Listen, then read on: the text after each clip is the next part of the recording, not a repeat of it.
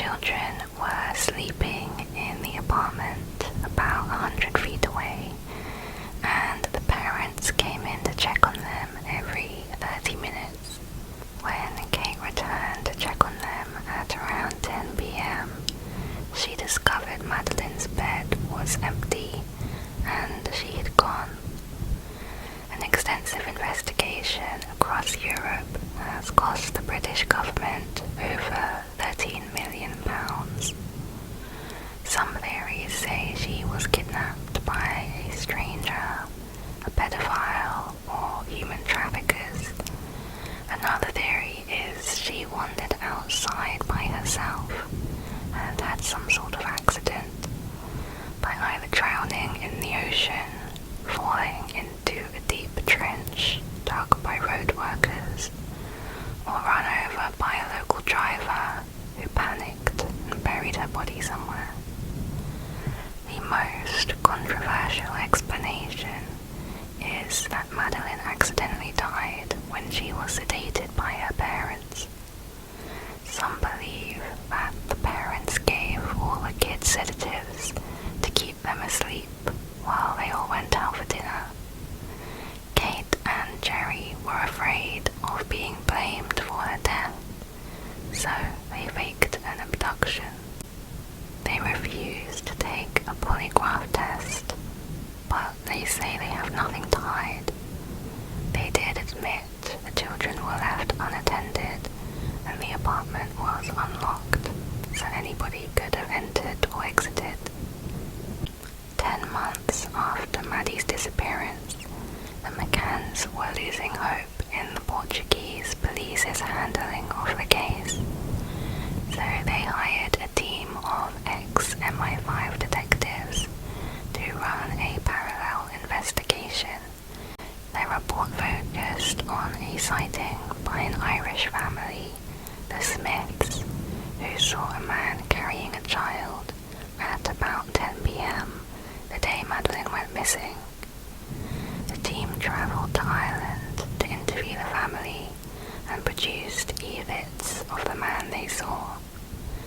Their report said the Smiths were helpful and sincere, and concluded the Smith sighting is credible evidence of a sighting of Maddie and more credible than Jane Tanner's sighting. This refers to a different sighting of a man seen at 9:15 p.m. by Jane Tanner, a friend of the McCanns who was with them at the bar. She saw a man carrying a girl just yards from the apartment as she went to check on her own children.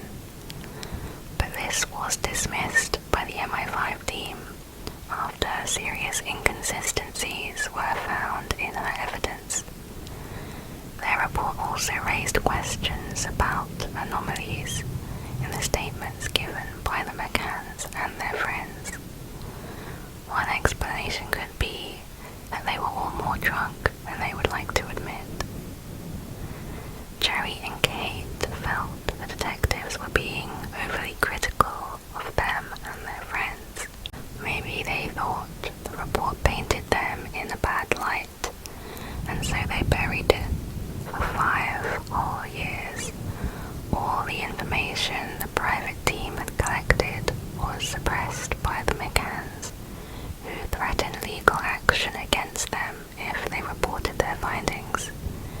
This was crucial information, and if the police had not asked for the report in 2013, the McCanns would likely never have released it.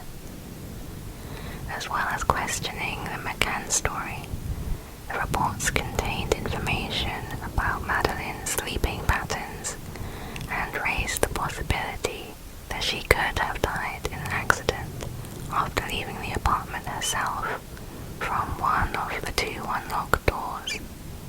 There was also an uncomfortable complication with the Smith's account. Mr. Smith had originally told the police that he recognized something about the way Jerry McCann carried one of his children, which reminded him of the man he had seen in Praia de Luz. But Smith has since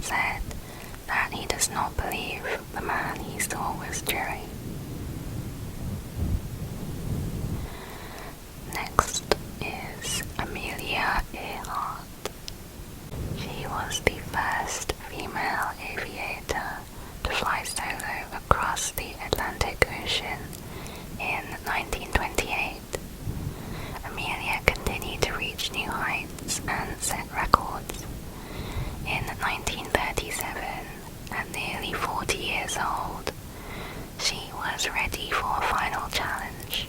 She wanted to be the first woman to fly around the world.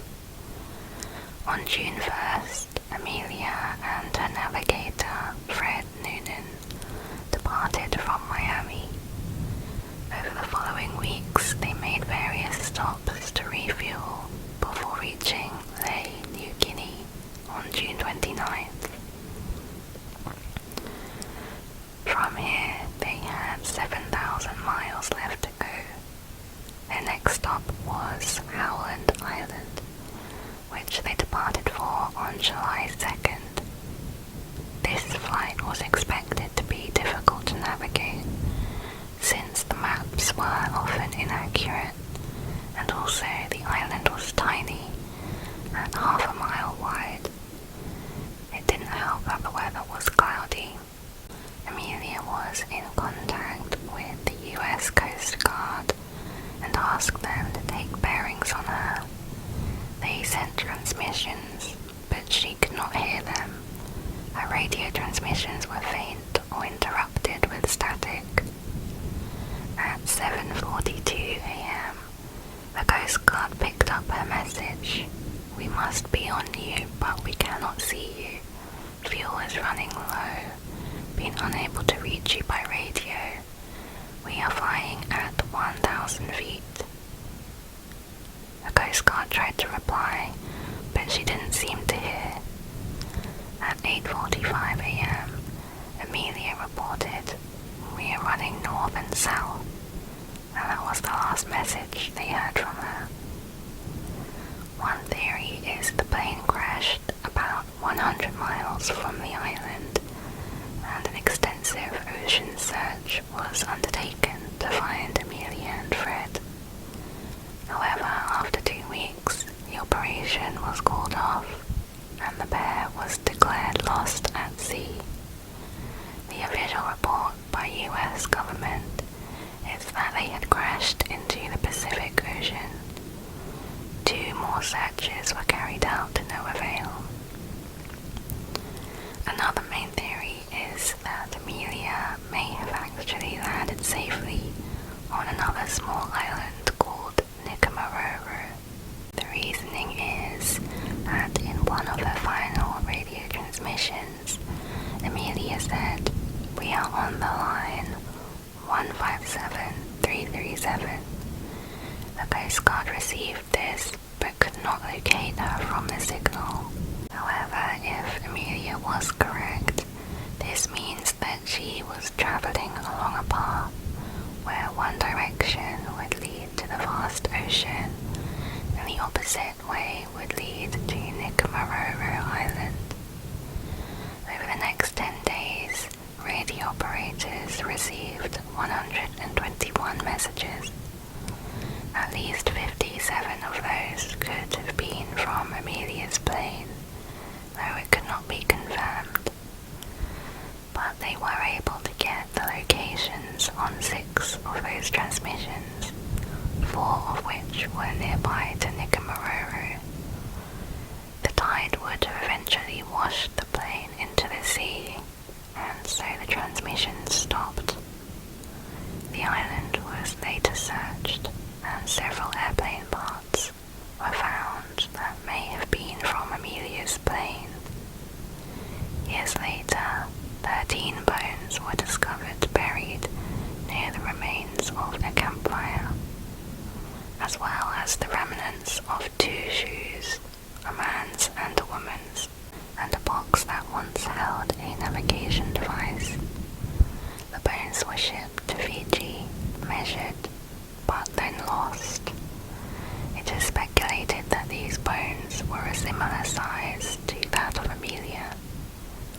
A third theory is that the plane headed north to the Marshall Islands, where they were taken hostage by the Japanese, possibly as US spies, and then eventually killed. Others believe the pair survived and returned to the US under new names for security reasons. There are many verbal testimonies that Amelia and Fred landed on the tiny Marshall Island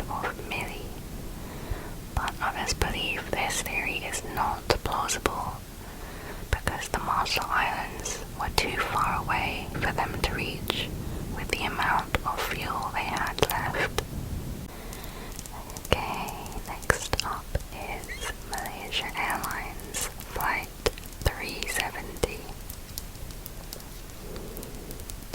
Another missing airplane flight, but this time much more recent. The disappearance of the Malaysia Airlines Flight 370, carrying 239 passengers and crew, is one of the world's biggest aviation mysteries. The plane took off on March 8, 2014 at 12:41 a.m. from Kuala Lumpur and headed for Beijing. The plane was going the usual route, about to enter Vietnamese airspace over the South China Sea, when at 1:21 a.m. the communications to air traffic control was switched off. The final message from the cockpit was "Good night, Malaysian 370. A few minutes later, the plane had turned around, flying back towards Malaysia. The Malaysian military radar was tracking it, but lost the signal at 2:22 a.m. with the plane over the Andaman Sea. A satellite in orbit over the Indian Ocean received hourly signals from Flight 370 and last detected the plane at 8:11 a.m.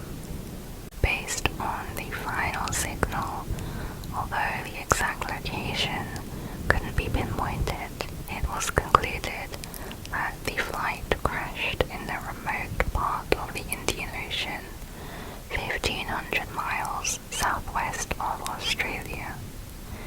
It was extremely unlikely that anyone on board survived. The first piece of debris was found over a year later, in July 2015, when part of the right wing was discovered on a beach on the French island of Réunion. In 2017, the Malaysian government called off the searches.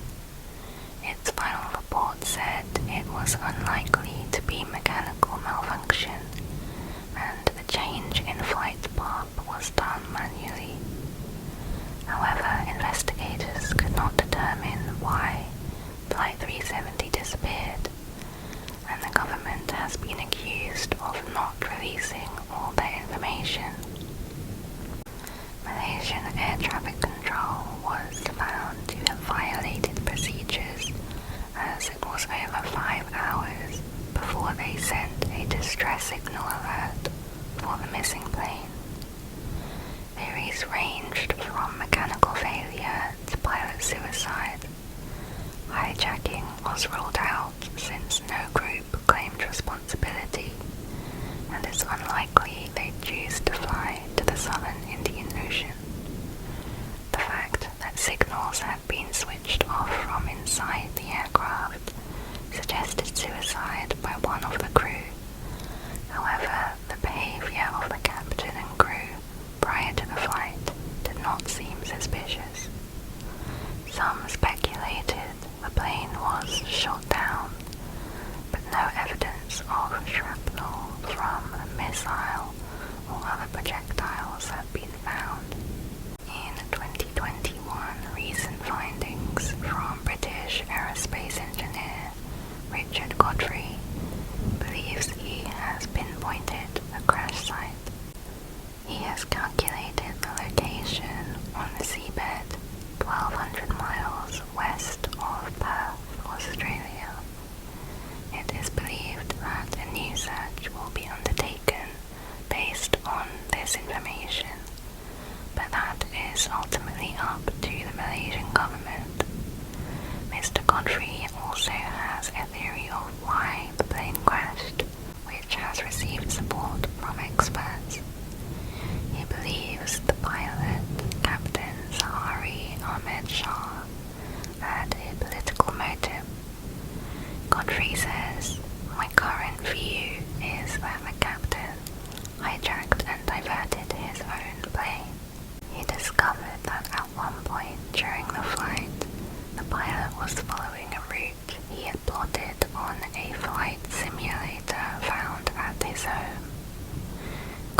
also discovered that the pilot put the plane into a 22-minute holding pattern over the coastline of Sumatra, Indonesia, before continuing south.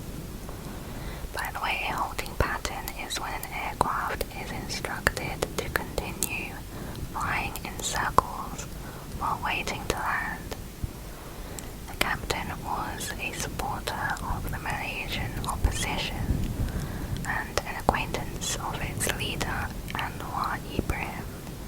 The day before the 370 flight, Anwar was sentenced to 5 years in jail on sodomy charges that his supporters believed were bogus and politically motivated.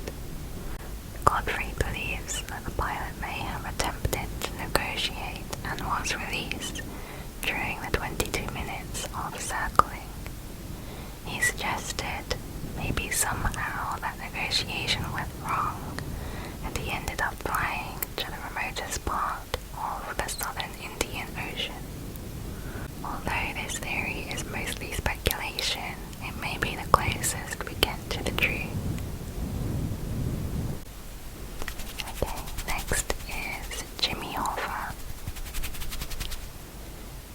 Jimmy Hoffa was an American labor union leader who was president of the International Brotherhood of Teamsters for 14 years. Jimmy played a vital role in the growth of the organization, which went from 75,000 members to 1 million within 2 decades.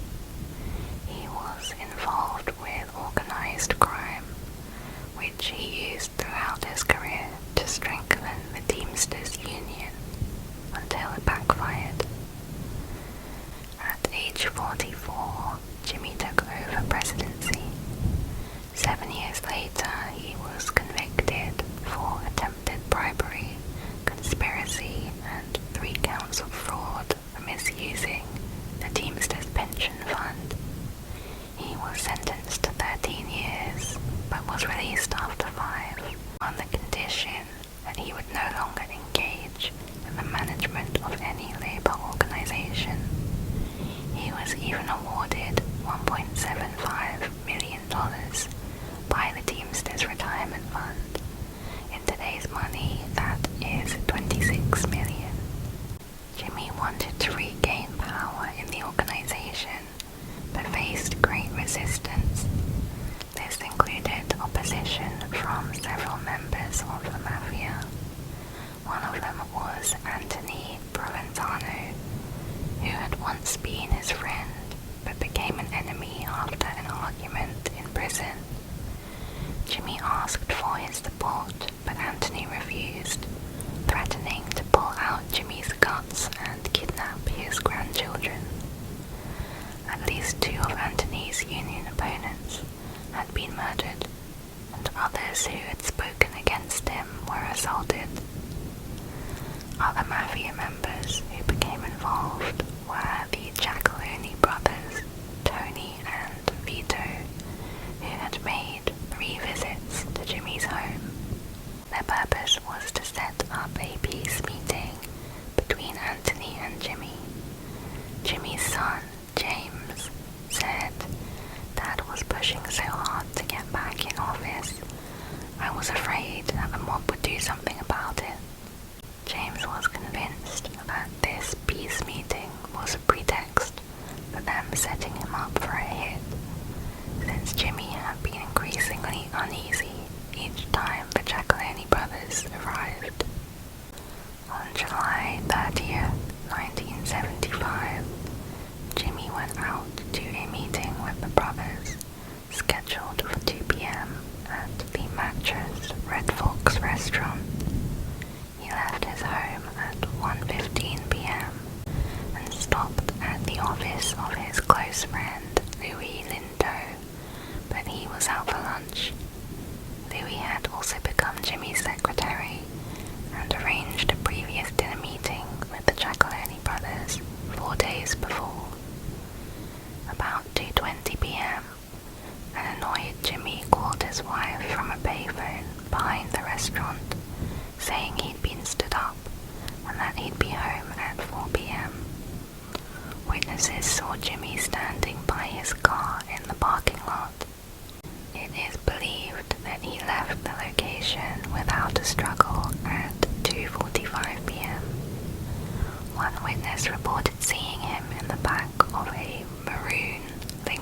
Mercury car with 3 other people.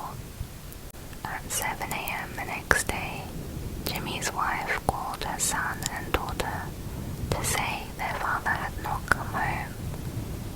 Louis went to the restaurant and found Jimmy's unlocked car in the parking lot. A maroon 1975 Mercury, which belonged to Tony Giacoloni's son, was brought in as evidence. Police dogs identified Jimmy's scent inside the car. It had been borrowed earlier that day by Charles O'Brien to deliver fish. Charles was Jimmy's foster son, but their relationship had soured in previous years. It's believed he was involved in Jimmy's disappearance. Anthony and the Giacoloni brothers denied having scheduled the meeting, the details of which Jimmy had written on his office calendar. They all gave alibis, and it was concluded they were not near the restaurant that afternoon. After extensive surveillance and bugging, investigators found that the mafia members who they thought were involved would not talk about Jimmy's disappearance, even in private.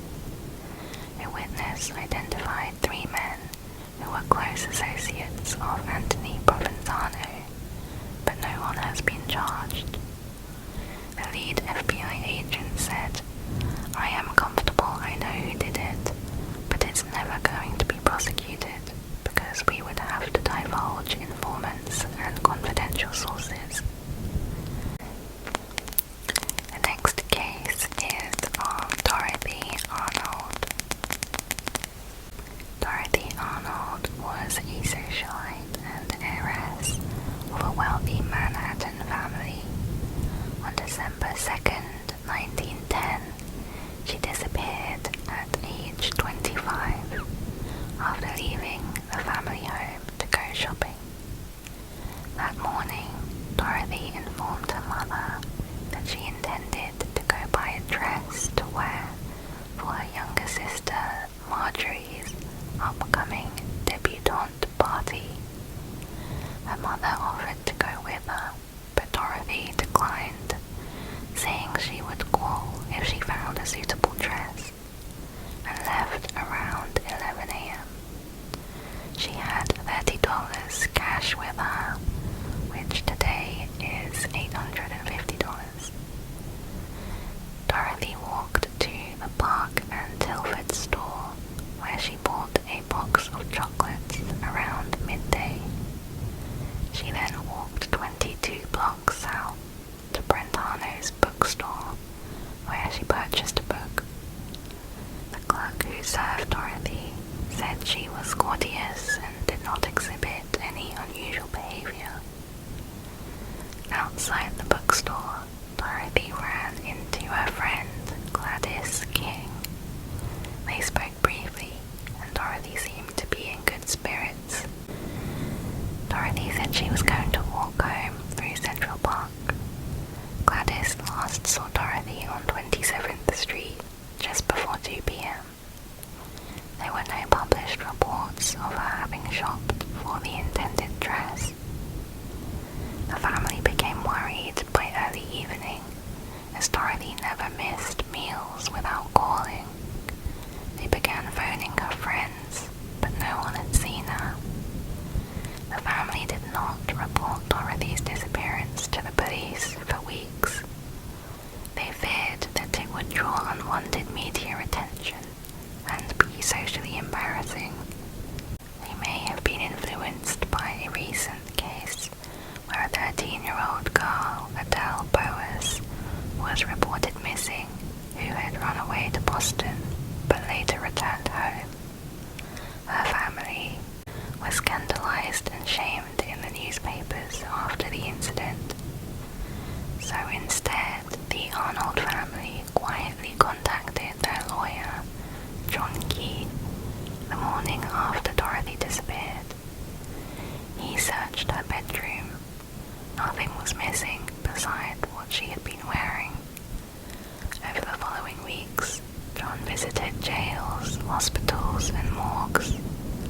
After not finding any sign of Dorothy, he suggested hiring Pinkerton private detectives. They searched marriage records to see if Dorothy had eloped. Ships were searched with the thought she might have sailed to Europe, but nothing was found. It was now 6 weeks since Dorothy was last seen, and the detectives persuaded her father to finally contact the police, who reluctantly agreed to a press conference. The NYPD believed Dorothy would return on her own accord, but her father filed an affidavit stating his belief that she was murdered. Reporters then discovered that Dorothy had been romantically involved with a 42-year-old man, George Griscom Jr., from a wealthy Pennsylvanian family. In September, 3 months prior to her disappearance, Dorothy told her parents she was going to visit a former classmate in Boston, but she actually went to spend a week with George at a hotel. Dorothy's parents found out she had lied after she pawned some jewels to pay for their hotel stay. They had forbidden her from continuing this relationship, but the pair kept in contact anyway. When questioned, George denied any knowledge of her whereabouts. Dorothy's parents demanded he hand over the letters she wrote him, but George claimed there was nothing of significance and later destroyed them. 2 months after her disappearance, in February 1911, a clerk at the hotel George was staying at had seen a veiled woman they believed to be Dorothy. When George and the woman talked, she appeared to be greatly agitated. Dorothy's father also received a postcard from New York City that said, "I am safe," signed by Dorothy, but it's believed someone had copied her handwriting. George believed she committed suicide after her writing career had failed. Some family and friends thought it was suicide due to her failing relationship with George. There was an illegal abortion clinic operating in Pennsylvania where numerous women had gone missing. The doctor at this clinic claimed another doctor told him Dorothy died there after complications from the procedure, and her body was burned in the furnace. The district attorney believed this, but Dorothy's father said it was ridiculous and absolutely untrue. Over 5 years later, in 1916, a felon, Edward Glenorris, told a prison guard he was paid to bury the body of a woman in December 1910. An acquaintance known as Little Louis hired him, and they met with 2 other men, one of which fit George Griscom's description. The unconscious woman, who Little Louis said was Dorothy, was driven to a house in New Jersey. The next day she was buried in the cellar after the men said she had died during an operation. Edward was also able to identify a ring that Dorothy was wearing. However, when interviewed by police, Edward denied knowing anything. Next case is D.B. Cooper. D.B. Cooper. D.B. Cooper, or Dan Cooper, is an alias for an unknown man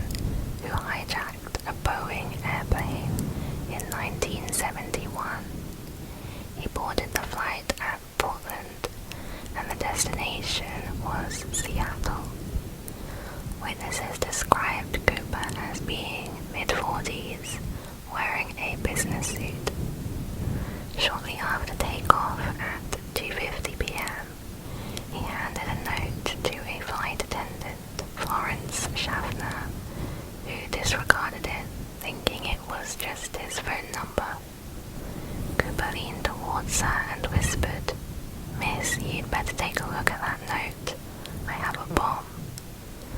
The note mentioned the bomb and directed her to sit in the seat next to him. He then opened his briefcase to show her the bomb, and she saw 8 cylinders of dynamite. He stated his demands for $200,000, 4 parachutes, 2 primary and 2 reserve, and a fuel truck in Seattle to refuel the plane. Another flight attendant, Tina McClough, recalled that Cooper seemed rather nice and wasn't nervous. Tina asked Cooper if he had a grudge with Northwest Airlines. He replied, "I don't have a grudge against your airline, miss. I just have a grudge." FBI agents got the ransom money from several banks, 10,000 unmarked $20 bills. In today's value, it would be around $1.4 million. Cooper rejected the military-issued parachutes, instead demanding 4 civilian parachutes with manually operated ripcords. At 5:24 p.m., they landed at Seattle-Tacoma Airport in heavy rain. The airline operations manager approached the plane to deliver the cash and parachutes to Tina McClough. Cooper then allowed all passengers and 2 flight attendants to leave the plane. He told his flight plan to the crew to go southeast towards Mexico City at the slowest speed at no more than 10,000 feet altitude. He also wanted the landing gear to remain deployed in the landing position, the wing flaps lowered 15 degrees, and the cabin to remain unpressurized. The first officer told Cooper that another refueling would be needed under these conditions, so Cooper agreed to refuel at Reno Tahoe International Airport. At 7:40 p.m. they took off with just Cooper and 4 crew members. 2 fighter aircrafts also followed behind, one above and one below, out of Cooper's view. After takeoff, Cooper told Tina McClough to stay in the cockpit with the others and close the door. As she left, she saw Cooper preparing the parachutes. At 8 p.m., a warning light flashed in the cockpit to indicate the staircase was activated. The pilots asked on the intercom if Cooper needed assistance. Cooper picked up the cabin phone and replied no. They soon noticed a change in air pressure. The plane landed around 11 p.m.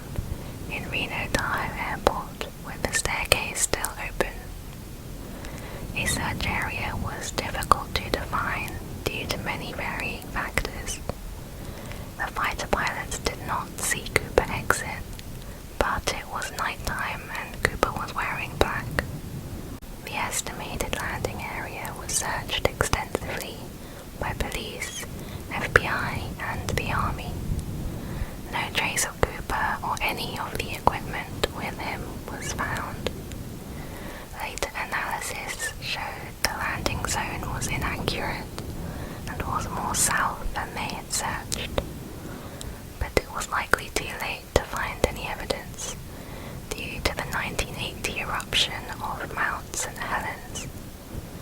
1 month later, the FBI sent the ransom serial numbers to banks, casinos, racetracks, law enforcement agencies around the world, and eventually to the public, but no genuine bills were found. 7 years later, an 8-year-old boy discovered 3 packets of the ransom money by the Columbia River after digging in the sand. The bills were disintegrated but still in rubber bands, although one of the packs was missing 10 bills. Experts believe the money had washed up from the river and not buried on purpose.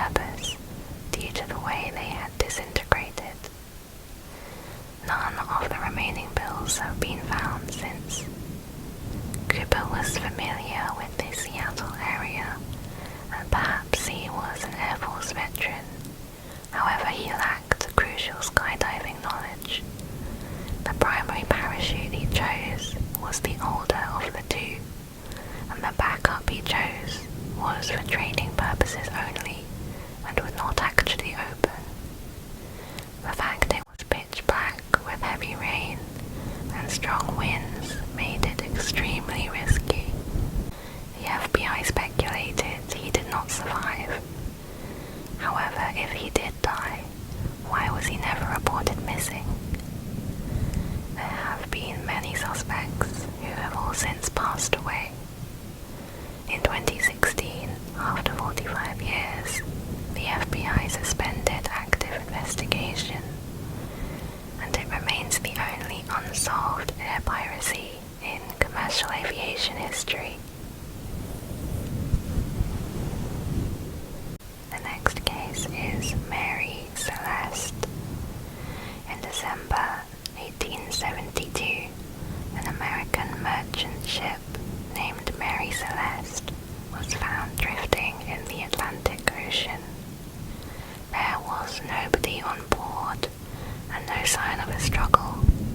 None of those who had been on board were ever seen or heard from again.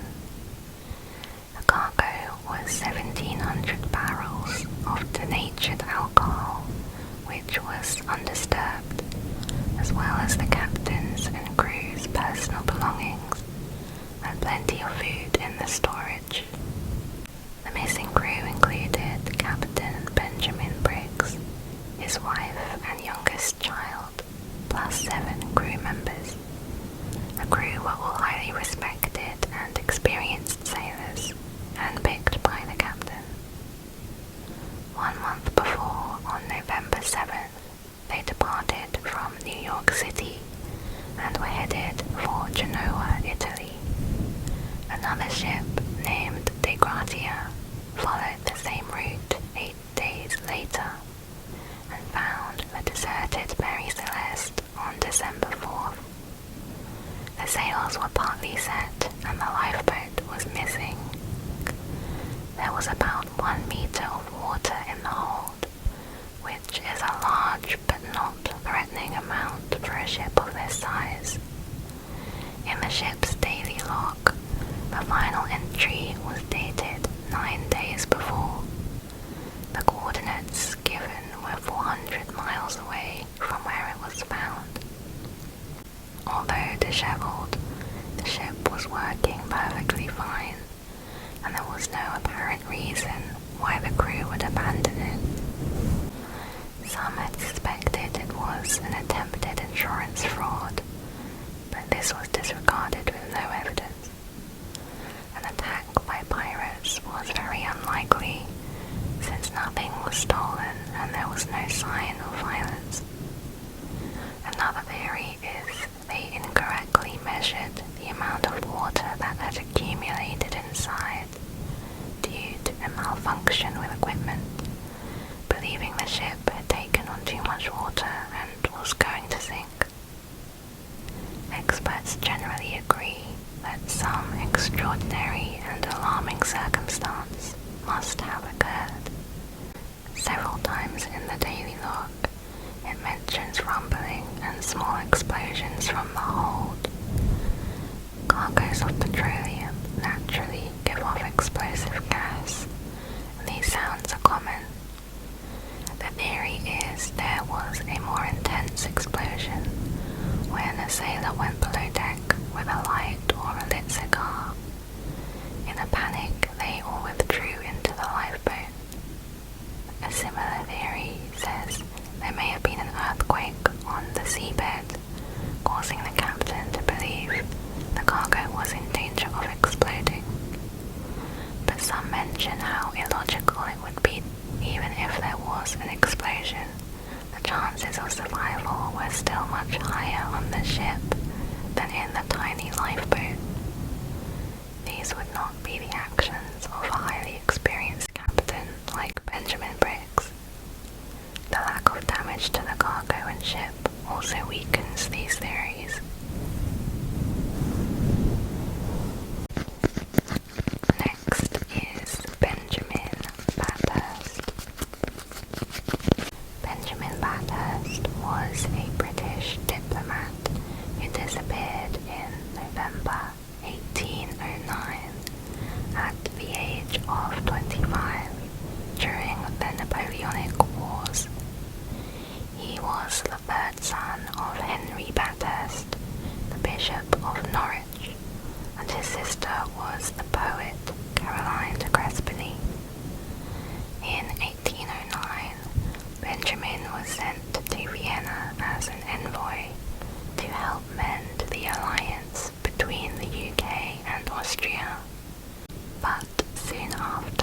the Austrians were forced to abandon Vienna to the French army. Benjamin was recalled to London and decided the safest route was to travel north and take a ship from Hamburg. On November 25th, Benjamin and his assistant Kraus travelled by carriage and stopped at the town of Palberg, west of Berlin. They ordered new horses for their carriage and walked to an inn, the White Swan, for an early dinner. Benjamin spent several hours writing in a small room at the inn, where he also burned some pieces of paper in the fireplace. Their departure was delayed until 9 p.m., when they were told the horses were about to be harnessed to their carriage.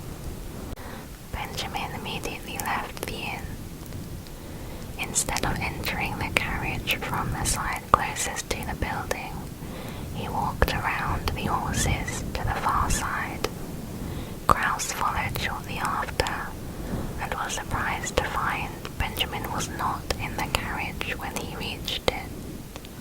Kraus and some local men searched the area for an hour, but he was nowhere to be found. At the time, murders and robberies were so common that the loss of one traveller was barely noticed. The disappearance did not reach England for weeks, until Kraus managed to return. The village and nearby river was searched by authorities.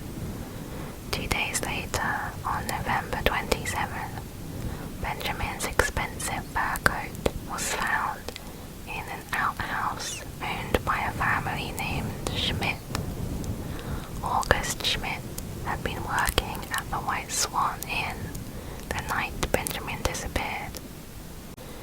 Years later, a woman testified that when Benjamin left the establishment, August had come in, asked her where the visitor had gone, and hurried after him.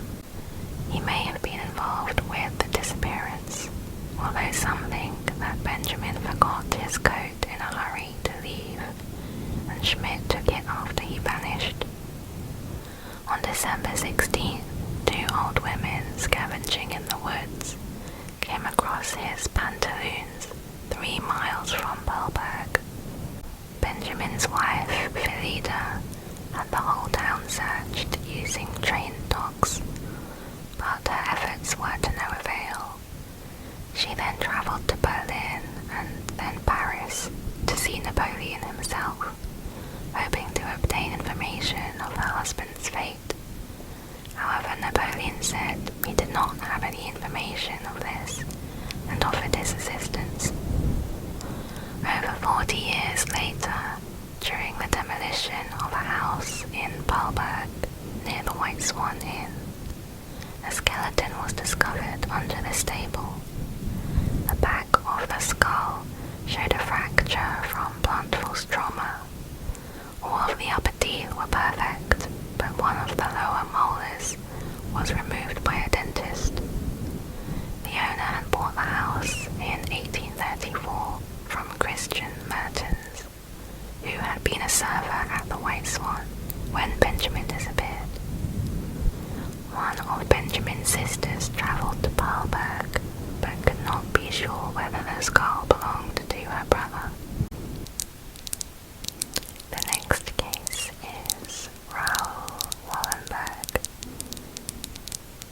Raoul Wallenberg was a Swedish architect, businessman and diplomat who saved thousands of Jews during World War II.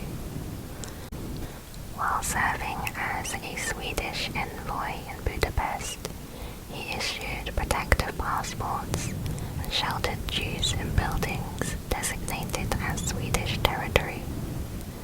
In January 1945, Wallenberg was detained by the Russian government on suspicion of espionage, and he subsequently disappeared. He was reported to have died in July 1947 while in prison at the Moscow headquarters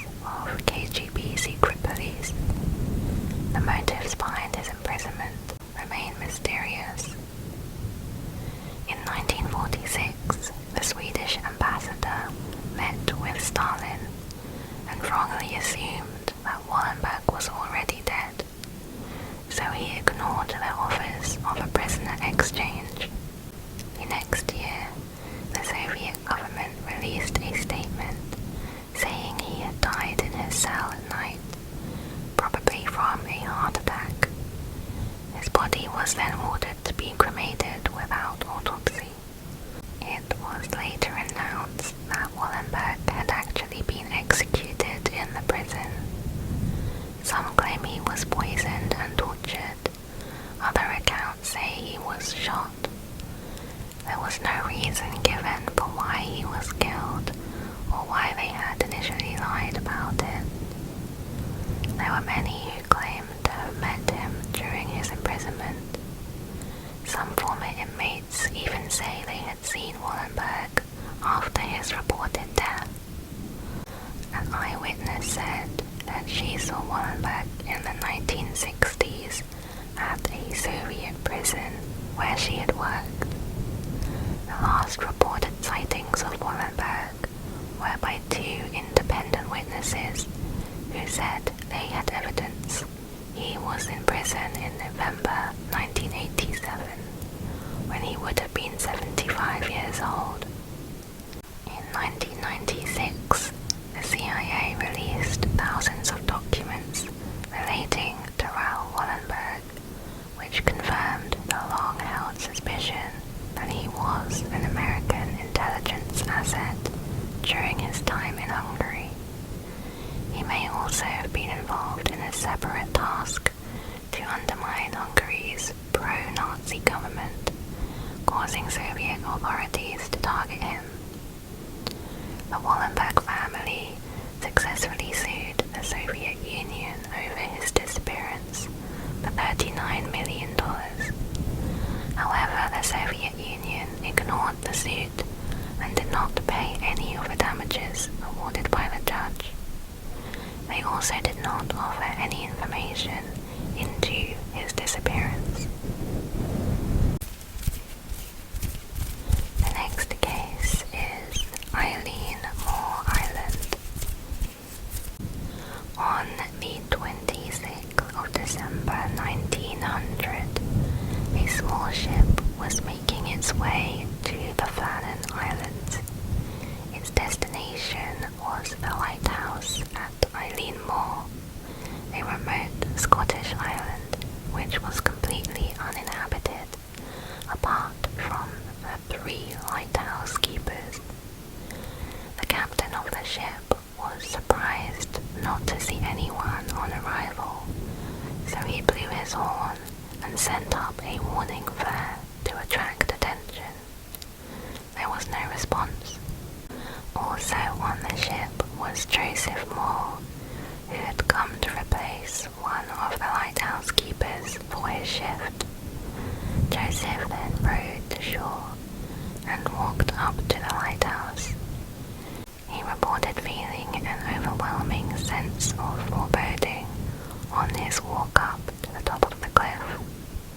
Once at the lighthouse, he noticed something was immediately wrong. The door to the lighthouse was unlocked, and in the entrance hall, 2 of the 3 coats were missing.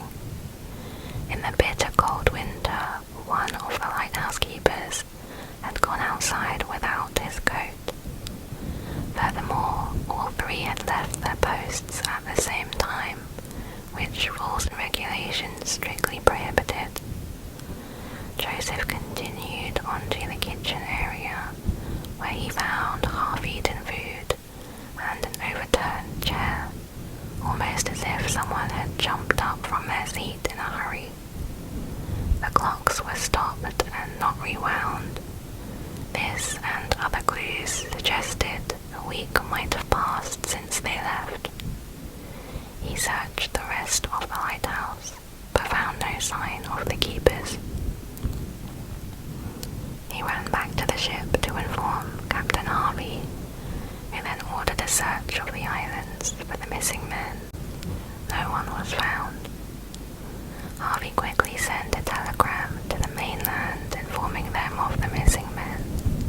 A few days later, Robert Moyerhead, who recruited all 3 men personally, went to the island to investigate. The lighthouse's daily logbook was found with unusual entries. On the 12th of December, Thomas Marshall, the second assistant, wrote of severe winds, the likes of which I have never seen before in 20 years. He also noticed that James Dugat, the principal keeper, had been very quiet, and that the third assistant, William MacArthur, had been crying.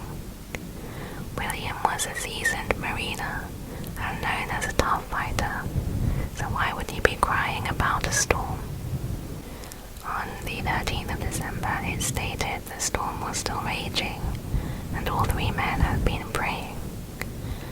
These were three experienced lighthouse keepers, safely situated on a brand new lighthouse that was 150 feet above sea level. They should have been perfectly safe, with no reason to worry.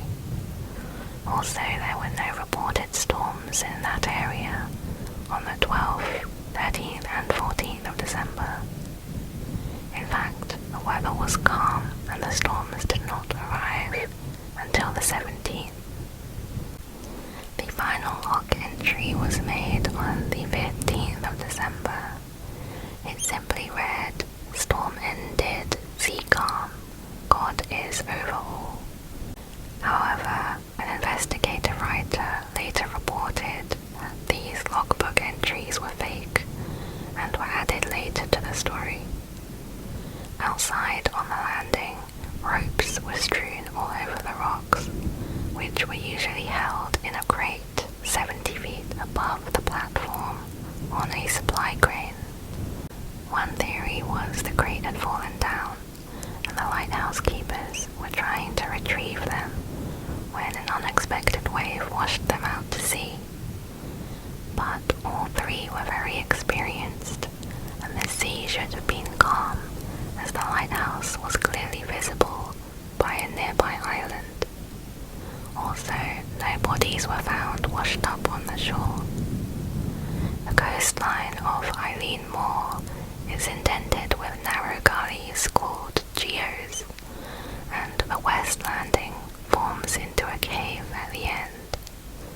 In high seas or storms, water would rush into the cave and then explode out again with considerable force. It was possible one of the keepers may have seen a series of large waves approaching the island, and knowing the danger his colleagues were in, he ran down to warn them, only to be washed away with them in the violent swell. And we're now on the second section, so let's begin with Bela Kiss. Bela Kiss was a Hungarian serial killer who murdered at least 23 women and one man. Bela was born in 1877, and as a young boy he may have had an incestuous relationship with his mother. He was an amateur astrologer and fortune teller who was well liked by his neighbors. When World War I began, Bela was drafted into the army at age 37. 2 years later, in 1916, Budapest police received a phone call from Bela's landlord, who had found 7 large metal drums outside the house. He had pierced one of the barrels and was hit with the stench of rotting flesh. The detective chief opened up one of the drums and discovered the body of a strangled woman. The other drums were opened and the house was searched, where more drums were located. A total of 24 bodies were found. The detective informed the military that they should arrest Bela immediately if he was still alive. But unfortunately, the name was very common, so they were not able to locate him.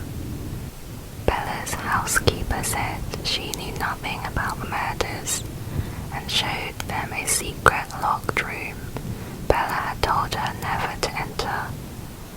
The room was filled with bookcases and books about poisons and strangulation.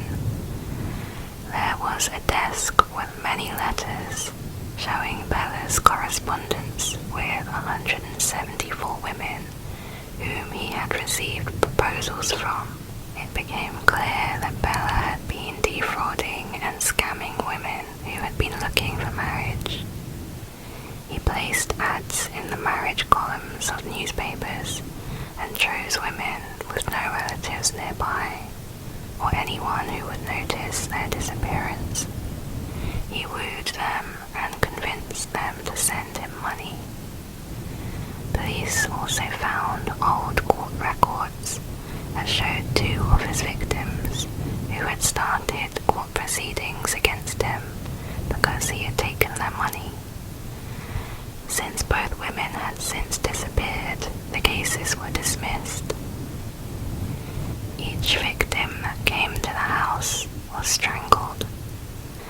Bella pickled the corpses in alcohol and sealed them in airtight metal drums. The bodies had puncture marks on their necks and were drained of blood, which led police to believe that he was practicing vampirism. A few months later, the chief detective received a letter saying Bella was at a Serbian hospital. However, when he arrived, Bella had disappeared and placed the dead body of another soldier into his bed.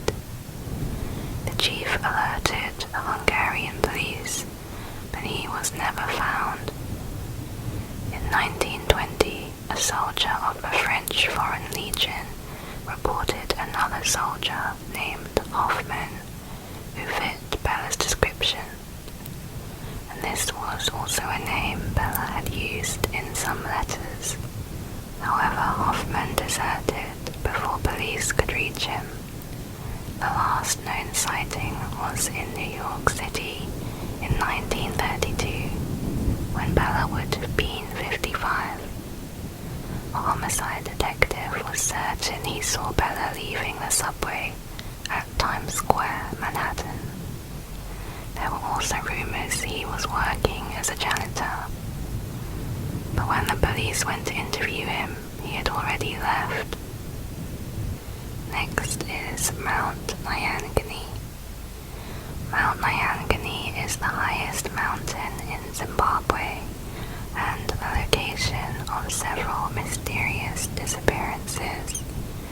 They claim you should not enter the sacred areas on the mountain, otherwise you will become lost and unable to leave. In 1981, 2 young teenage daughters of a finance minister vanished without a trace on the mountain. A massive air and ground search could not find any evidence of the girls. 5 years later, an 8-year-old boy, Robert Ackhurst, also disappeared after wandering away from the group on a school trip.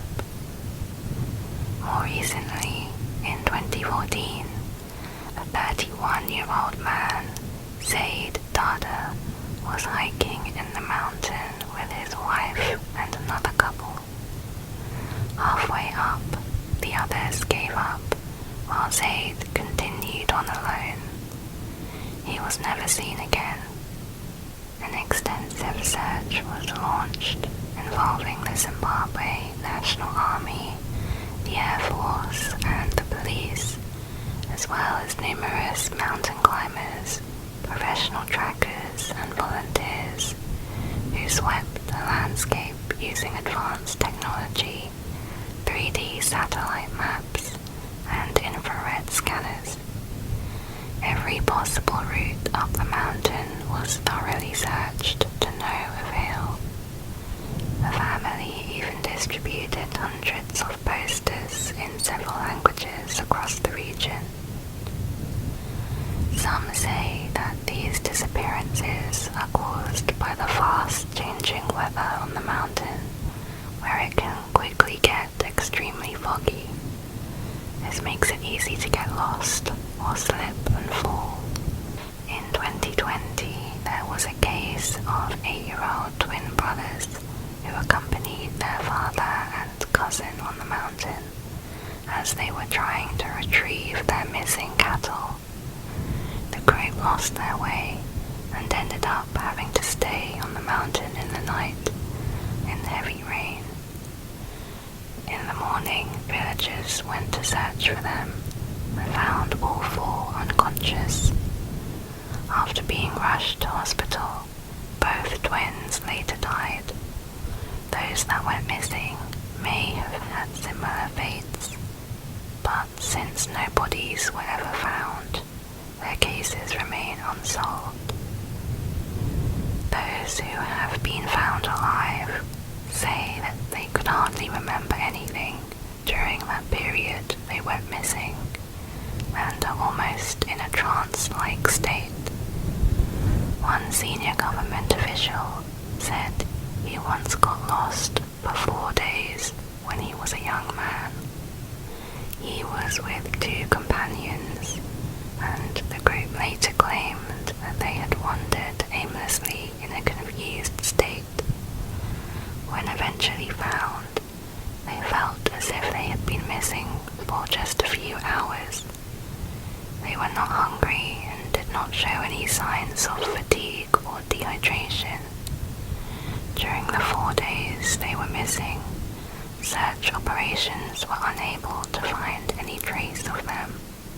However, the group said that they had seen searchers looking for them, but they themselves seemed to be invisible and were not seen or heard when they called out to the rescue team.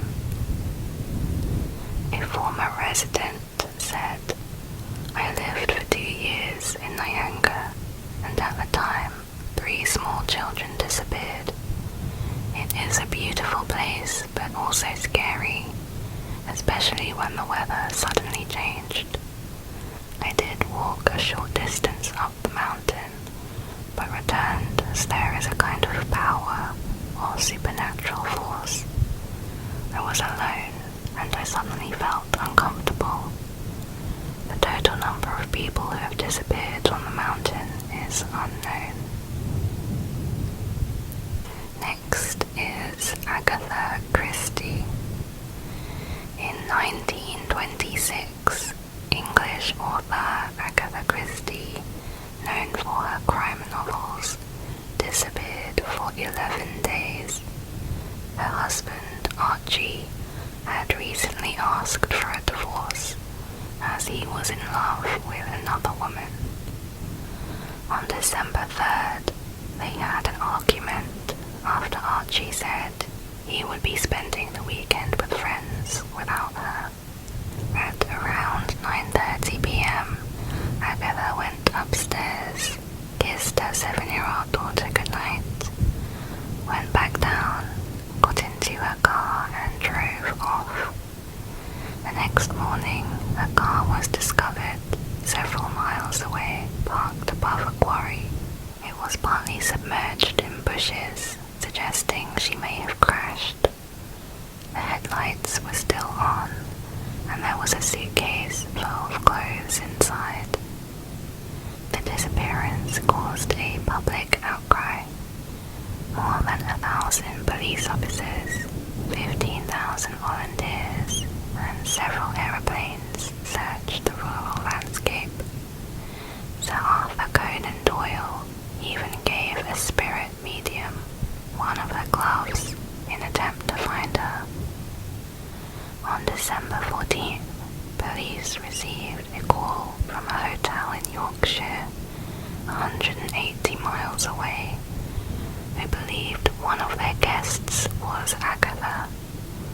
She had signed in as Mrs. Tressa Neal from South Africa, using the surname of her husband's lover.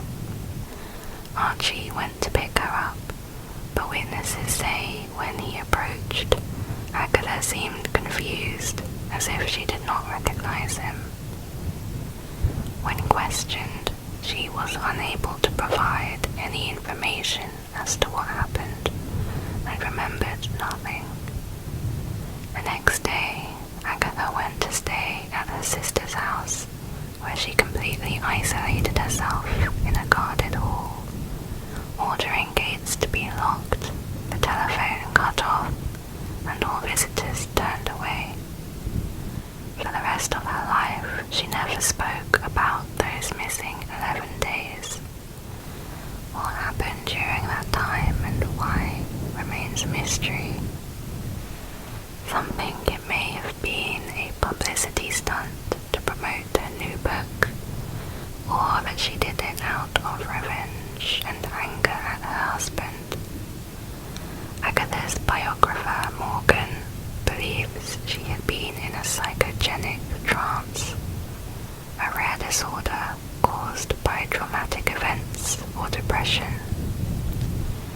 Agatha's mother, who she was extremely close to, had passed away earlier that year, which had sent Agatha into a deep depression.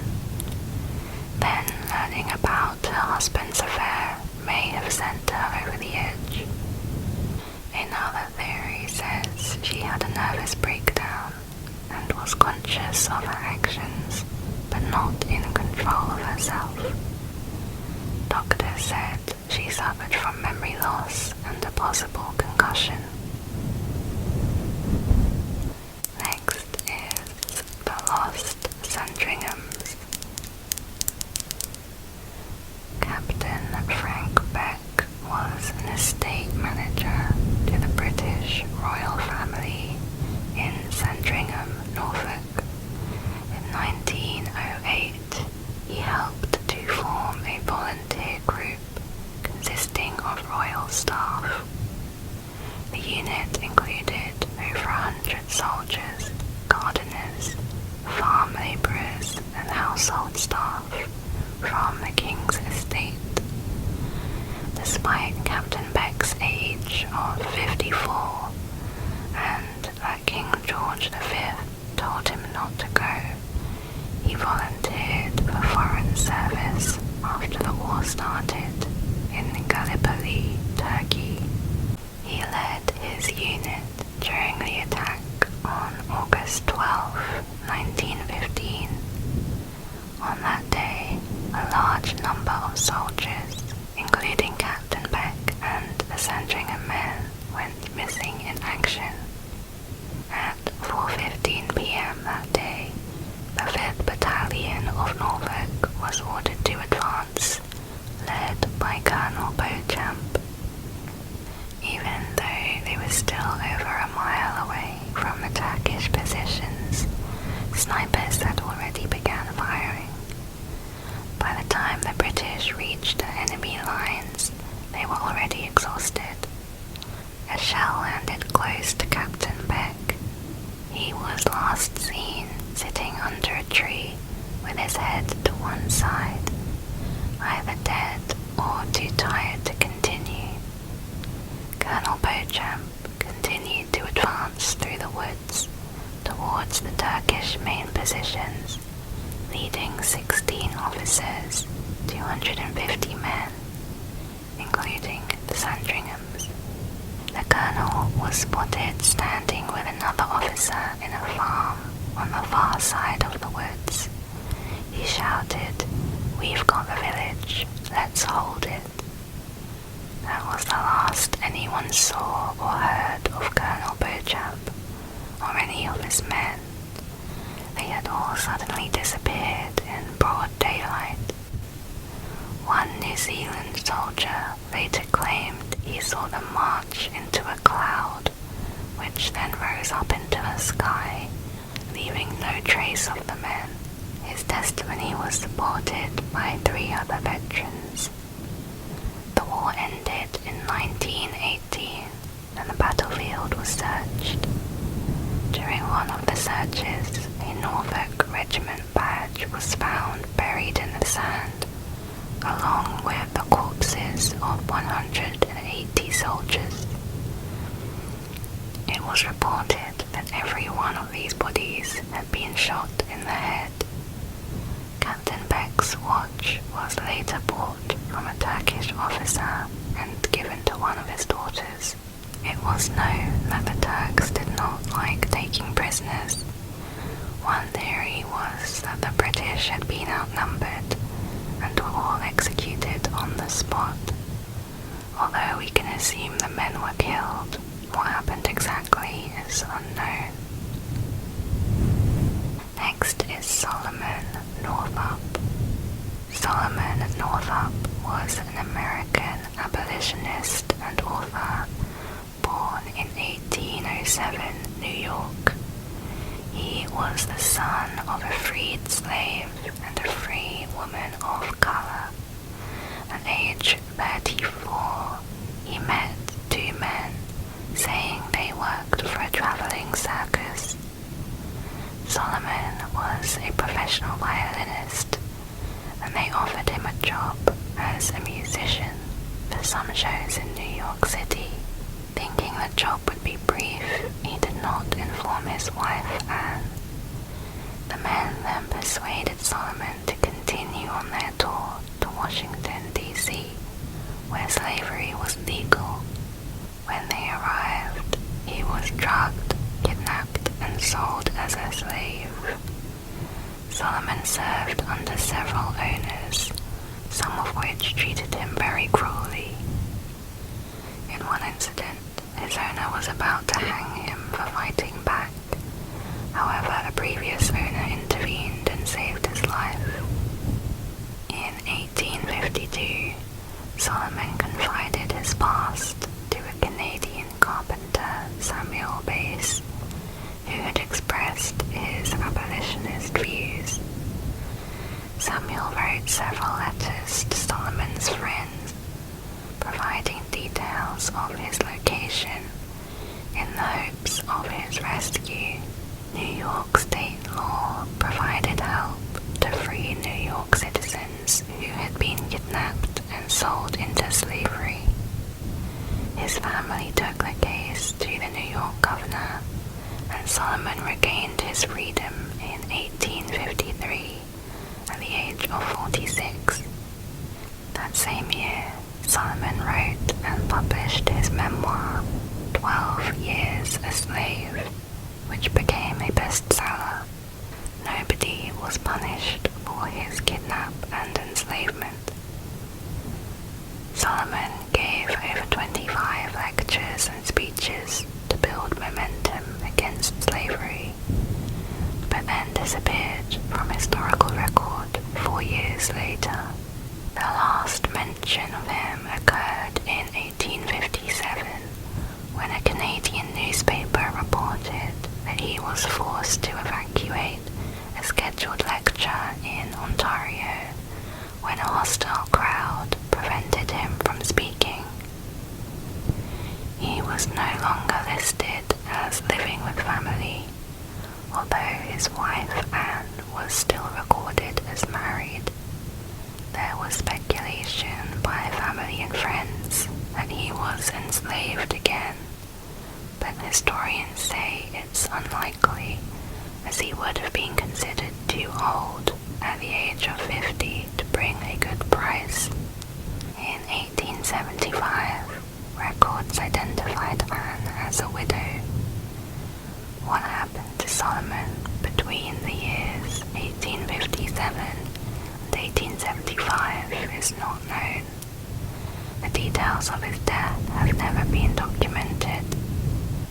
Anne died a year later, and one obituary mentioned Solomon, saying that he became a worthless vagabond. He was not accounted for in the US Census of 1860. Some evidence indicates he may have joined the Underground Railroad and spent several years in New England helping escaped slaves to reach Canada. One letter later reported him to be alive in 1863, and historians estimate that he died that same year at the age of 56. Next is Ambrose Bierce.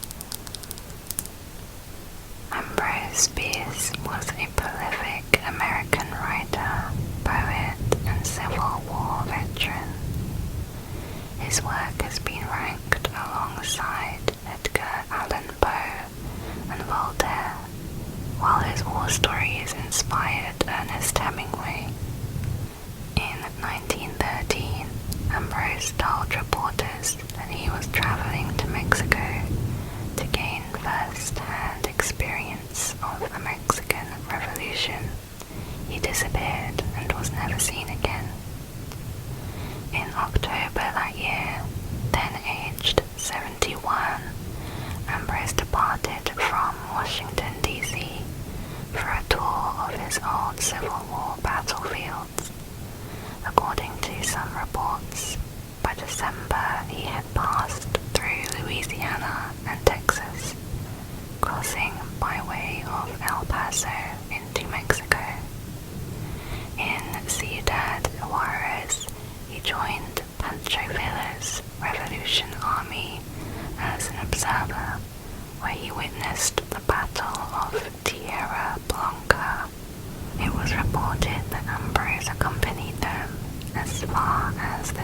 of Chihuahua. His last known communication was a letter he wrote to Blanche Partington, a close friend, dated December 26, 1913.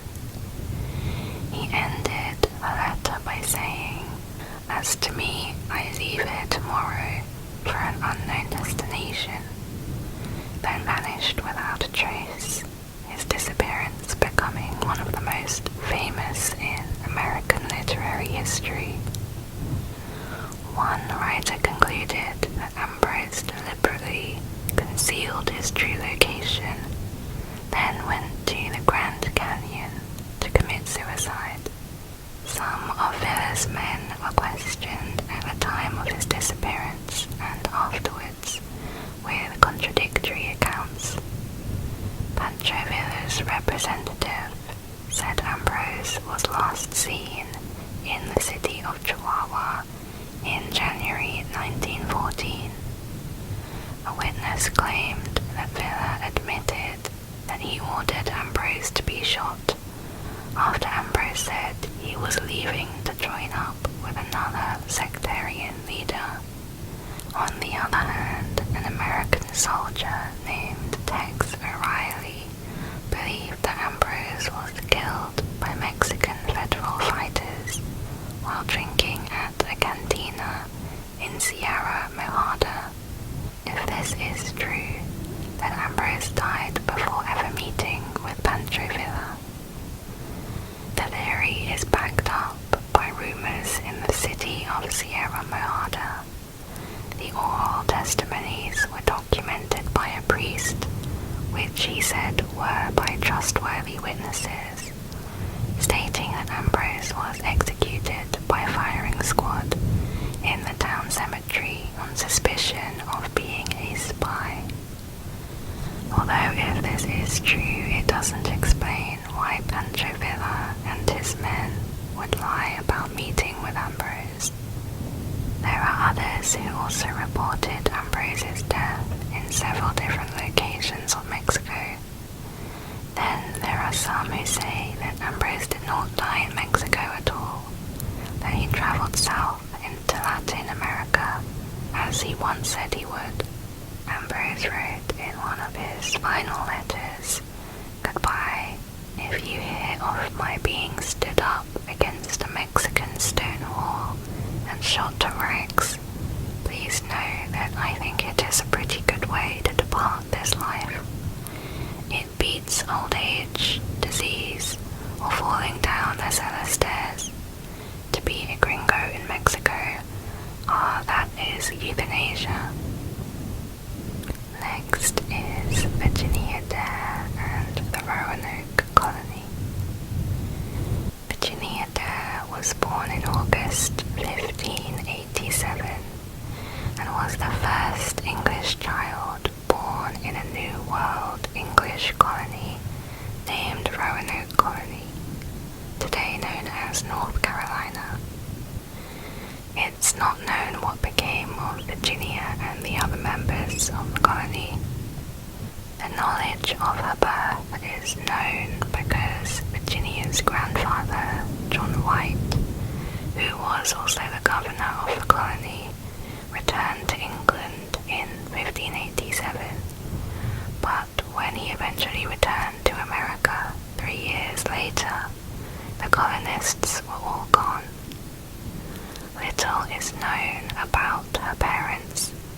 Her mother, Eleanor, was born in London around 1563 and was the daughter of the Governor John White.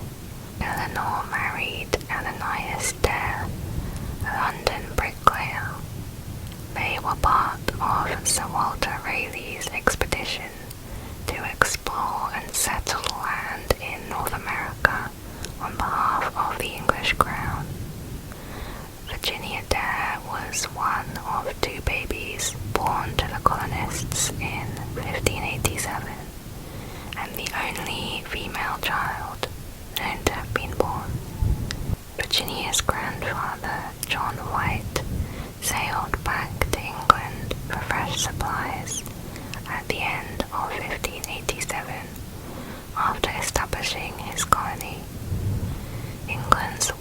with Spain caused a need for ships, so he was unable to return to Roanoke until August 1590, where he found that the settlement had long been deserted. The buildings had collapsed and the houses were taken down. John was unable to find any trace of his daughter or granddaughter, or any of the 80 men, 17 women, and 11 children. He did not see any signs of a struggle or violence. The word Croatoan was carved into a post of the fort, and the letters CRO carved into a nearby tree. All the houses and forts had been dismantled, suggesting that their departure had not been rushed. Before he had left the colony, John instructed them that if anything happened, they should carve a Maltese cross on a nearby tree to indicate their disappearance had been forced. There was no cross, so John took this to mean that they had moved to Croatoan Island, now known as Hatteras Island. However, he was unable to conduct a search at that time. One theory was they sought shelter with local Indian tribes and either intermarried with the natives or were killed. One report indicated that the survivors had taken refuge with friendly Chesapeake Indians, but the chief of another tribe claimed they had attacked the group and killed most of the colonists. He showed certain artifacts that he said belonged to the colonists, including a musket barrel and a brass mortar and pestle. However, no archaeological evidence exists to support his claim. 35 years later, in 1612, there were reportedly 2-story houses with stone walls at the Indian settlements of Pequarichanig and Ochinohoan. The Indians supposedly learned how to build them from the Roanoke settlers. There were also reported sightings of European captives at various Indian settlements during the same period. One account wrote that 4 English men, 2 boys, and 1 woman had been sighted at the Eno settlement of Ritanock under the protection of the chief. They were being forced to beat copper. The theory was that they had escaped the attack on the other colonists and fled up the Cheyenne River, today known as the Chowan River. Next is Nefertiti. Nefertiti was an ancient Egyptian queen of the 18th dynasty. Her title was Great Royal Wife of Pharaoh Akhenaten. The name Nefertiti completely disappears from scriptures after the 16th year of her husband's reign.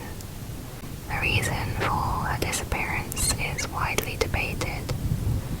Akhenaten took on other wives besides Nefertiti, including one of his own sisters, and together they had a son, Tutankhamun. Tutankhamun later became pharaoh and married Ankhesenimum, who was his half-sister and Nefertiti's 3rd daughter. After Pharaoh Akhenaten died, another pharaoh named Smen-Kakere may have ruled for about 1 year. Then after that, a female pharaoh took the throne, named Nefer-Nefer-Ruiten. Some believe that Nefertiti was the female pharaoh, named Nefer-Nefer-Ruiten. A different theory says, similar to a previous female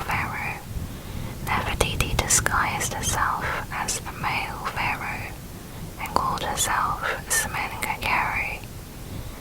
Smenkhkare was the husband of Meritaten, who was Nefertiti's daughter. The theory is that as a male pharaoh, Nefertiti promoted her eldest daughter to the position of great royal wife, since she did not have any sons. Almost nothing is known about Nefertiti's life prior to her marriage to Akhenaten. Her name translates to "a beautiful woman has come," which some have interpreted to mean she came from a foreign country, whereas others think she was a first cousin. After marrying the pharaoh, she had at least 6 daughters, and many believe she was promoted to co-regent, meaning they ruled jointly, as she is depicted in many drawings as equal in stature to a king. However, in 2012, an inscription was discovered which referred to her as Great Royal Wife, his beloved, Mistress of the Two Lands, and that was the last known time Nefertiti is mentioned. This could be due to a later pharaoh called Horemheb, who may have tried to erase all evidence of Nefertiti and Akhenaten. This inscription means that Nefertiti was still alive in the second to last year of Akhenaten's reign, and confirms that he still ruled alone, with his wife by his side. The reign of a female pharaoh known as Neferneferuiten is placed between the death of Akhenaten and the rise of Tutankhamun, her stepson, an estimated 2 to 4 year gap. Some believe that Nefertiti took the throne until Tutankhamun was old enough to take over, which he did at the age of 8. Others think that she was murdered in a struggle to remain in power. Nefertiti's tomb and mummified body has never been found. It is estimated that she died in her 40s. In 2020, radar scans of Tutankhamun's tomb indicated there could be another compartment that has not yet been opened. Some believe Nefertiti might be in this hidden chamber. Next is the Nanking Battalion. The Battle of Nanking, also known as Nanjing, was fought in December 1937. The Chinese and Japanese armies were fighting the control of Nanking, the capital of the Republic of China. Many lives were lost on both sides, but the strangest loss was that of the Nanking Battalion. This battalion of almost 3,000 Chinese soldiers simply vanished, and there is still no agreement on what exactly happened to them.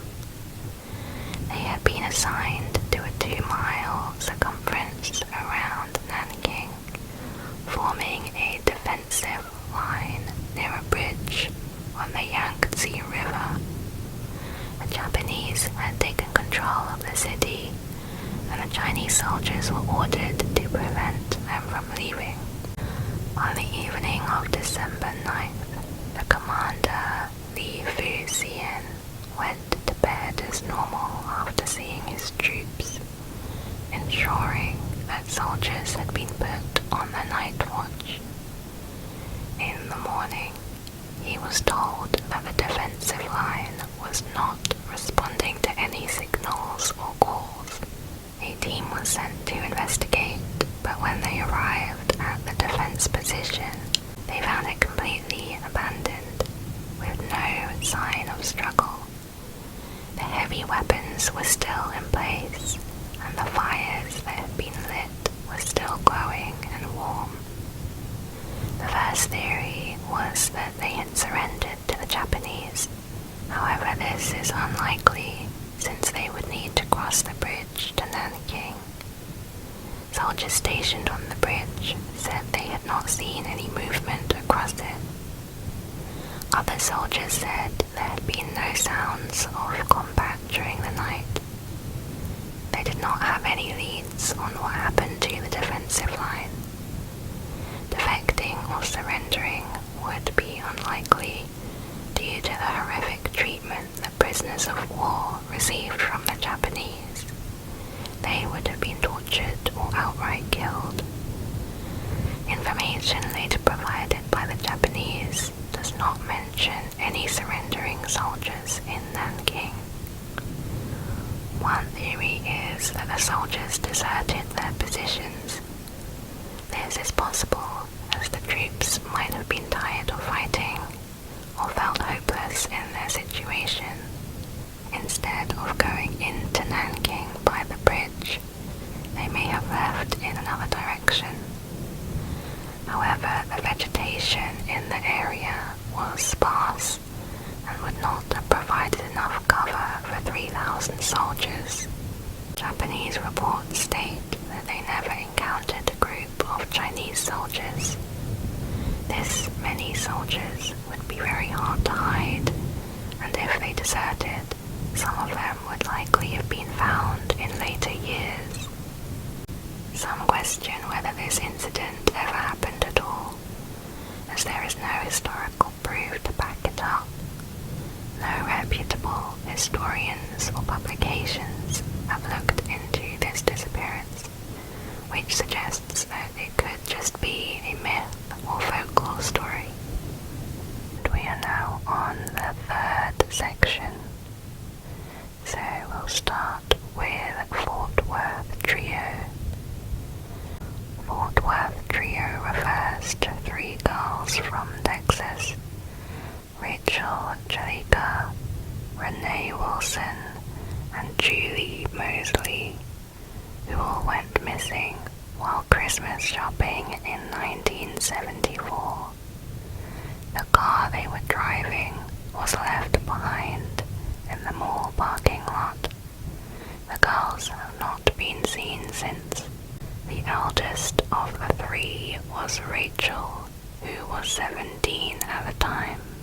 Rachel had gotten married about 6 months before. Renee was 14 years old and Julie was 9. Just before noon, Rachel had driven to Renee's house to pick her up. At the last minute, Renee's neighbor, Julie, asked if she could come too. Her mother said no at first because Julie had no money to spend, and she didn't know Rachel very well. But Julie didn't want to be alone all day, so her mother eventually agreed. They were planning to be back by 4 p.m. as Renee had a party she was attending with her new boyfriend, who was also the older brother of Julie. When the girls were not back by then, the families became concerned. Renee's father found Rachel's car in the parking lot at about 8 p.m.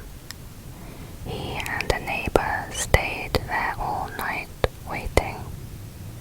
A police report was made around midnight.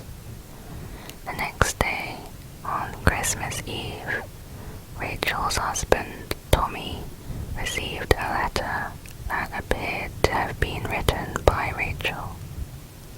It said, "I know I'm going to catch it, but we had to get away. We're going to Houston. See you in about a week. The car is in the Sears upper lot. Love, Rachel." The postmark did not contain a city, only a blurred zip code. Handwriting experts have gotten inconclusive results from analyzing the letter. The families did not believe that it was written by Rachel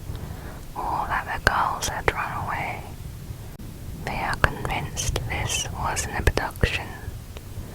Before Rachel married Tommy, Rachel's older sister Deborah was briefly engaged to him.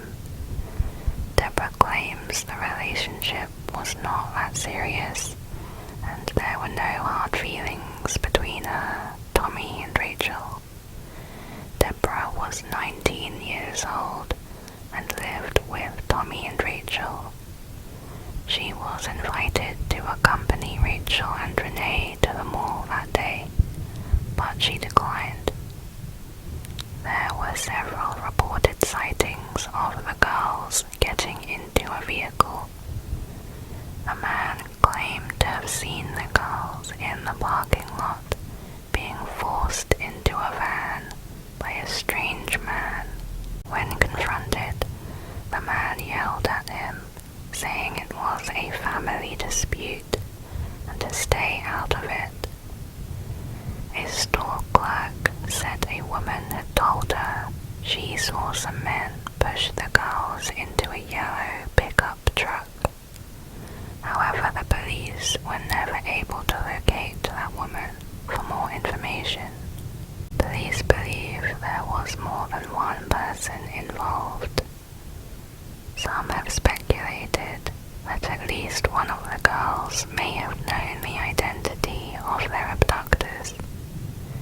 It has now been 47 years, and thousands of leads have been followed to no avail. Here are their age-progressed photos.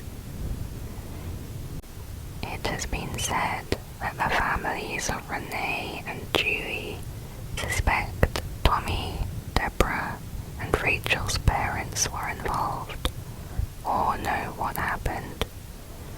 According to Rachel and Deborah's younger brother, their father had been physically abusive to them during their childhood. He died shortly after the disappearance from stage 4 cancer. Next is the case of Bobby Dunbar. Bobby Dunbar was 4 years old in 1912 when he disappeared while on a fishing trip with his parents in Louisiana. After 8 months of searching, investigators believed they found the child in Mississippi with a man named William Walters. Bobby's parents identified the boy as Bobby. However, both William and a woman named Julia Anderson insisted the boy was in fact her son, Bruce Anderson. Newspaper reports differ on the initial reaction of the boy when he met the Dunbars.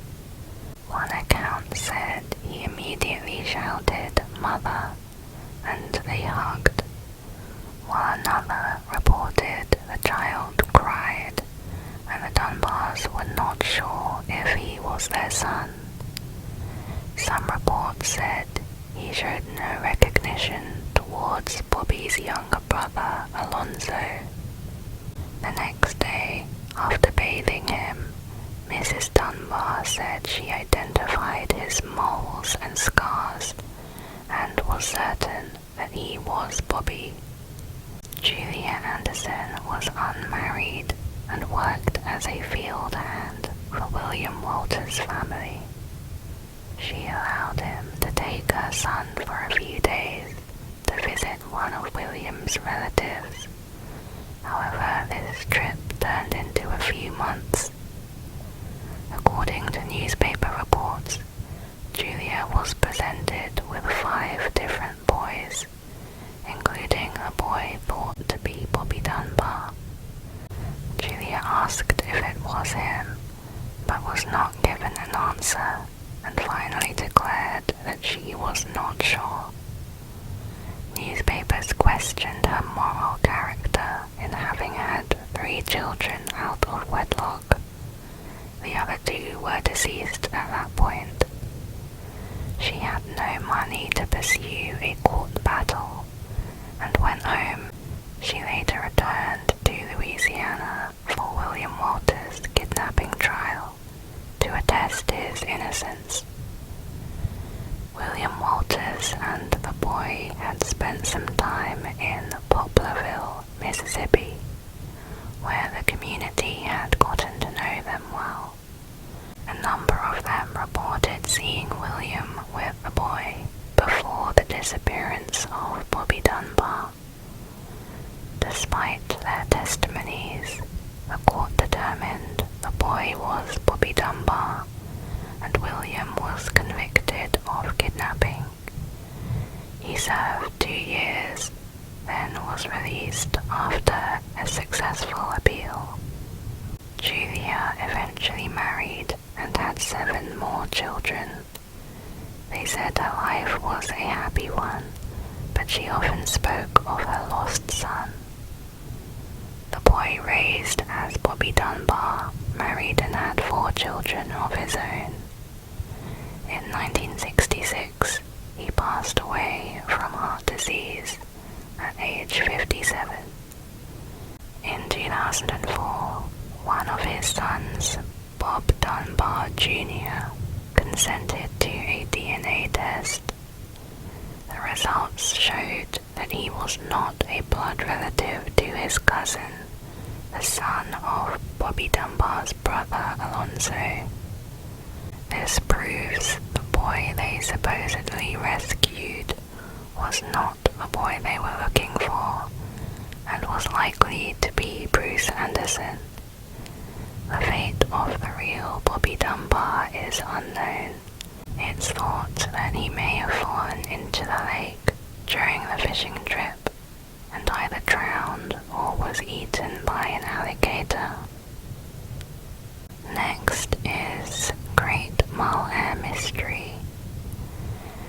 Great Mile Mystery refers to the disappearance of a pilot, Peter Gibbs, who went missing on Christmas Eve 1975 after he took an unscheduled flight from the Isle of Mull, Scotland.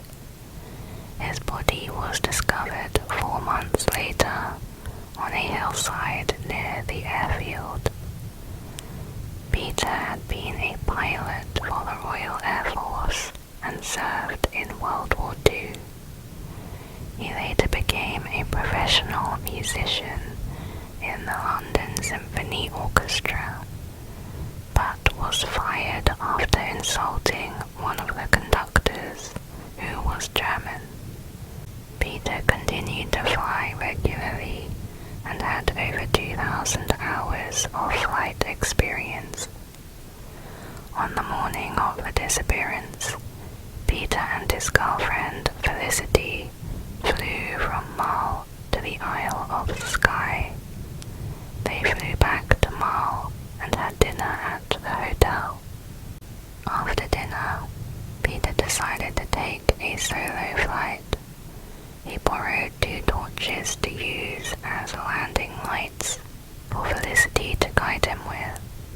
Some guests watched from the hotel as Peter appeared to spend an unusually long time warming up the engine. He turned the plane lights off, then on, then off again, and took off in the pitch darkness. Hotel guests went upstairs to watch the landing, since the airfield was almost never used at night.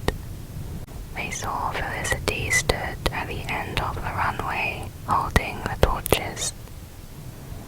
After 10 minutes, the owner of the plane began to worry and went to find it.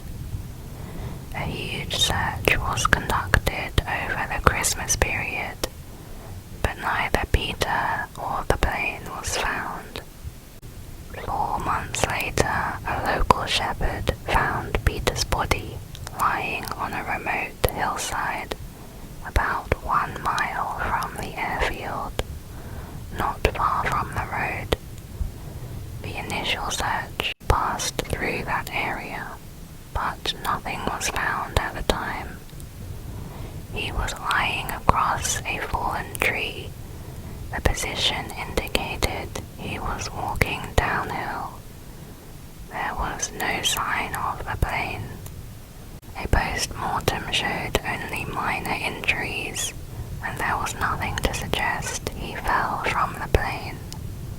It was determined the cause of death was exposure, possibly hypothermia. 10 years later, in 1986, a diver reported seeing a small plane 200 meters away from the Isle of Mull.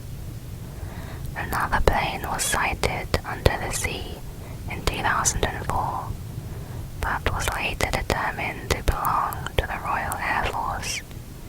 It's not certain whether this was the same plane seen by the diver. Theories suggest Peter may have crashed into the ocean, then swam to shore in the freezing water. However, no salt was found on him. The medical examiner suggested that 4 months of rain and snow could have washed away any traces. To get to where he was, he would have had to climb a steep cliff, an unlikely feat for a 55-year-old man. Next is the case of Jim Sullivan. Jim Sullivan was an American singer-songwriter and guitarist. He released 2 albums before disappearing without a trace at the age of 34. Jim had 2 young children with his wife Barbara, and they lived in Los Angeles. Jim was not having much success with his music. In 1975, he decided to travel to Nashville, where his sister-in-law was working as a singer. Jim left LA at noon on March 4th, driving alone in his Volkswagen Beetle. The next morning, a highway patrol officer gave him a warning for his driving. He had been swerving, but passed the sobriety test. It's thought the swerving was caused by tiredness, as he had been driving for 15 hours at that point. Jim checked into the La Mesa Hotel in Santa Rosa, New Mexico. Reports suggest he did not stay there, as the bed was not slept in. It's unclear where he slept that night. The key was left in his room, and staff noticed he had bought a bottle of vodka at the local store. At 3 p.m., Jim called Barbara, telling her that he was alright and would be leaving the next day to continue his journey. When Barbara asked why he was waiting until tomorrow, Jim told her, "You wouldn't believe me if I told you." She asked if there was anything wrong, and he said, "Forget it. Just forget I said anything. I'll call you from Nashville." The following day he was seen over 20 miles away, near a remote ranch owned by the Giannetti family. Mrs. Giannetti saw him standing by his car and asked if he needed any help. Jim said no and walked away. That was the last time he was seen. The car was towed by police 2 days later as abandoned. The doors were locked and the engine was dead. Inside was Jim's money, papers, guitar, clothes, and a box of his records. Theories include murder, disorientation, or getting lost. There was a local rumor that the Giannettis were part of a Chicago crime family, but there was no evidence for this. Soon after Jim's disappearance, the sheriff retired and the Giannettis moved to Hawaii. Jim's former manager recalled a late-night conversation they had. They were talking about what they would do if they had to disappear. Jim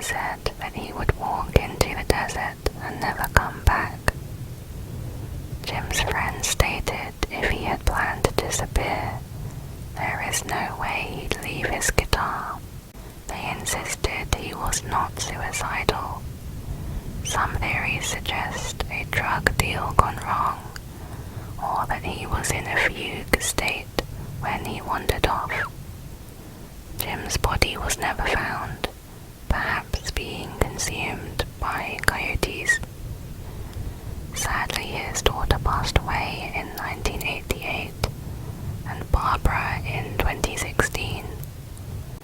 In 2017, it was discovered that there was no missing persons case filed in Santa Rosa or Guadalupe County. New Mexico State Police reported that Jim was never listed as a missing person there.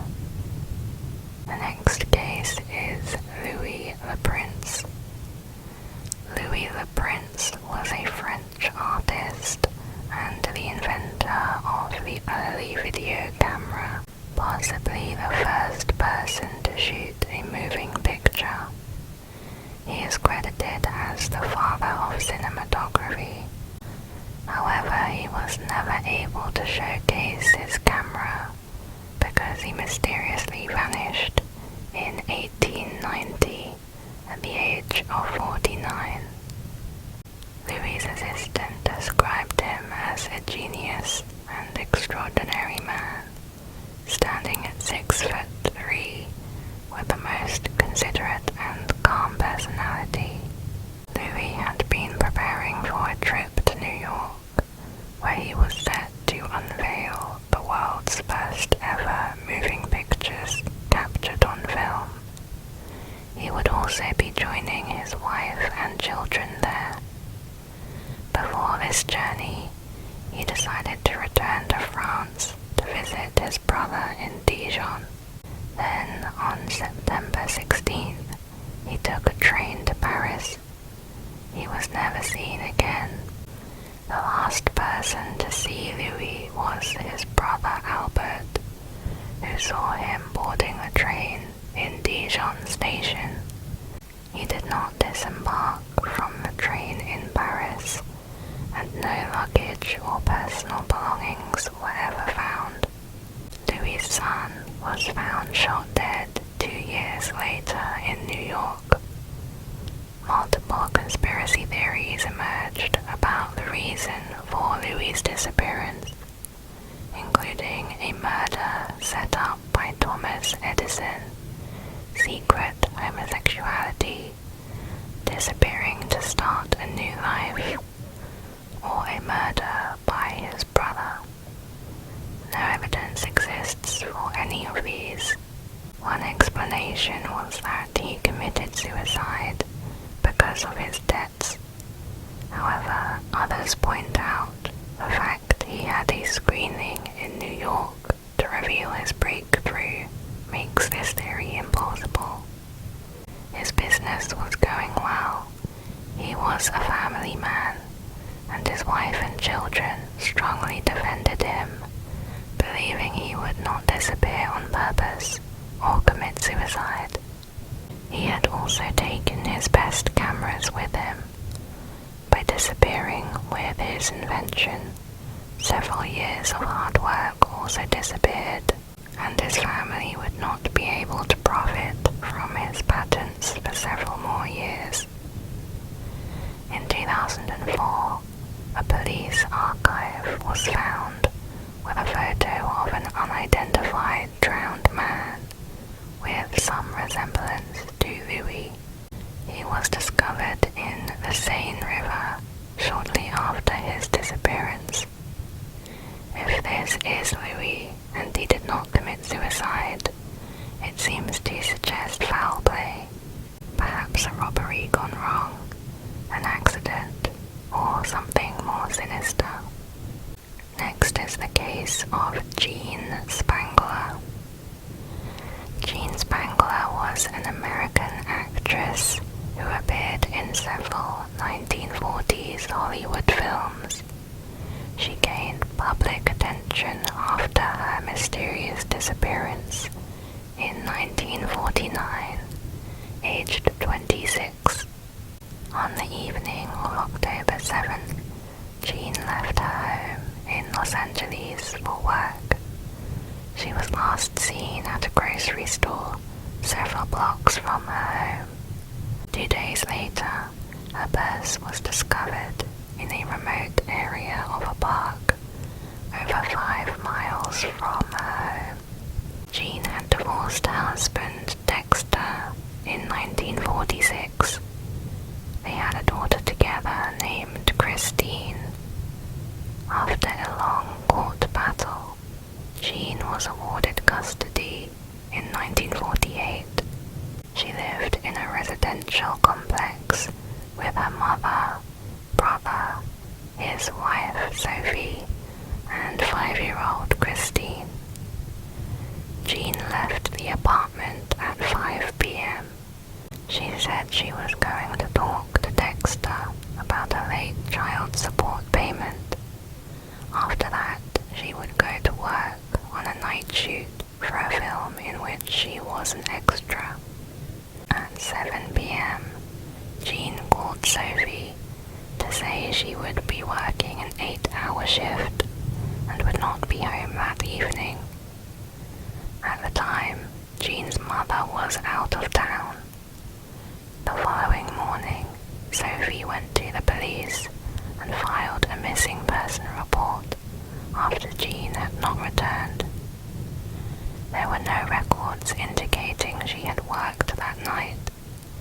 A saleswoman recalled seeing her browsing the shop around 6 p.m. and noted that she appeared to be waiting for someone. This was the last known sighting. The ex-husband, Dexter, was questioned, but claimed he had not seen her for several weeks. Dexter's new wife backed up his story. Jean's purse was found with the straps torn on one side, as if it had been ripped from her arm. Sophie said Jean had not been carrying any money, so it was unlikely to be a robbery. The park was searched by hundreds of volunteers. One volunteer's dog dug up a denim LA County Jail uniform from a shallow hole. Nothing else was found. There was a note inside the purse addressed to someone called Kirk.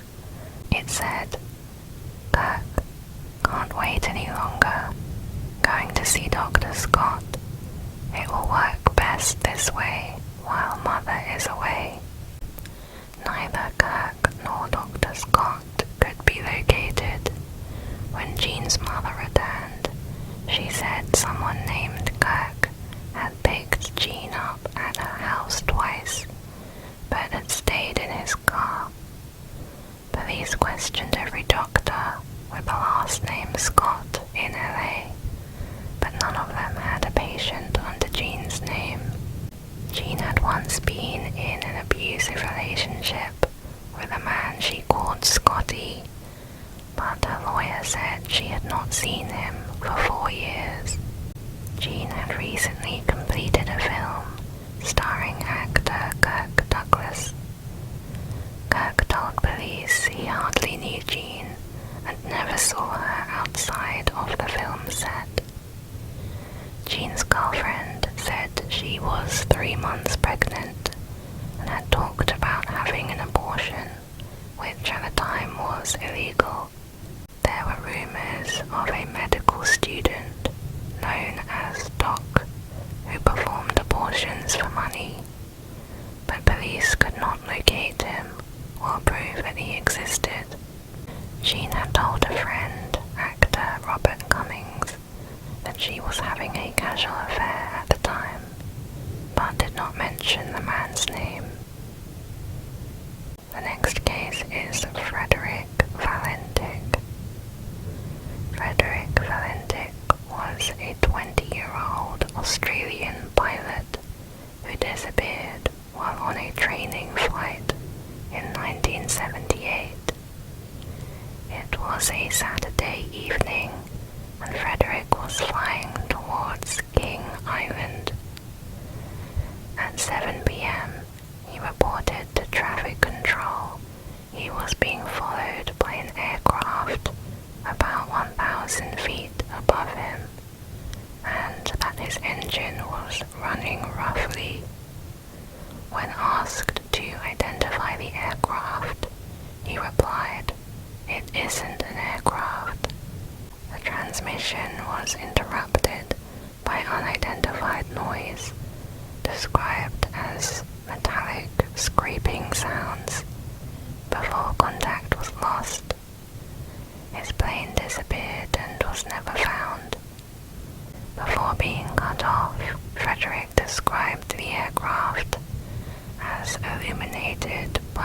saw bright landing lights moving at high speeds. It was orbiting above him and had a shiny metal surface with a green light on it. There were several reports of a UFO sighting that night with a similar description. However, the Department of Transport was skeptical that the UFO was responsible. Some officials speculated that he became disoriented and saw his own lights reflected in the water, or lights from a nearby island, while flying upside down. Frederick was studying part-time to become a commercial pilot, but had a poor record. Twice he failed all 5 commercial license exams, and a month before his disappearance, he failed 3 more. One time he strayed into a controlled zone, receiving a warning. Twice he deliberately flew into a cloud and was almost prosecuted. According to his father, Guido, Frederick was a firm believer in UFOs and had been worried about being attacked by them. A search of 1,000 square miles was conducted. It's thought that he may have planned his own disappearance. The plane had enough fuel to fly 500 miles, but during the flight, his location was never plotted on radar, so he may not have been on the designated route. Melbourne police received reports of a plane making a mysterious landing not far away around this time. His type of plane could not have flown upside down for long without the engine cutting off. If he was flying upside down, like officials believe, it would have to be on purpose, which suggests suicide. Those who knew him said that was not possible. A retired US pilot believed it may have been an accidental crash, where he inadvertently put the plane into what's known as a graveyard spiral. This would account for the malfunctioning engine. An astronomer speculated the lights he saw were the planets Venus, Mars, and Mercury. There has not yet been a definitive explanation of Frederick's disappearance. Sadly, his father passed away in 2000. Next is the case of Greg Freer. Greg Freer was a 17-year-old high schooler from Scotia, New York. On June 27, 2004, Greg was visiting a friend in the area. At around 2 p.m., he was seen walking into the nearby woods. Greg never returned to the apartment complex and left his car behind. He did not have his cell phone on him or his wallet when he disappeared. He said he was heading back home and that he'd be there in about 10 minutes, but never arrived. It's not known why he was walking, since he had driven his car there. Greg's mother reported him missing later that evening. Initially, his case wasn't publicized by his family because they thought Greg may have left on his own and wanted to let him work on whatever was bothering him. On the day he disappeared, they learned that he lost his job at the local supermarket. He had been pretending to work there for 8 weeks after he was fired. Greg had recently lost his driver's license and never obtained a new one. His social security number has not been used since he disappeared, suggesting he has not opened a bank account or applied for a job in the US in the last 18 years. The friend Greg was visiting says he was upset over a recent breakup with his girlfriend, but did not indicate he was planning to run away or harm himself. Greg had argued with his mother over the phone about losing his job, and she asked him to come home, which he agreed. Police tracked 400 leads and conducted hundreds of interviews. Grounds were searched with cadaver dogs in the area he was last seen, and the Mohawk River was searched, but no trace of Greg has been found. Investigators don't believe Greg left on his own or committed suicide. They believe he may have met with foul play.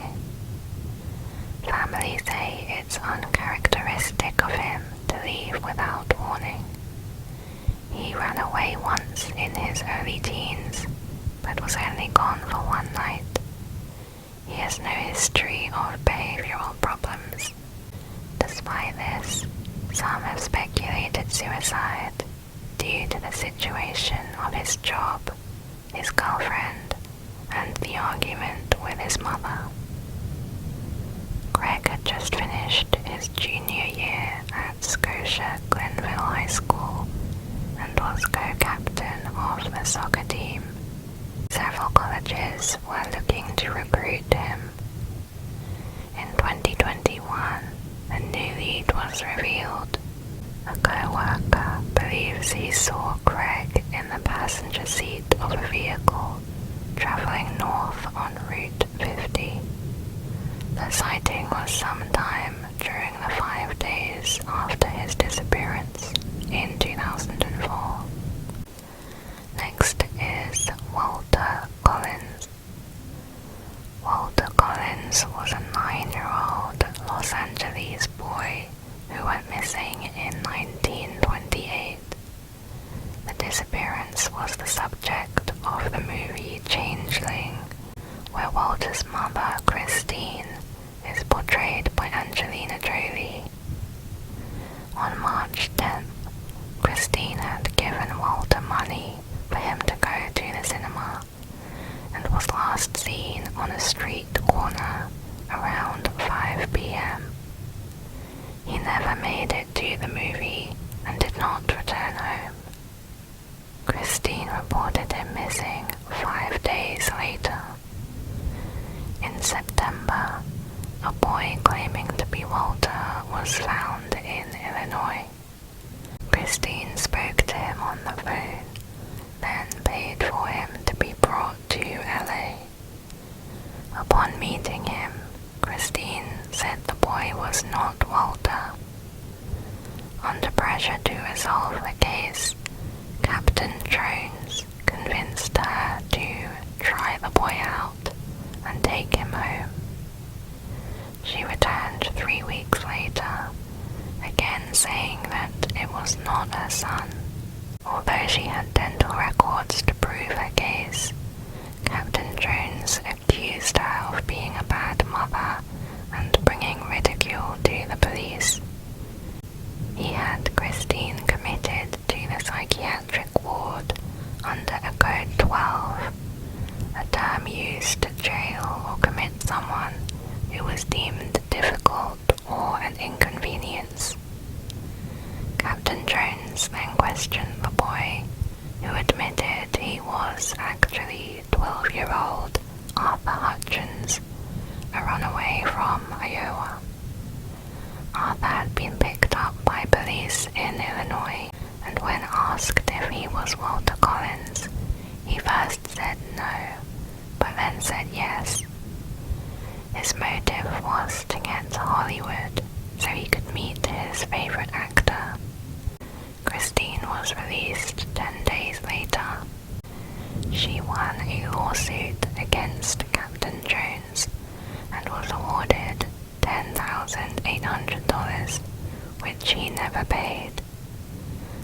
The next year, a man named Gordon Northcott was found guilty of abducting, molesting, and killing 3 young boys in what became known as the Wineville Chicken Coop murders.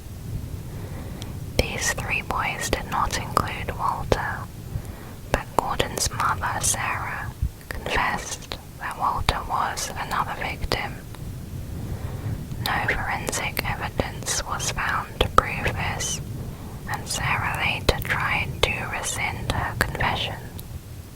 Gordon confessed to a total of 9 murders, but denied killing Walter. Christine chose to believe her son was still alive and continued to search for him for the rest of her life before passing away in 1964. Next is Owen Parfitt. Owen Parfitt was a disabled man that disappeared from his house in 1763. Owen lived with his sister Mary, who was 15 years older than him, and was his caretaker. They lived in a small English town called Shepton Mallet. Owen disappeared once before when he was young, and was gone for decades. The rumor was that he was bored with his life and became a soldier. When he returned, Mary was the only family he had left. Owen arrived with unexplained wounds and rheumatism. To Mary, it didn't seem like the sort of wounds from a war. He told extravagant stories that included piracy and battles. Most people were skeptical of his tales. By age 65, Owen was crippled and could barely move at all. Mary was 80 and had also become frail, but was determined to care for her brother. She employed a young girl, Susanna, who lived next door to help them. Mary and Susanna would carry Owen to his favorite chair each morning. If the weather was nice, they would sit him outside while Susanna and Mary would clean the house. On one summer day, Owen was sitting outside on the front porch.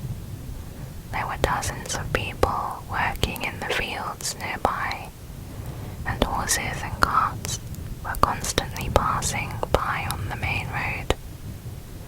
Susanna had gone home, and in the afternoon was told that Owen was missing. She went back and found Mary collapsed on the floor, crying uncontrollably. Outside, Susanna found Owen's chair undisturbed, along with his blanket. There was no sign of struggle, and there were no footmarks in the grass. The villagers immediately searched the whole town and countryside. Ponds and wells were all drained. Owen could not stand up, even if he could walk. It was not possible to leave the village so quickly without the search party seeing him. If someone had taken him, there should have been dozens of witnesses, but nobody had seen anything. Owen and Mary were poor, so there would have been nothing of value to steal. Mary was nearly 90 at the time and was completely devastated.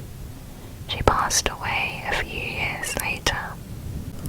50 years after Owen's disappearance, some gentlemen who had heard about the story came to the town and conducted interviews. The villagers all seemed to love Owen, although it was said he could have a short temper. They came to believe he was taken by demons. One villager said Mary had heard a loud noise, and when she came downstairs, Owen was gone, and the chair was knocked over. Susanna denied it and claimed there was no noise, and the chair was not displaced. Nothing was ever documented about Mary's accounts,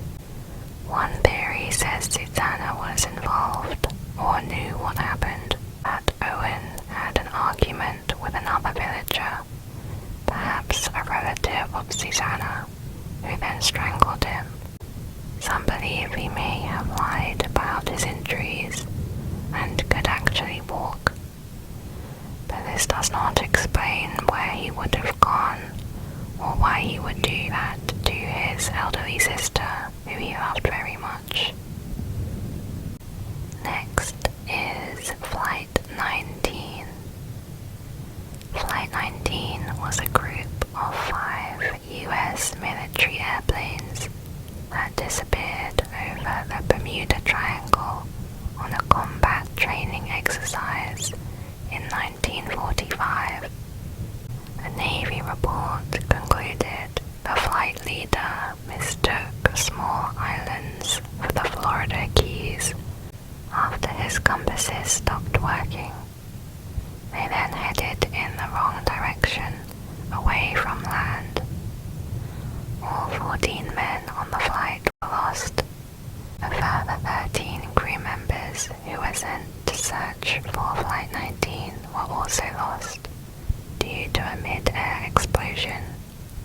The flight leader was U.S. Navy Lieutenant Charles Taylor, who had 2,500 flying hours, while the trainee pilots each had 300. All aircrafts were fully fueled. However, they were all missing clocks. This was not a concern, since each person was expected to have their own watch. The flight was scheduled for December 5th. Lieutenant Taylor arrived slightly late, and they took off after 2 p.m. from Fort Lauderdale, Florida. He had asked for the day off, but was denied. Weather was described as favorable. Radio conversations were overheard by the airbase. The practice bombing operation was carried out at about 3 p.m. when a pilot requested to drop his last bomb. 40 minutes later, another flight instructor, Lieutenant Robert Cox, was forming his students for the same exercise when he received an unidentified transmission.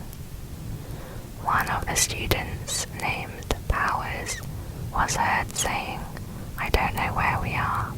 We must have gotten lost after that last turn." Lieutenant Cox replied, "Powers, please identify yourself so someone can help you." They didn't respond. Lieutenant Cox tried again and received a reply from Lieutenant Taylor, who said, "Both my compasses are out. I'm over land. I'm sure it's the Keys, but I don't know how far down, and I don't know how to get to Fort Lauderdale." He was asked to switch to a different radio frequency for search and rescue, but replied, "I cannot switch frequencies. I must keep my planes intact." A few minutes later, he told his flight to change course to due east. Someone else in the flight said, "Damn it, if we could just fly west, we would get home." This later led to questions about why the students did not simply head west on their own. It was explained this can be attributed to military discipline. As the weather deteriorated, radio contact became intermittent, and it was believed they were over 230 miles out to sea, east of the Florida Peninsula. At around 6 or 7 p.m., after the sun had set, Lieutenant Taylor was heard saying, "We'll have to ditch unless landfall. When the first plane drops below 10 gallons, we all go down together." To ditch means to perform a water landing. At 7:30 p.m., the search team took off, but was not heard from again. At 9 p.m., flames were seen from an apparent explosion 30 meters high and was burning for 10 minutes. No survivors were located among the wreckage. Extensive searches have been conducted over the decades, but none of the Flight 19 aircrafts were found. Records show that training accidents between 1942 and 45 caused the loss of 95 crew members from Fort Lauderdale. It is said that this particular incident sparked the legend of the Bermuda Triangle. Next is Harold Holt. Harold Holt was elected as 17th Prime Minister of Australia. The following year, he disappeared while swimming in the sea. Harold loved the ocean, and on December 17th, he was spending the weekend at his beach house in Portsea. He drove to Point Nepean, accompanied by 4 friends. On the way back, he suggested they stop at Cheviot Beach for a swim before lunch. He had spearfished there on many occasions and said he knew this beach like the back of his hand. Because of the rough conditions, only one other person, Alan Stewart, joined Harold in the water. Alan later said that the undercurrent he felt made him stay close to the shore. Meanwhile, Harold swam out with almost reckless abandon. He never cried out for help. Instead, he kept swimming into deeper water until he disappeared under the waves, seemingly caught in a riptide. Harold's disappearance triggered a massive search operation. By 1:30 p.m., 3 divers had entered the water, but found it too rough to continue, and instead a helicopter was used to search the coastline. Other boats, police divers, and diving teams from the Australian Navy had attempted searches, but no trace of Harold was found. The next evening, the government presumed him to be dead. Harold became the 3rd Australian Prime Minister to die while in office. An inquest returned the verdict of accidental drowning. It's generally accepted that Harold overestimated his swimming ability. He was 59 years old, and doctors had advised him to reduce his diving activity. He was taking morphine at the time for a shoulder injury. Theories suggest he was stung by a jellyfish, struck by debris on the water, or suffered a heart attack. Some believe that he committed suicide. Harold's wife later said he was much too selfish to kill himself. She knew of his many affairs and believed this is why he didn't allow security to travel with him outside of work. One of his mistresses, Marjorie, was there when he disappeared. He was also facing pressure from his party, who were threatening to challenge his leadership. A story published in the Sunday Observer alleged that Harold had been murdered as part of a CIA plot to prevent him from taking Australia out of the Vietnam War, but this claim lacked any evidence. And now we are on the 4th tier, and we will be starting with Eve Ho, Jackie Lee, and Kevin Lim. Eve, Jackie, and Kevin were 3 high school friends from Toronto who all disappeared 1 year after the murder of their friend, Philip Sitt. On September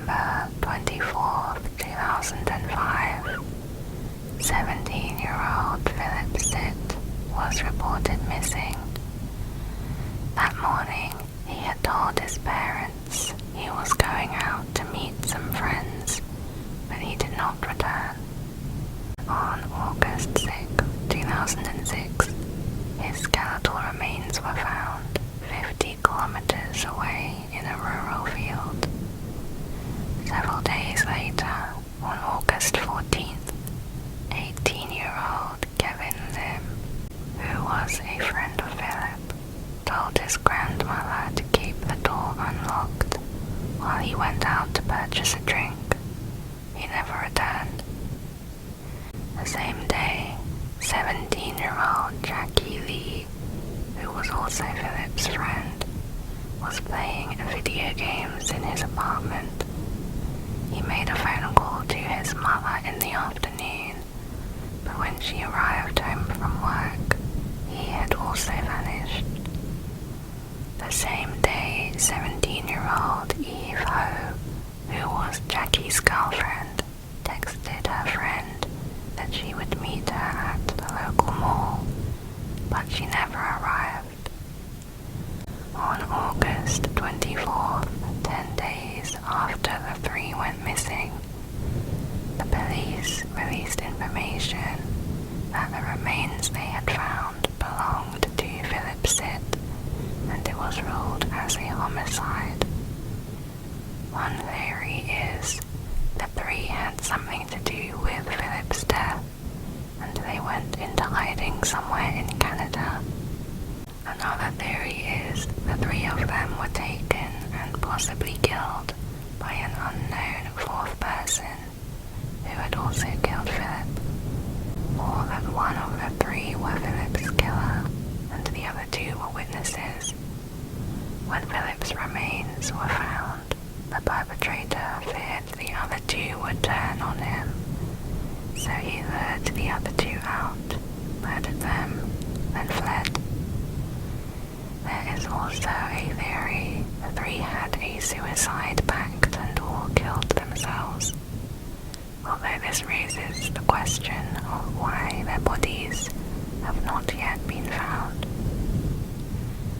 There were rumors amongst other classmates that the two boys, Jackie and Kevin, may have been involved with an Asian gang.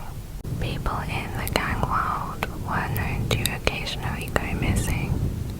The assumption was that they knew something about Philip's murder and couldn't be trusted to keep quiet about it. Eve was not involved and just happened to be with Jackie at the time. The next case is Tara Galico and Michael Henley. Tara Galico was a 19-year-old student who disappeared near her home in Berlin, New Mexico in 1988. She left her home about 9:30 a.m. to go on her daily bike ride along State Road 47. She rode that route almost every morning and was sometimes accompanied by her mother, Patty Dole. However, Patty stopped riding with Tara after she felt she had been stalked by a motorist. She advised her daughter to think about carrying mace, but Tara rejected the idea. Before leaving, Tara asked her mother to come and get her if she was not home by noon, as she had plans to go play tennis with her boyfriend at 12:30. When she did not return, Patty went searching for her along the usual bike route, but could not find her and called the police. Several witnesses saw Tara riding a bicycle around 11:30 a.m. Some also saw a white or grey pickup truck following closely behind. She and her bike have never been found. It's widely believed she was kidnapped, as 20 years later, a disturbing Polaroid picture of a young woman and a boy, gagged and bound, was found in a store parking lot in Florida. was convinced this woman was her daughter, and noted that a scar on the woman's leg was identical to the one Tara had. Scotland Yard analysed the photo and concluded this was Tara, but a second analysis by the Los Alamos National Laboratory disagreed. An FBI analysis was inconclusive. The woman who found the photo said it was in a parking space at the junior food store at Port St. Joe, Florida, where a white windowless Toyota cargo van had been parked when she arrived at the store.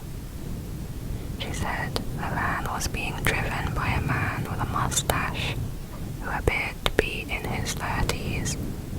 Relatives of a 9-year-old boy, Michael Henley, also of New Mexico, came forward, believing that he was the boy shown in the photo. Michael was last seen on a camping trip with his father in April 1988, and his remains were discovered in June 1990 in the Zuni Mountains, 7 miles from the campsite. Police believe that Michael wandered off and gotten lost, as the cause of death was ruled as hypothermia. They did not believe he was the boy in the photo. FBI analysis was again inconclusive. In 2013, a man named Henry Brown made a deathbed confession to police. He said shortly after Tara's disappearance, he had been in the basement of a man named Lawrence Romero Jr. While there, he noticed what appeared to be a young woman's body wrapped in a blue tarp and buried in a makeshift grave. Romero, a man named Dave Silver, and another man told Henry the body was Tara's. They said that on the day of her disappearance, they, along with a fourth man named Leroy Chavez, were in a truck when they noticed her riding a bike. While trying to get her attention, they accidentally hit her, then abducted and raped her. When Tara threatened to go to the police, Romero stabbed her. They were apparently able to get away with the murder, as Romero's father was sheriff at the time. He and the other parents allegedly helped cover up the crime.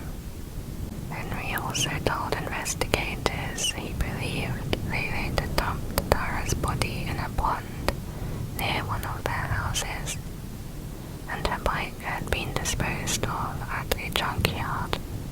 Another man also came forward, saying that one of the suspects had confessed to him as well. Romero Jr. later committed suicide in 1991. However, Tara's body has not been found, and no charges have been filed against the other suspects. The next case is the Springfield 3.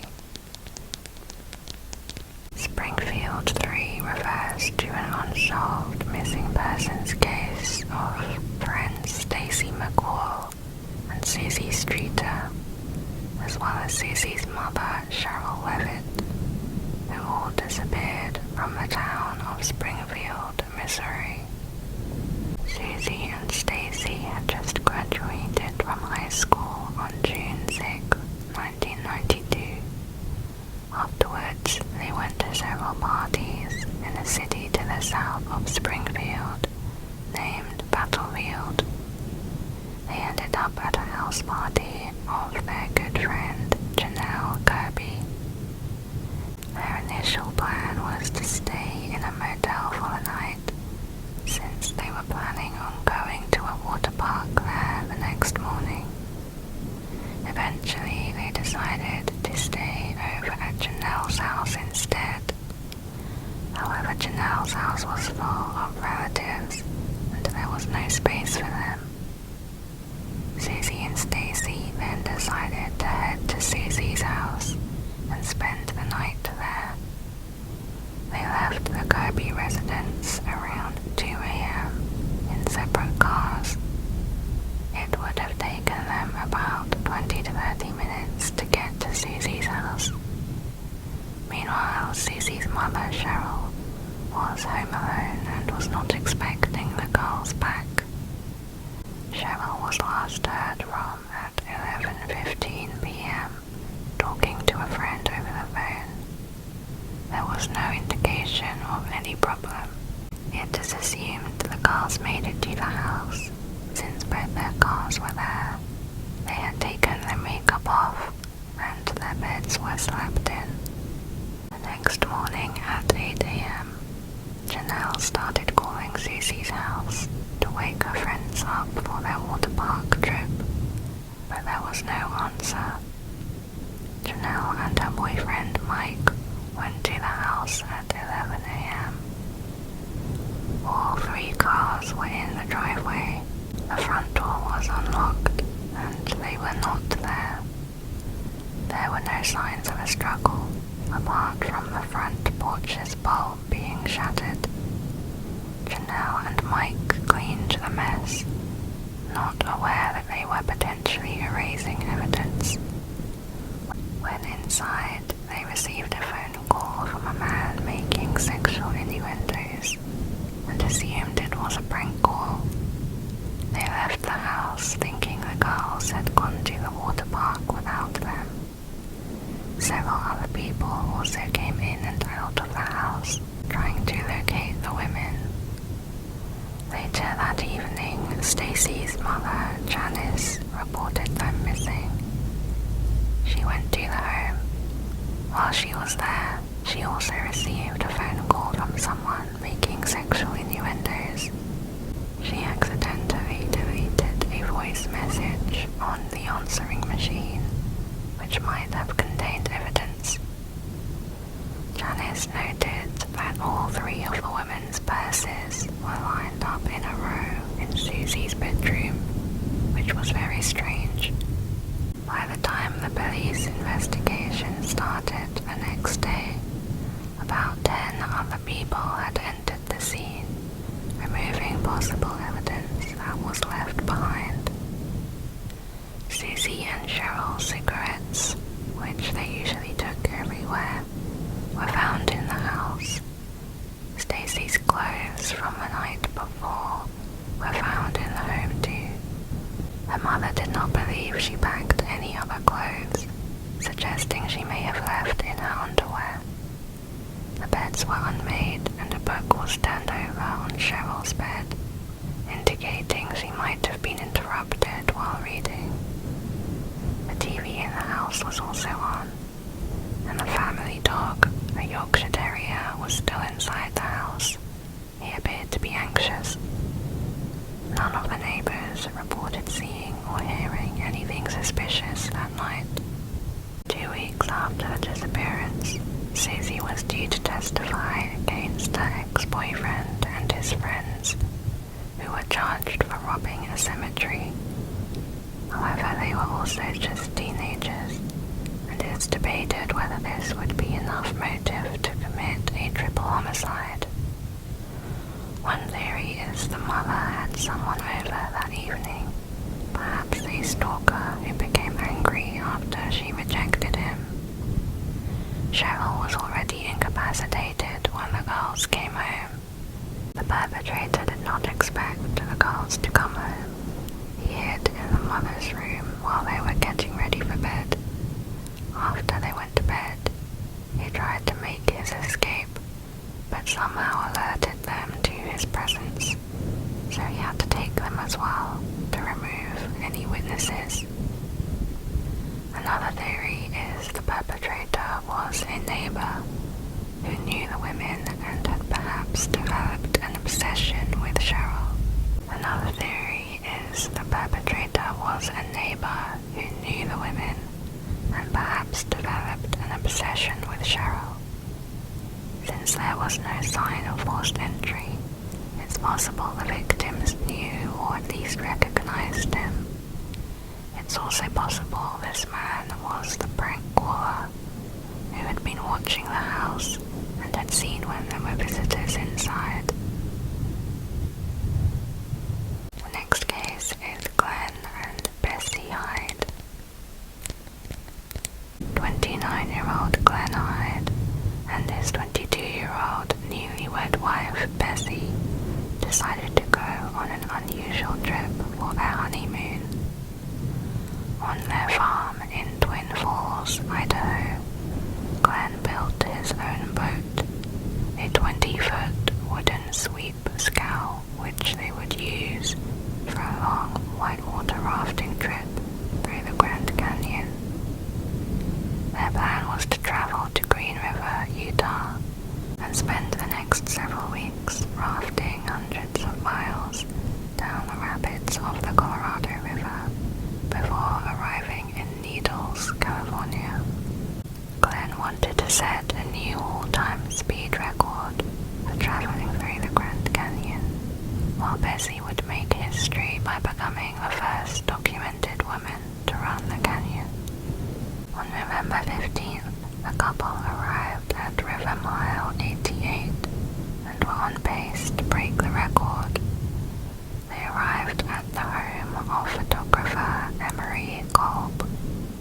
Emery noticed that Bessie seemed to be tired and apprehensive because they were about to reach the most dangerous part of the river. Since the couple were going to be facing cold winter weather, Emery proposed that they stay with him until the weather improved, but Glenn refused. Emery also offered them to take his life jackets, which Glenn also declined. They continued their trip down the river, and the following day allowed a tourist named Adolphe Gilbert Sutro to hitch a ride in their boat for the next couple of miles. After Sutro left, there was no more confirmed sightings of Glenn and Bessie. They failed to arrive in California at their scheduled time, and on December 6th, Glenn's father organized a massive search party for them. On Christmas Day, the boat was found trapped in some rocks in the middle of the water near River Mile 237. The boat was upright and undamaged. Glenn and Bessie were not inside. All of the couple's belongings and supplies were still in the boat, including Bessie's diary, which had its last entry on November 30th. The final location Bessie mentioned was Diamond Creek Rapid at River Mile 225. Evidence was discovered suggesting they had set up camp there. No trace of them was found in Grand Canyon National Park. In May 1992, Georgie Clark, a woman who worked as a guide in the Grand Canyon for 45 years, died at the age of 81.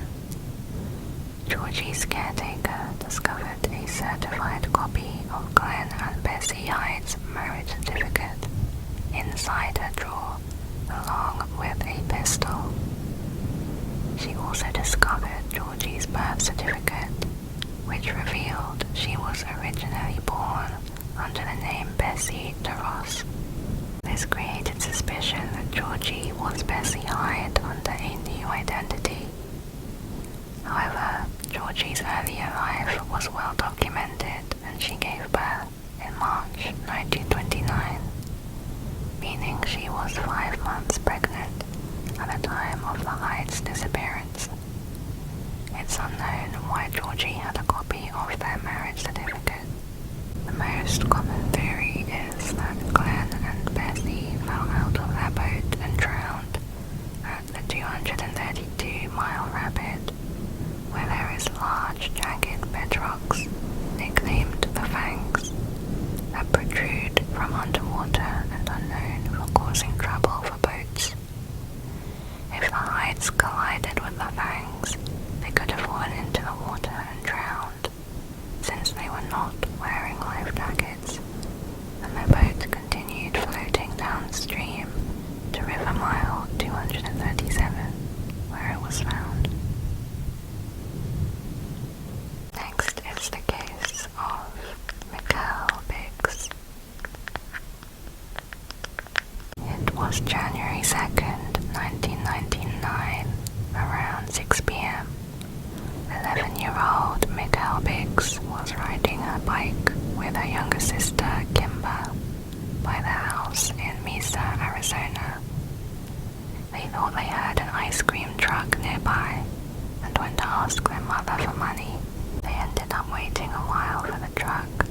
sister got cold, so she went back home for a coat. When she returned, Miguel was gone. The bike was found at the scene, with the wheel still spinning, along with her 2 quarters. Kimber had only been gone for about 90 seconds.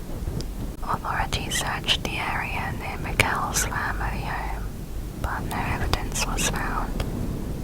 Search dogs lost her scent after only a few feet, suggesting she was put into a vehicle and driven away. They were unable to confirm if an ice cream truck was in the area at the time, but all ice cream vendors were investigated and cleared of any involvement. Known sex offenders in the area were also cleared of any connection. Miguel's family believe they know who was responsible. The man, Dee Blaylock, had lived 2 blocks from Miguel's home. He had prior convictions for sex offences in 3 states and was registered as a sex offender. In 2001, he was convicted and is currently serving a life sentence for the rape and attempted murder of another neighbour. Blaylock denies any involvement in Miguel's disappearance. His wife provided him an alibi for the time Miguel disappeared, saying he was in their home garage the entire night. On January 9th, police dug up what appeared to be a freshly dug grave outside of Mesa, but nothing was found. 2 witnesses were put under hypnosis in the hope they would remember something, but they didn't. A copper-colored Jeep was reportedly spotted in Miguel's home at the time she was last seen. When its driver was located, he was ruled out as a suspect and had seen nothing unusual. In 2018, a dollar bill was found with a message written on it, saying, "My name is Miguel Biggs, kidnapped from Mesa, Arizona. I'm alive." The bill was a 2009 series, and it was found in a box of Girl Scout cookie donations in Wisconsin. Miguel's name was misspelled, and police dismissed it as a hoax. Today, Miguel would be 34 years old. The next case is Emanuela Orlandi. Emanuela Orlandi was 15 years old when she disappeared from Rome in June 1983. She and her family lived inside Vatican City due to her father's job.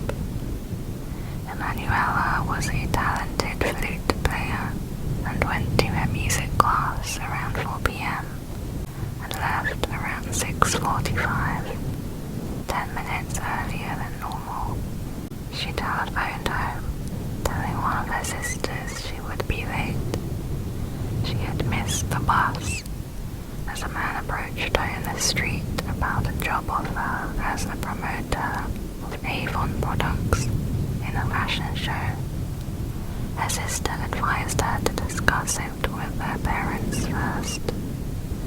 It was later found that this cosmetic company had employed only female staff.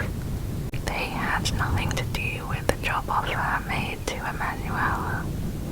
Other teenagers had also been approached by a man who was offering similar jobs. After a phone call, Emanuela and 2 friends, Maria and Rafaela, went to the bus stop around 7:30 p.m. First Maria and then Rafaela got on 2 different buses, while Emanuela didn't get on the bus because it was too crowded. She said she would wait for the next one. This is the last reliable sighting of Emanuela. Her disappearance was linked to the disappearance of another Roman teenager, Mirella Gregori, who disappeared the month before and was also never found.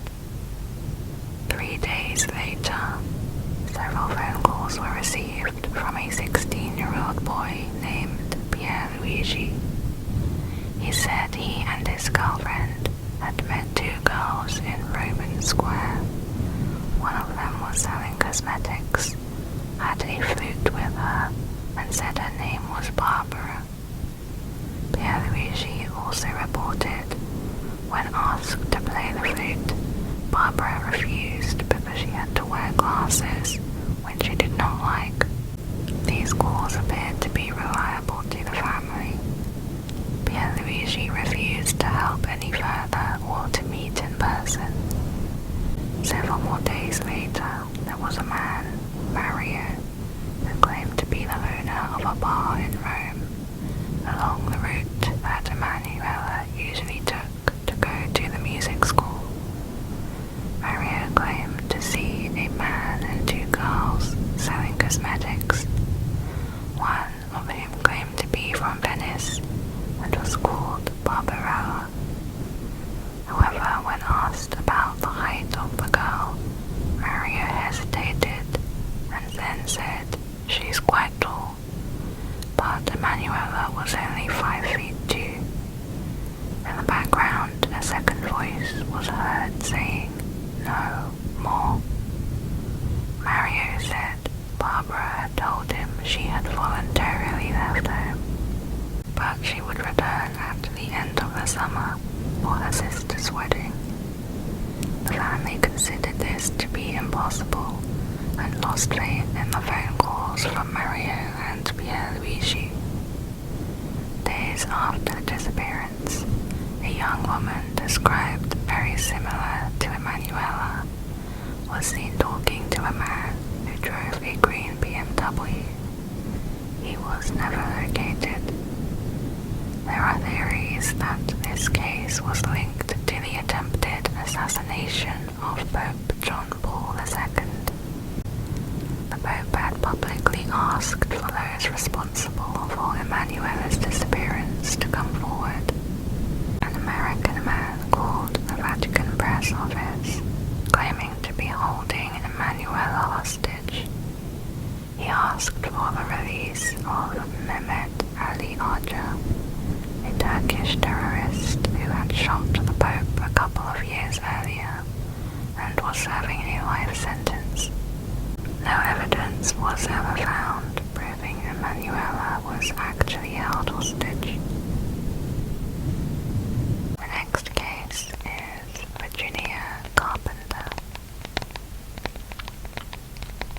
Mary Virginia Carpenter was 21 years old when she went missing from Texas in 1948. On June 1st, Virginia left her home in Texarkana and took a train to Denton, where she was planning to take a summer course at the Texas State College for Women. Virginia checked in her black steamer trunk, containing most of her possessions. During the trip, Virginia befriended Marjorie Webster, a middle-aged school teacher who was also enrolling at the college. The train arrived in Denton at 9 p.m. Virginia and Marjorie agreed to share a taxi to the campus. When they got to the college, Marjorie was dropped off, but Virginia realized she'd forgotten to pick up her trunk and asked the taxi driver, Zachary, to take her back to the train station. A station employee said her trunk had not arrived yet. Zachary offered to pick it up and deliver it to her the next morning. Virginia gave him the claim ticket, signing her name and her dormitory room number. Zachary then dropped her off at her dorm at 9:30 p.m. According to Zachary, Virginia approached two young men standing next to a cream-colored convertible and asked them what they were doing here. The following morning, Zachary retrieved the trunk from the station, returned to the dorm, and left the trunk on the front lawn, where it would remain for 2 days. On June 4th, Virginia's boyfriend, Kenny, called her mother as he hadn't heard from Virginia for 3 days. Virginia's mother then reported her missing. Zachary was investigated and cleared of any involvement. He had a criminal record, but fully cooperated and passed 7 lie detector tests. No evidence could be found to incriminate him. Zachary's wife provided an alibi, telling police he arrived home at 10 p.m. that day. The owner of the cream-colored convertible was found. It belonged to a young man whose girlfriend was a student at the college. They were parked together there that night. They remembered seeing 2 young men walking around outside the vehicle, but did not witness their interaction with Virginia. 2 days after her disappearance, a gas station attendant thought he saw Virginia in the town of Aubrey. She was inside a yellow convertible with 2 young men and another woman. On June 11th, a ticket agent saw a young woman resembling Virginia at a bus station in Tequine, Arkansas. She had just gotten off a bus from Texarkana and looked nervous. She left the station with a man in his mid-20s.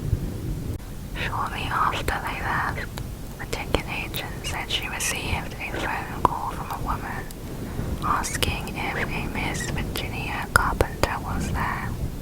Over the following decades, several more sightings were reported, all unconfirmed. 9 years later, in 1957, the taxi driver Zachary was charged with attempted rape. The charges were dropped after the victim did not want to prosecute. Later, Zachary's ex-wife came forward, claiming he was abusive and had forced her to fabricate an alibi for him the night of Virginia's disappearance. Instead of returning home at 10 p.m., she now said that Zachary arrived sometime between 2 and 3 a.m. Zachary and his wife had moved to Midland, but he would make a 5-hour drive to Denton every year just to pick up a copy of the local newspaper whenever they published anniversary articles about Virginia's case. However, there was still no solid evidence to implicate Zachary, and he died in 1984. Virginia's disappearance occurred 2 years after the unsolved serial killings known as the Texarkana Moonlight Murders. Virginia lived there at the time and she knew 3 of the victims. The theory suggested they were linked, but no connection was ever found between these murders and Virginia's case. The next case is Branson Berry. In 2001, 20-year-old Branson Berry disappeared from his home in Skidmore, Missouri. He was 5'9" with blonde hair. He was a black belt in Aikido and suffered from tachycardia, where the heart beats too fast. His father, Bob, was in the hospital and was scheduled to be released in a few days. Branson had called a female friend, Gina, to come help him tidy up the house before his father returned. Branson told Gina he was going to take some jumper cables to the shed outside his house and then run out for a bit. This is thought to be the last sighting of Branson. Gina later admitted Branson had been experimenting with marijuana and amphetamines. 4 days before his disappearance, Branson told his dad he had been assaulted by a neighbor, Jason Bierman, who lived in a house right behind the shed. Branson had visited Bierman, who allegedly gave Branson an unidentified drug. Branson responded to this drug by stripping naked and dancing around the house, before engaging in sexual activity with Bierman. After the disappearance, Mr. Bierman skipped town for 2 weeks and was not cooperative with the police during the investigation. He had also been in prison for being part of a meth ring. Branson's father, Bob, initially suspected his son had left to stay with friends in Kansas City due to being embarrassed by this incident. He did not have a working car at the time, so Bob presumed he may have hitchhiked. After Branson was reported missing, police could not find the jumper cables he had been returning to the shed, but they mysteriously reappeared into the shed 2 weeks later. Over 100 people were interviewed in the month following Branson's disappearance. Several drug acquaintances passed polygraph tests, confirming they were not involved. 2 years after Branson's disappearance, a local 59-year-old Presbyterian minister and Boy Scout leader Jack Rogers was arrested for unrelated charges. When they seized Rogers' computer, they found incriminating information, including the detailed assault and torture of multiple men. He was arrested for assault and practicing medicine without a license after he removed a trans woman's genitalia. Child pornography was discovered on his computer, as well as a first-hand account of Rogers picking up a blonde male hitchhiker, then torturing and murdering him. The hitchhiker fit Branson's description. Rogers referred to Branson as the runaway, without being given such information by investigators. However, there was not enough evidence to charge him. He is currently serving a 54-year sentence for other offences and is due to have his first hearing in 2028 at the age of 83. In 2004, Branson's cousin, Bobby Jo Stinnett, was murdered and her unborn baby stolen. The same year, Branson's father passed away from illness.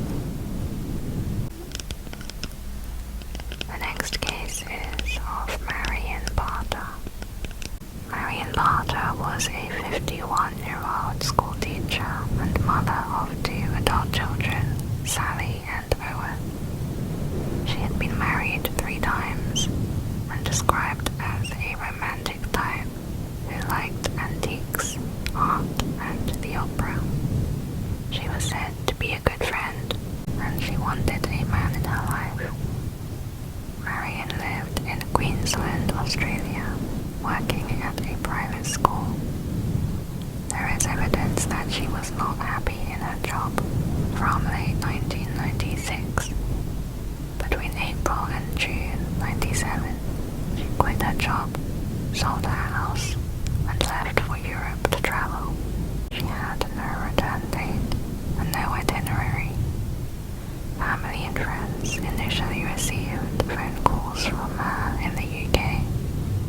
Then she vanished. The last known sighting of Marion is June 23rd, just before leaving Australia. In June, days before Marion left, her daughter Sally and her fiancé saw Marion out with a man they did not recognize. When Sally asked her mother who the man was, Marion said it was someone she met at the art centre. Sally became concerned in October when her mother failed to phone her son, Owen, for his birthday, which was very out of character. After contacting Marion's bank, Sally learned that her mother, or perhaps someone else, had been draining her bank account for maximum daily limits over August and September 1997. Sally then began her own investigation to find her mother, since the police thought Marion had intentionally disappeared of her own accord. Sally found that prior to leaving, Marion changed her name to Florabella Remacle and did not tell anyone. She obtained a new passport in this name. The surname Remacle is uncommon, and only one man who lived in Luxembourg was found with this name. On June 23rd, Marion filled an outbound passenger card in her new name, saying she was destined for Luxembourg. Then Marion came back to Australia on August 2nd, saying she lived in Luxembourg and ticking a box saying she was married. The passenger cards appear to be written by Marion herself, yet postcards also written by Marion from the UK continued to arrive to her family and friends past this date. Marion last spoke to Sally on August 1st in a telephone call which seemed very ordinary and showed no signs of distress. Marion said she was phoning from Tunbridge Wells, UK, but given the dates and passenger card, it's concluded that Marion was either phoning from Hong Kong Airport or an impersonator was on the flight back to Australia. After her supposed return to Australia in August, money continued to drain out of her account from banks near to where she used to live. Her car insurance was cancelled and she used her Medicare card at an optometrist. After that, the trail went cold. There has been no activity from Florabella Remacle or Marion Barter anywhere. An inquest into Marion's disappearance and suspected death began in 2021 and continued in February 2022. The inquest featured the evidence of a man called Rick Plum. Rick Plum had up to 30 different names and was the same man who had taken a new identity of Fernand Remacle. This was not the same Fernand Remacle from Luxembourg. Under a different name, he says he had 2 brief affairs with Marion Barter, first in the 1960s, then again in 1997, shortly before she disappeared. Yet he denies any knowledge of what happened to Marion. This man used false identities to commit fraud. Evidence in the inquest also included 2 women who were victims of fraud and romance scams by Rick Plum. The next case is the Sodder children. On Christmas Eve 1945, a fire destroyed the Sodder residence in Fayetteville, West Virginia. At the time, it was occupied by Italian immigrant George Sodder, his wife Jenny, and 9 of their 10 children. Their second eldest son, Joe, had left home to serve in the military for World War II. The bodies of 5 children were not found. George suspected arson, leading to theories that the children had been taken by the Sicilian mafia, perhaps due to George's outspoken criticism of Benito Mussolini. That evening, Marion, the eldest daughter, surprised 3 of her younger sisters with new toys she had bought for them. The younger children were so excited, they asked their mother if they could stay up past their usual bedtime. At 10 p.m., their mother, Jenny, agreed.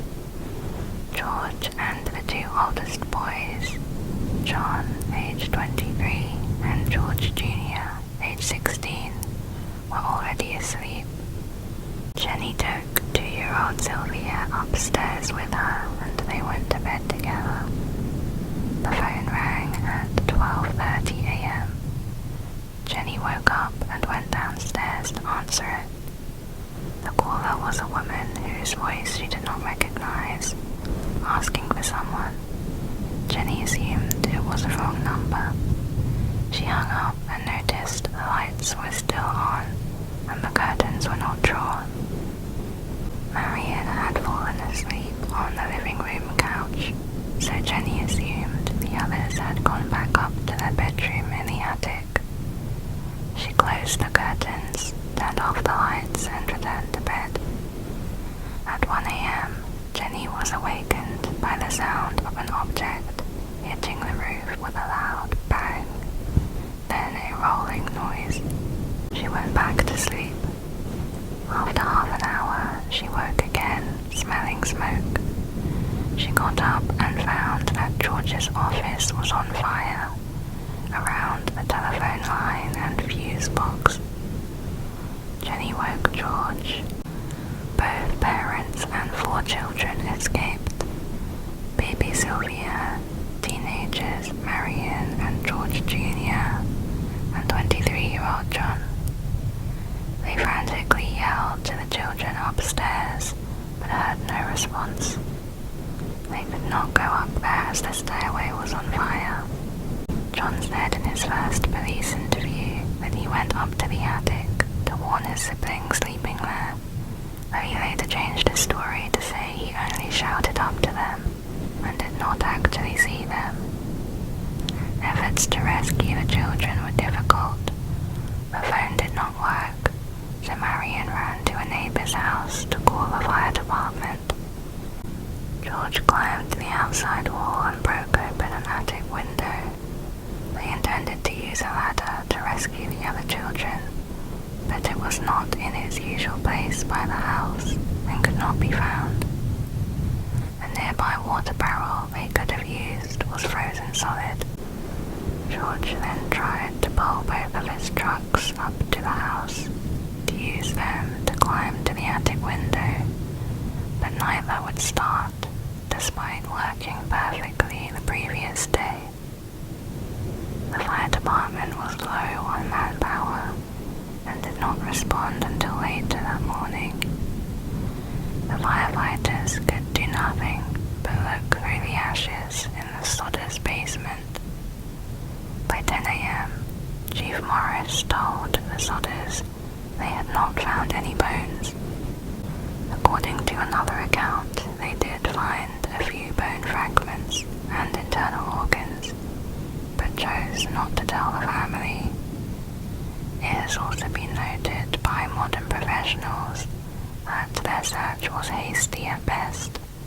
Chief Morris believed the 5 children died in the fire, but told George to leave the site undisturbed, so a more thorough investigation could be made later. However, after 4 days, George and his wife could not bear the sight anymore, so he bulldozed 5 feet of dirt over it, intending to create a memorial garden. The family started to question all official findings about the fire. They wondered if it was caused by an electrical problem. Why did the Christmas tree lights in the living room remain on during the fire's early stages, when the power should have all gone out? The ladder that was missing from the side of the house was found at the bottom of an embankment 75 feet away. Since then, there have been several unconfirmed sightings of the missing children. For the rest of their lives, the remaining family believed the children had survived. The last of the remaining Sodder children, Sylvia Sodder, passed away in 2021. And now we are on the 5th level. The first case is Rebecca Corriam. In June 2010, Rebecca Corriam was hired to work on the Disney Cruise Line, where she visited all ports of call on the Mexican Riviera and went through the Panama Canal. She returned home for 2 weeks due to her grandfather passing away. Sadly, this was the last time her family saw her in person. Rebecca returned to the Disney Wonder and her job as a youth worker. She kept in contact with her family via Facebook and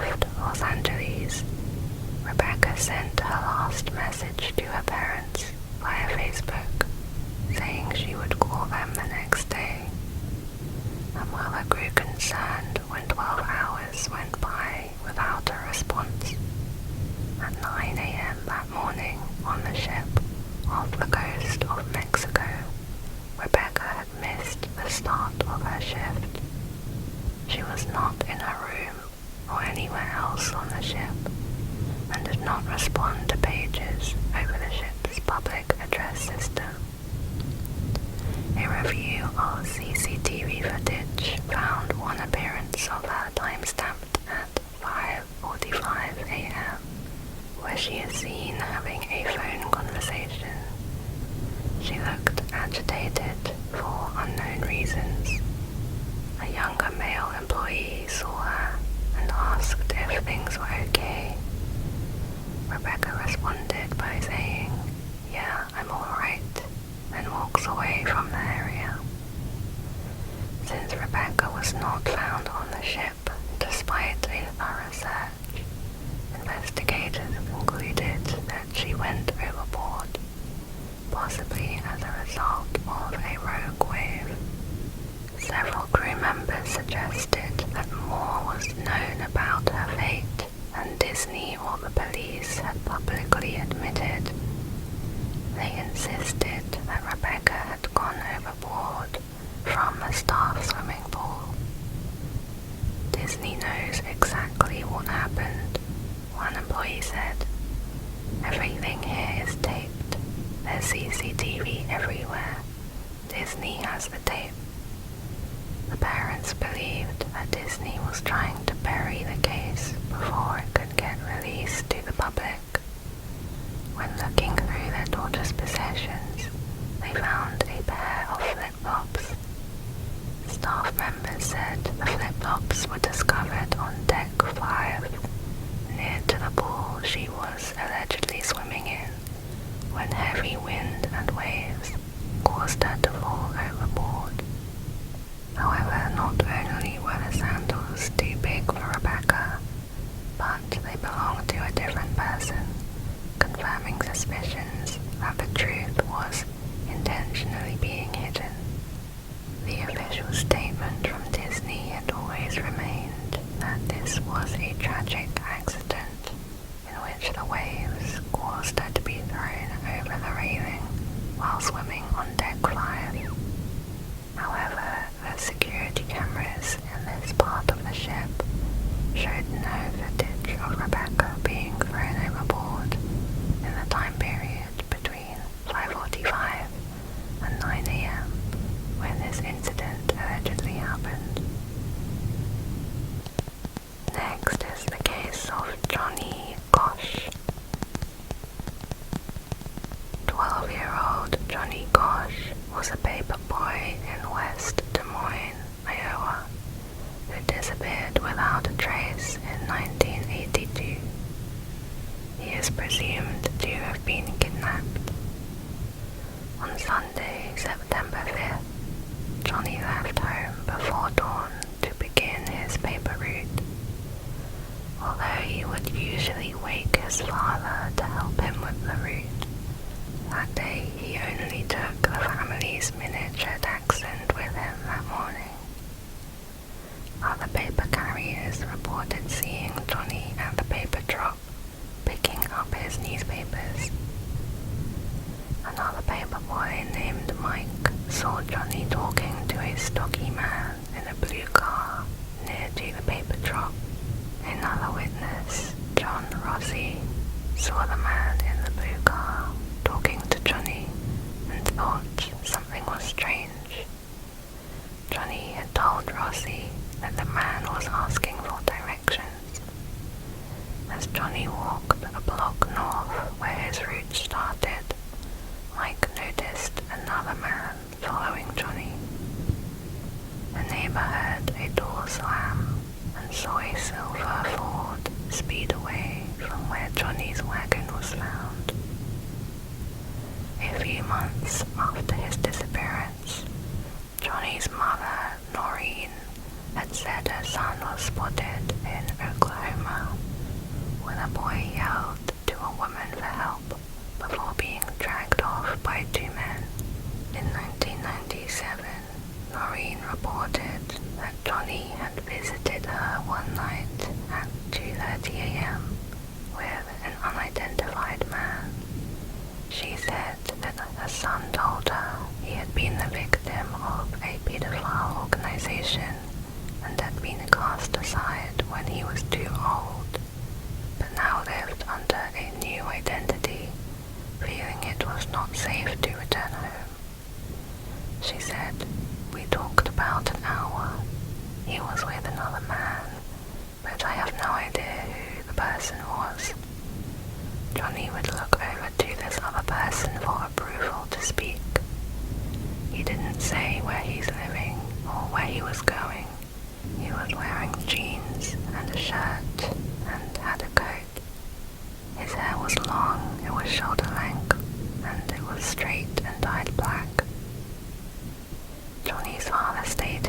but he is not sure whether or not such a visit actually occurred.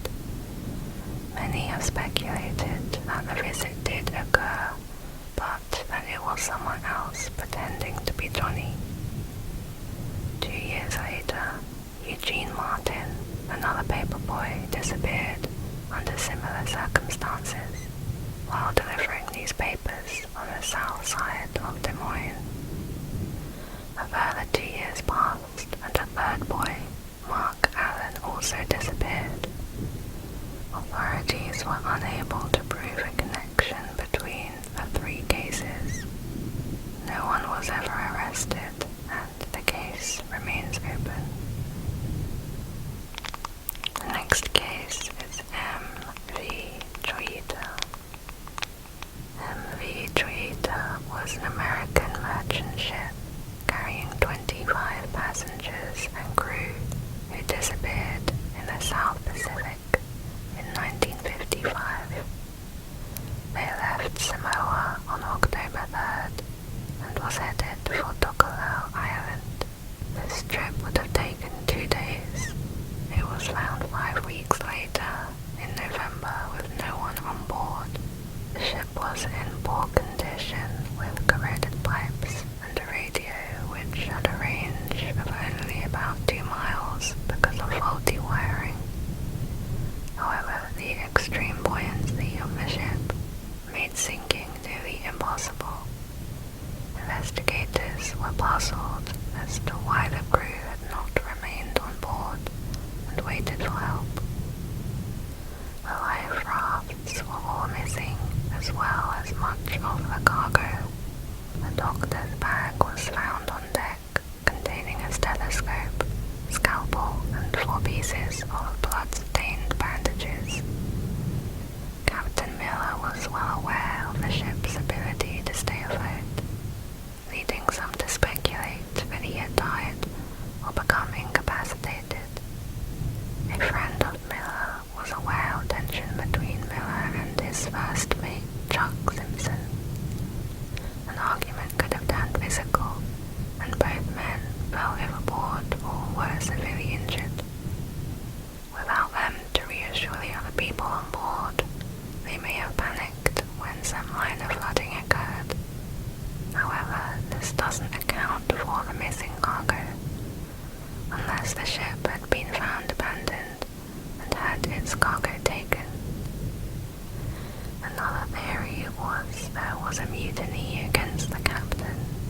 Flooding from a broken cooling pipe alarmed passengers and less experienced crew, who demanded for him to turn back. When the captain said no, they rebelled and he became incapacitated.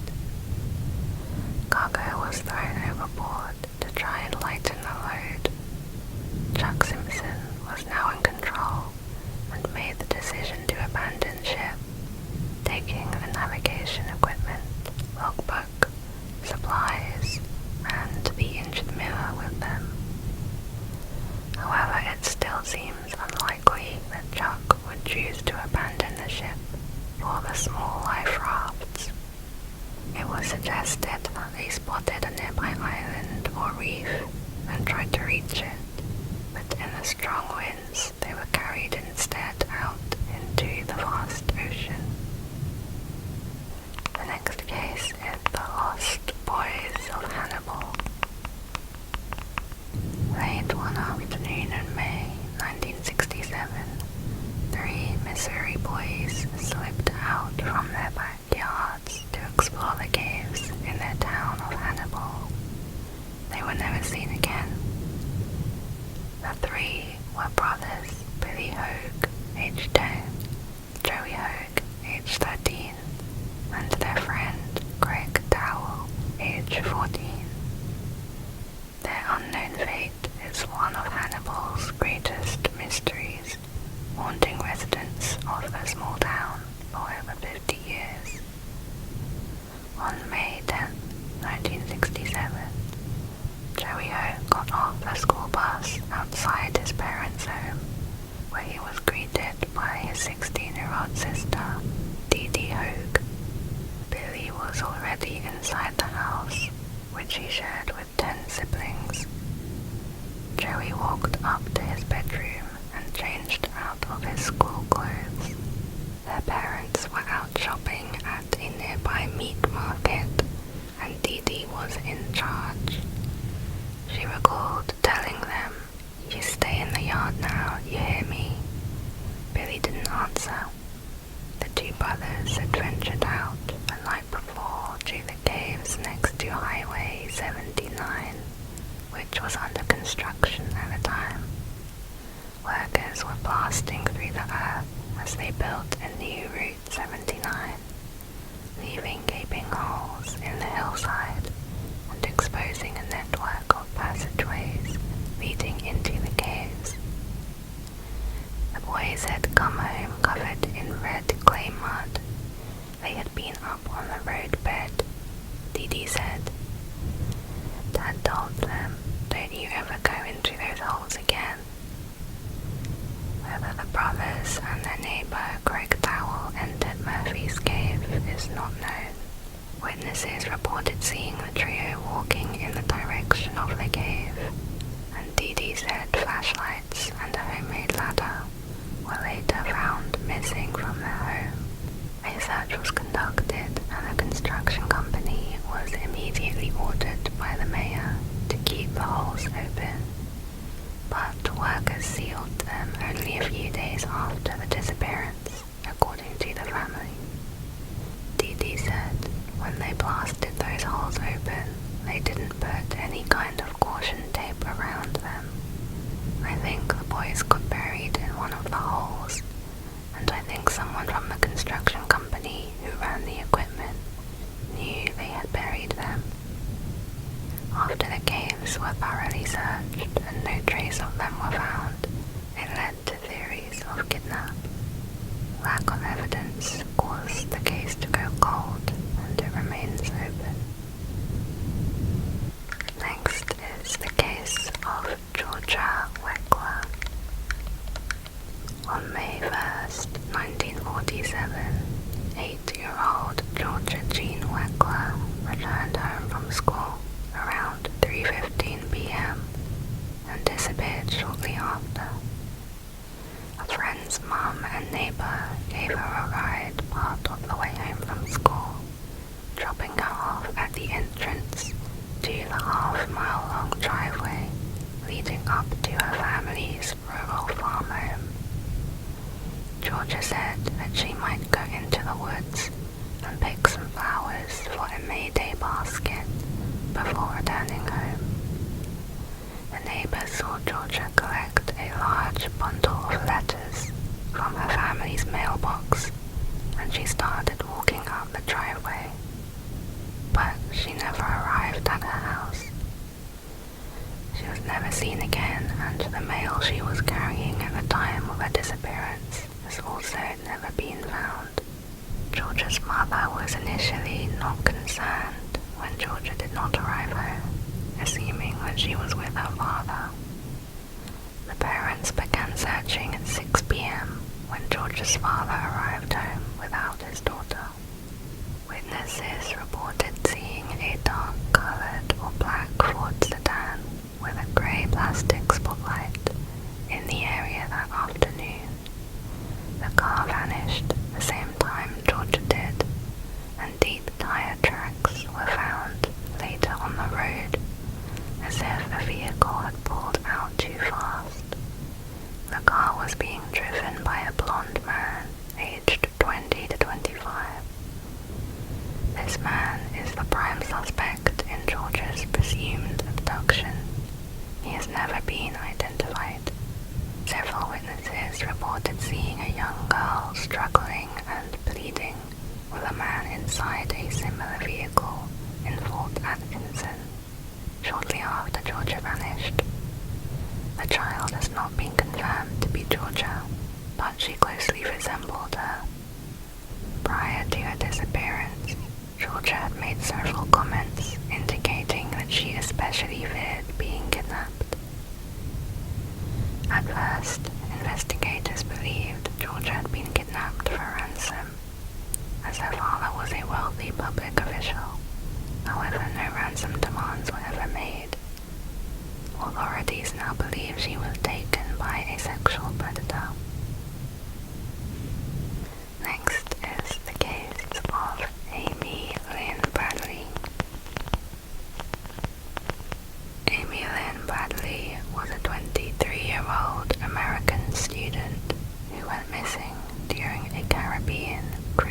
holiday in March 1998 on the way to Krakow. On Monday, March 23rd, Amy and her younger brother Brad went to the ship's nightclub to dance until the early morning hours. Brad decided to return to his cabin before Amy. The ship's door lock records show that Brad had entered the cabin at around 3:35 a.m. and Amy soon followed 5 minutes later. Brad said that he and his sister sat on the suite's balcony and they talked before he went to sleep. Amy stayed awake for a little longer before she fell asleep shortly after. Between the times of 5:15 and 5:30 a.m., Amy's father Ron woke and got up to check the status of his children. He saw Amy still sleeping on the lounge chair of their cabin balcony. He then dozed back off to sleep. When he woke up at 6 a.m., however, she was missing, along with her cigarettes and lighter. He later said, "I left to try and find her. When I couldn't find her, I didn't really know what to think, because it was very much unlike Amy to leave and not tell us where she was going." After Ron searched the common areas on the cruise, he woke up the rest of the family at 6:30 a.m. and told them Amy was gone. When authorities were alerted that Amy was missing, the Coast Guard conducted a 4-day search in the surrounding waters and along the cruise line. Authorities began to speculate that she may have fallen overboard and drowned, but investigators rejected this theory because Amy was known to be a strong swimmer and had previously worked as a lifeguard. The searchers found no trace of her. On the morning of the disappearance, 2 passengers told Ron that they saw a woman matching Amy's description taking an elevator to the ship's deck with cigarettes and a lighter. Later, a Canadian engineer claimed to have seen Amy walking with 2 men on a beach in Krakow. This was 5 months after the disappearance was made public. The witness noticed the woman was trying to get his attention until he lost sight of her at a nearby cafe. He was certain it was her. One theory was that she was kidnapped and sold into the human trafficking industry in the Caribbean. This theory is supported by a US Navy officer claiming that he heard a worker at a Caribbean brothel claiming to be Amy. There was also a 2005 photo that was emailed to Amy's family. In an interview, Amy's mother stated, "I remember watching people watch her admiringly, pointing suspicion to the staff and band members. The inconsistent story of one band member named Yellow, given to authorities, differed to what CCTV captured that night. Many people also suspected that a waiter was involved with the disappearance. Throughout the night, Amy's family was approached by the same waiter, asking to pass a note to Amy for him, inviting her to go drinking with him once they reached Krakow. In addition, the professional photographer had printed out all cruise photos to sell at a store, but the family could not find any of Amy's photos, making them believe they had been taken by somebody. Another theory was that Amy was murdered on the ship and thrown overboard, or the possibility she committed suicide. Next is the Martin family. The Martin family lived in Portland, Oregon, and disappeared in 1958. The missing included Kenneth Martin, aged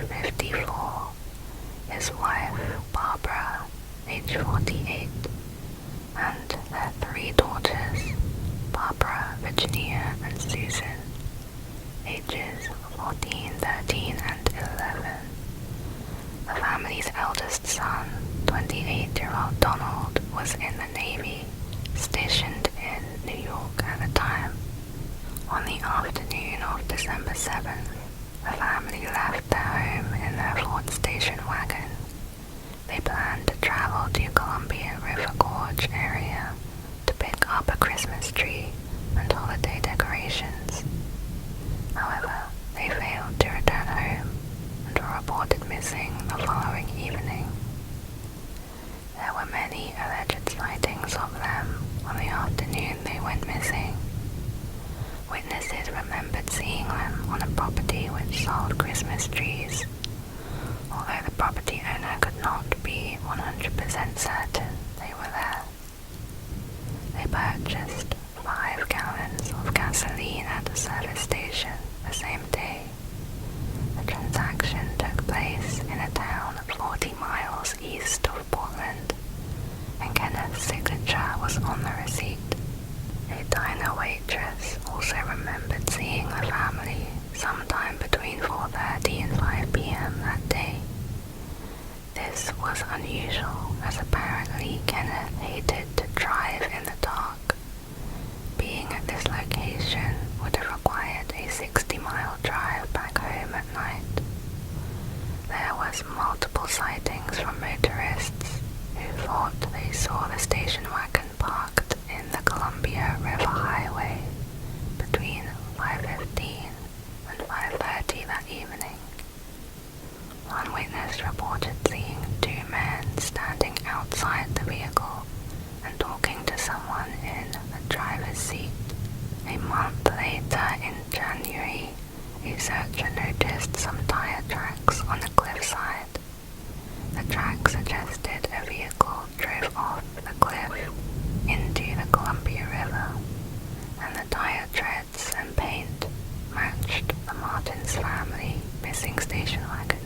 In May, a dredging operation was taking place in the river near that location, and an anchor from a drilling barge got caught on a large object deep in the water.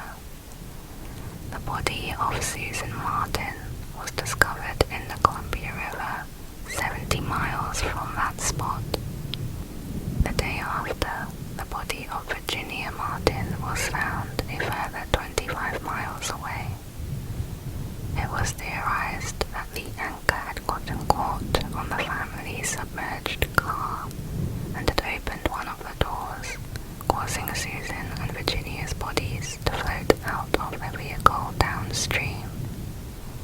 An autopsy found traces of hamburgers and fries in Susan and Virginia's stomachs. The digestion of the food indicated the girls ate 2 hours before they died, placing their times of death at around 6:30 p.m. on December 7th. The medical examiner ruled their cause of death as drowning, but the sheriff's deputy who photographed the bodies was certain he saw holes in both their skulls. Since they were cremated, this claim is impossible to confirm. A further search was performed off the Columbia River, but nothing could be found due to poor visibility in the water. While some believe the Martins accidentally drove into the river, others suspected foul play. One other theory was that Donald, the eldest son, could have hired someone to murder them and inherit their estate. He had a strained relationship with the family, plus his parents had caught him having an affair with another man, and they did not approve. However, there is a lack of evidence to prove any involvement from Donald. The next case is Kelly Bergdorf. 20-year-old Kelly Dove was last seen working at a gas station in Harrisonburg, Virginia, in 1982. The station was located on an isolated part of road a mile south of the James Madison University. Kelly's sister also worked there, and she had traded shifts that night. During Kelly's shift on June 18, she called the Harrisonburg Police Department to report a male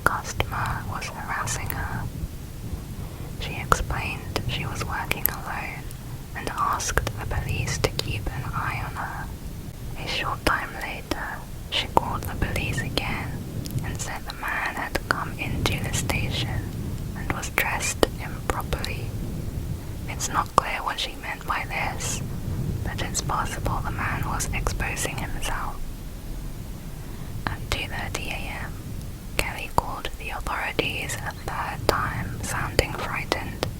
She said the man was back and he used a payphone outside the gas station to call her and make obscene comments. She said he was driving a silver or grey vehicle, possibly a Ford, and asked the police to send someone to help her. There was a shuffling noise and then the line went dead. Authorities stated they arrived at the gas station only 2 minutes after the conversation terminated, but no one was there. Kelly's purse and a magazine she'd been reading were left undisturbed on the counter, and a cigarette had burned out in an ashtray. There was no indication the store had been robbed, no sign of a struggle, and no clues as to Kelly's whereabouts. She has never been heard from again. Investigators estimated it would have taken only 15 seconds to abduct Kelly, force her into a vehicle and drive away. Her family thinks whoever took her must have been armed, as they described her as the sort of person who would have fought back if she could. Someone working at a nearby convenience store said a man driving a grey car stopped at the store about half an hour before Kelly disappeared. A witness described the man as 20 to 25 years old, with shoulder-length blonde hair. Kelly's sisters stated obscene calls and gestures were very common when women were working at the gas station alone at night. However, the calls stopped almost completely after Kelly disappeared. In the 6 weeks following her disappearance, the gas station only received one such call. Kelly's parents believe a man she went to high school with was responsible for her abduction. This individual, who has not been named publicly, had a record for indecent exposure and making obscene phone calls. He has never been charged in connection with her case. Investigators do not believe Kelly was specifically targeted by anyone. They think her presumed abduction was a crime of opportunity.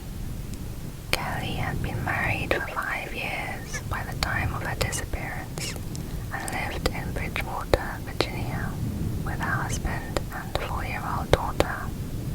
Her loved one stated she was happy with her marriage and had no reason to leave of her own accord.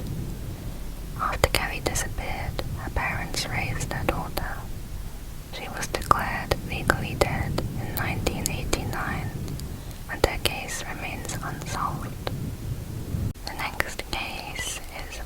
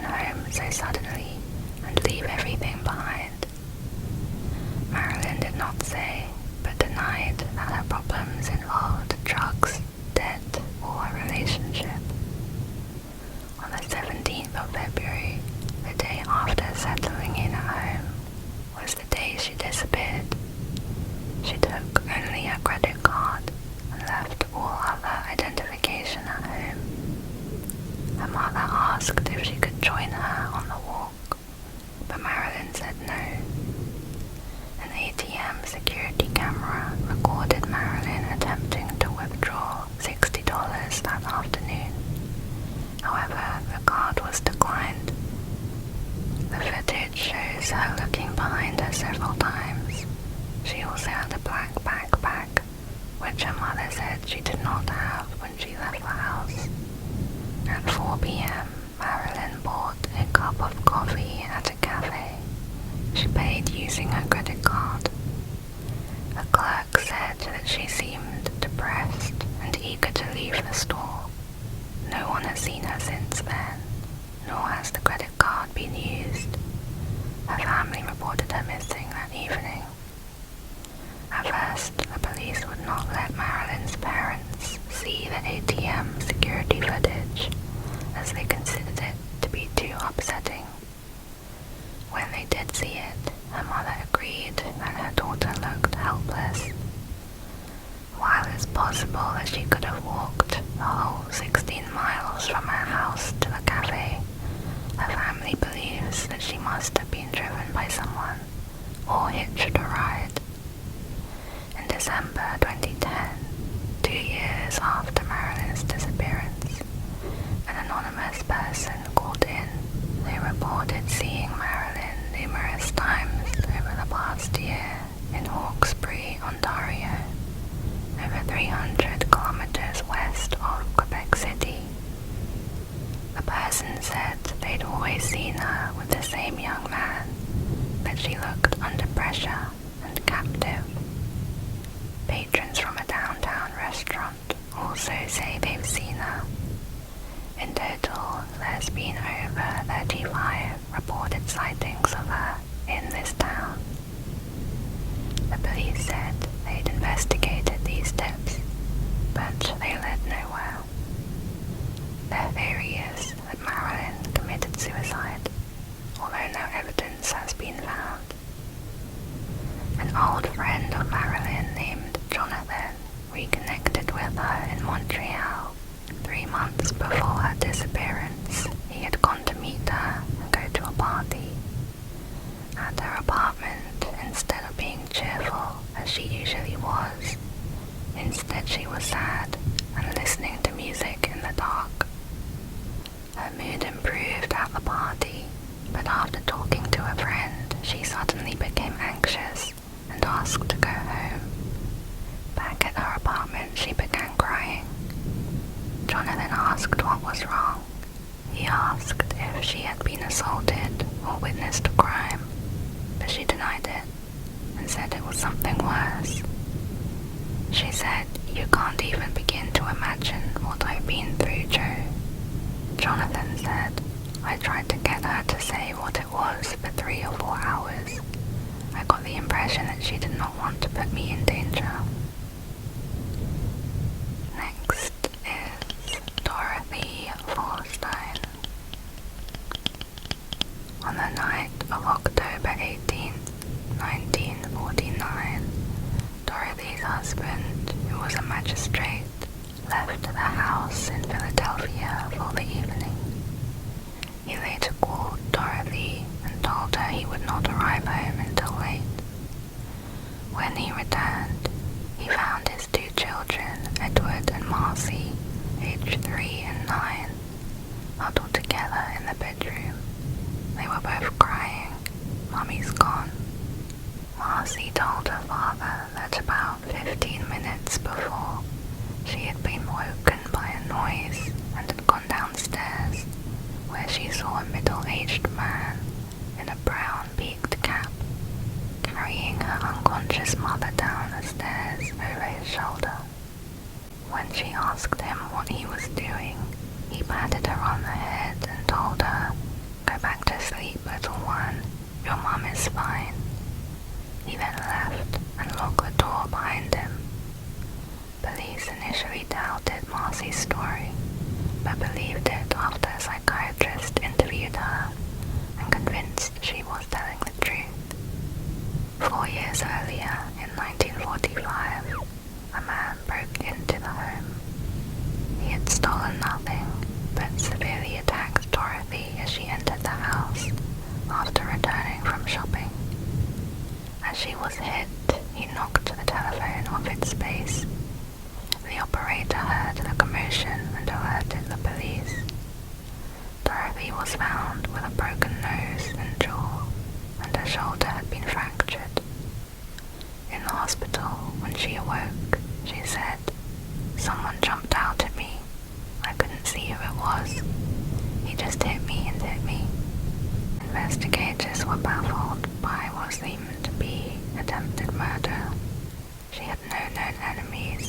and her husband had a solid alibi. Similarly, on this occasion, nothing was stolen from the house. No fingerprints were left behind by the intruder, nor were there any signs of forced entry, just as in the previous assault. A large search for Dorothy was conducted across the country. Dorothy was one of the most well-liked residents in the neighborhood. The most common theory was that the attacker might have been someone who appeared in court before Dorothy's husband, and they had assaulted her for revenge. However, Mr. Forstein couldn't think of anyone who could have held enough of a grudge against him to attack his wife. Following the first attack, Dorothy became paranoid and constantly on her guard, locking doors and windows and being afraid to go out in the dark. Mr. Forstein rarely left his wife and children alone, but on this occasion he was attending a political banquet. Their eldest child, 19-year-old Myrna, was visiting friends that night. In the years after Dorothy's abduction, one theory emerged involving a 29-year-old salesman named Morris Anmer. In 1944, the year before Dorothy's first attack, a crowd had gathered in Philadelphia to protest against a presidential candidate as he prepared to make a speech. Two policemen saw Morris and perceived him to be threatening. They pulled him out of the crowd on charges of inciting a riot, resisting arrest, and disorderly conduct. Morris was fined $10, but he countered it by filing assault and battery charges against the two officers, claiming they beat him for nearly 20 minutes. The policemen were originally held on $1,000 bail each by Magistrate James McBride.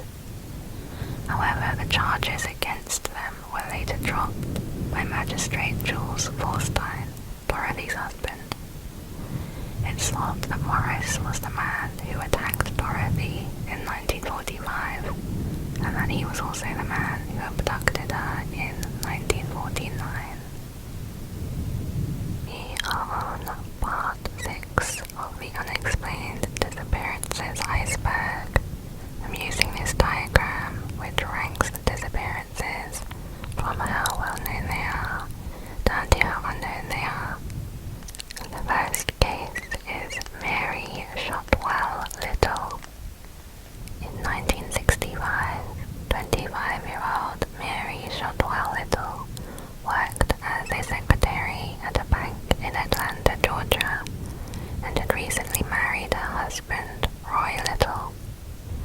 She suddenly disappeared just 6 weeks after her wedding.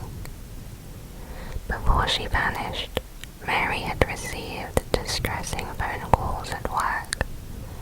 She had also been sent flowers from a secret admirer. The flowers were traced back to a florist located near to Mary's home, but the exact buyer is unknown. According to some of Mary's friends, she had been feeling generally unsettled in the weeks before she vanished, and had become afraid of being alone at home and in her car. A few days before she went missing, Mary had told a colleague there was something important that she needed to tell them, but they never learned what this actually was. On October 14, 1965, while her husband Roy was out of town, Mary had dinner with a co-worker and went shopping for a few hours. She said goodnight to her friend around 8 p.m. and went to her parked car. Mary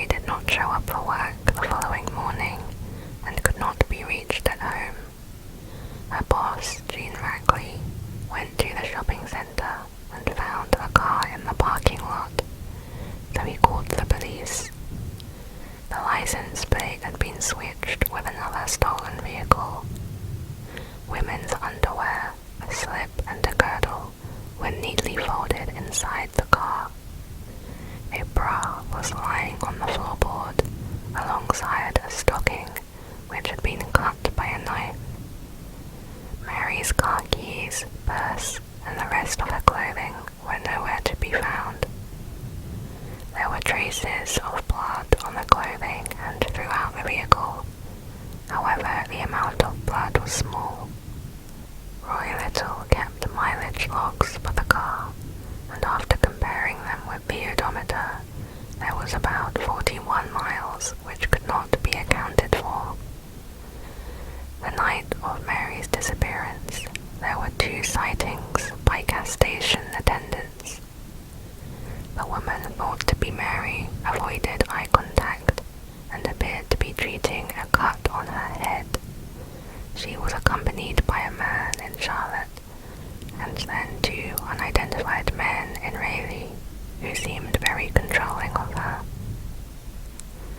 Some of Mary's friends disliked Roy and refused to attend their wedding, but Mary always gave the impression she was happy with her marriage.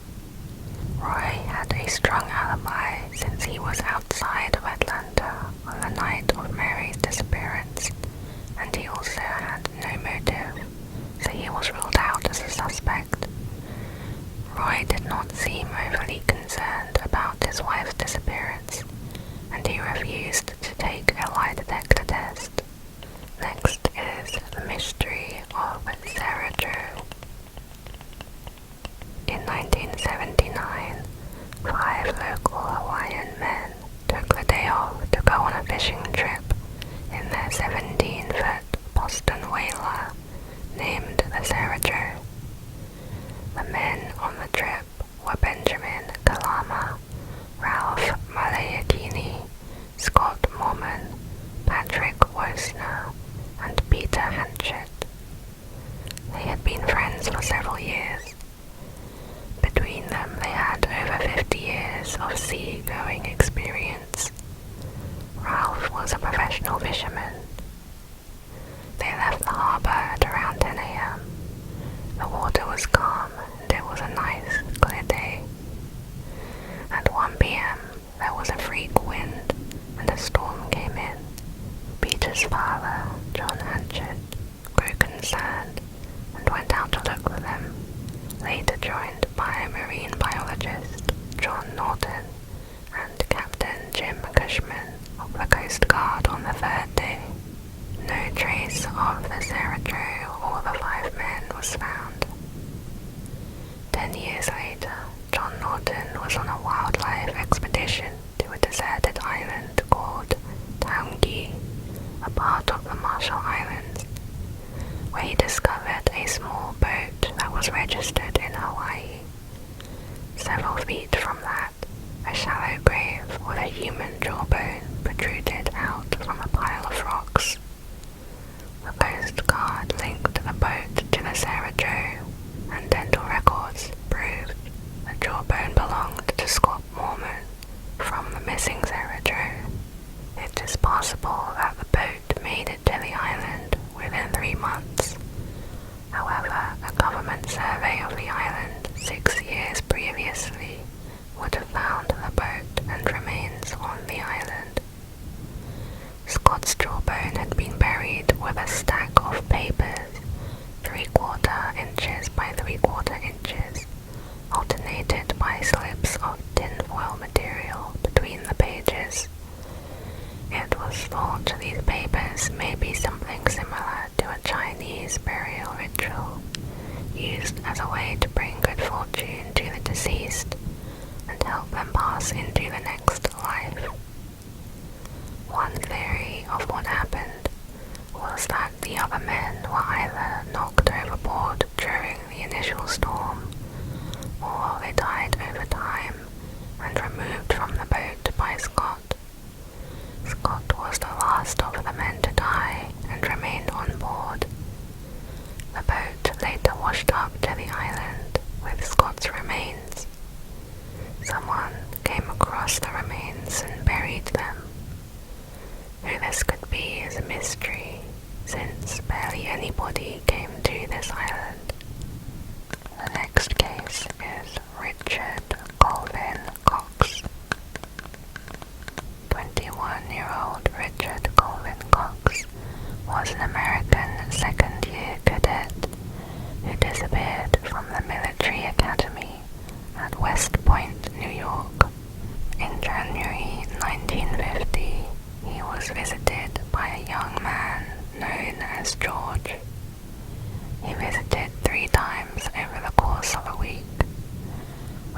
told his roommates this man was a US Army Ranger who had served in the same unit he had in Germany. He said the man liked to brag about killing Germans during the war, and that he hoped he didn't have to see him again. On the third occasion, Richard and George left the grounds of the academy saying they were getting dinner off campus and would return by 11 p.m. They were never seen again. Police, FBI, and CID got involved in the search and used both air and ground searches to check the reservoir, river, and pond. After 2 months of an extensive manhunt, no body or forensic evidence was found. Richard left behind $87 in his room, about $1,000 in today's money, as well as his family and fiancée whom he planned to marry after graduation. As for George, a search of army records only led to individuals who could not have been at West Point at the time of the disappearance. A retired U.S. Coast Guard officer named Ernest Shotwell said in a video interview that he had had a conversation with Richard at a Washington bus station 2 years after his disappearance. Although this sighting is not confirmed, some speculated the visitor, George, helped him disappear and start a new life. Alternatively, it is thought that Richard and his visitor had some kind of disagreement, which could have ended violently. Richard is the only cadet to ever disappear from the West Point Military Academy. The next case is Ben McDaniel. 30-year-old Ben McDaniel was last seen in Vortex Spring, Florida on August 18, 2010. He was an avid scuba diver and was working on getting a diving instructor certificate. That day, Ben went to Vortex Spring for a dive into an underwater cave 58 feet below the water surface. After resurfacing, he filled his tanks at the nearby dive shop and spent the afternoon testing equipment and making notes in his dive log. Later in the evening, he began descending again for a second dive around 7:30 p.m. Ben never returned home and has not been heard from again. 2 days later, on August 10th, employees from the nearby dive shop contacted the Holmes County Sheriff's Office after they realized Ben's pickup truck was still parked in the parking lot. Ben left behind several items in his truck, including a wallet with $680 cash, his driver's license, cell phone, dive logs showing the cave's exploration, and a map he made. Phone records show the last call he made the night he vanished was to his mother. He also left behind his dog at the beach house. Police believed that Ben never resurfaced and might have drowned somewhere in the cave during his dive. For months, divers searched nearly the whole cave. They found no sign of his body. 2 tanks known to belong to Ben were discovered near the entrance of the cave. The theory is that he drowned inside the cave and was washed out, since he was described to be overly confident in his diving abilities, or that he was attacked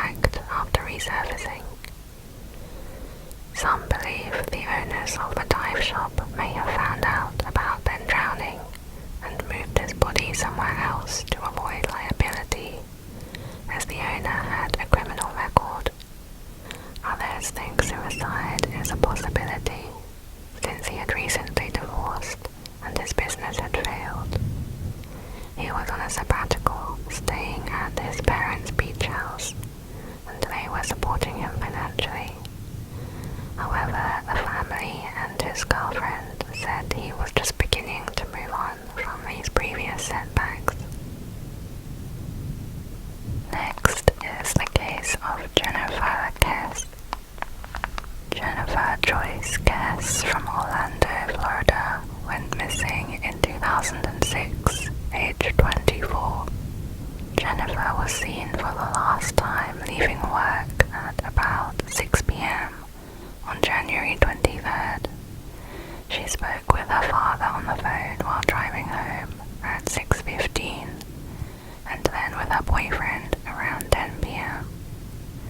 She was in the habit of texting or calling her boyfriend before leaving work in the morning, so it was unusual when she did neither the next day. When he tried to call her, it went straight to voicemail. By 11 a.m., when Jennifer failed to arrive at work, her employer contacted her parents, who then drove down to her house. Jennifer's parents noticed that her car was missing, but saw nothing out of the ordinary in her home. A wet towel and clothes were laid out, among other things, suggesting that she had prepared for work that morning as usual. At 12 noon, 1.2 miles from Jennifer's home, surveillance cameras at an apartment complex recorded a person parking her car and walking away.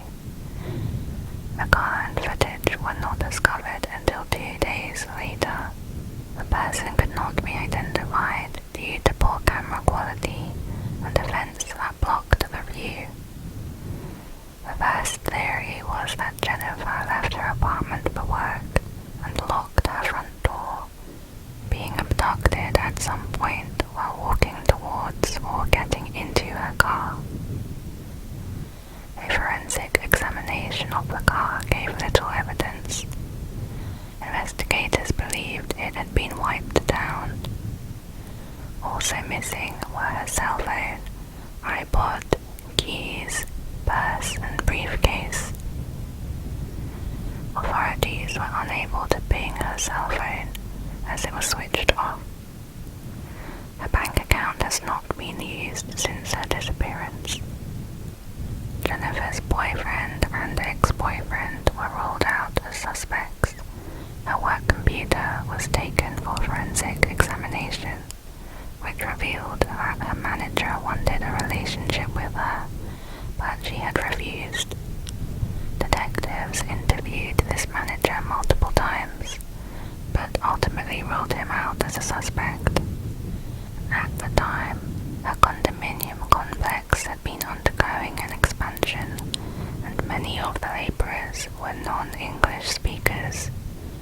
Jennifer told family members they had constantly catcalled, whistled and harassed her, making her very uncomfortable. Due to the language barrier, investigators were unable to interrogate many of them. No leads were discovered, but one theory is that the perpetrator was one of these construction workers, who then hid her body under the concrete they were pouring the next day. Next is the case of Juan Pedro Martinez.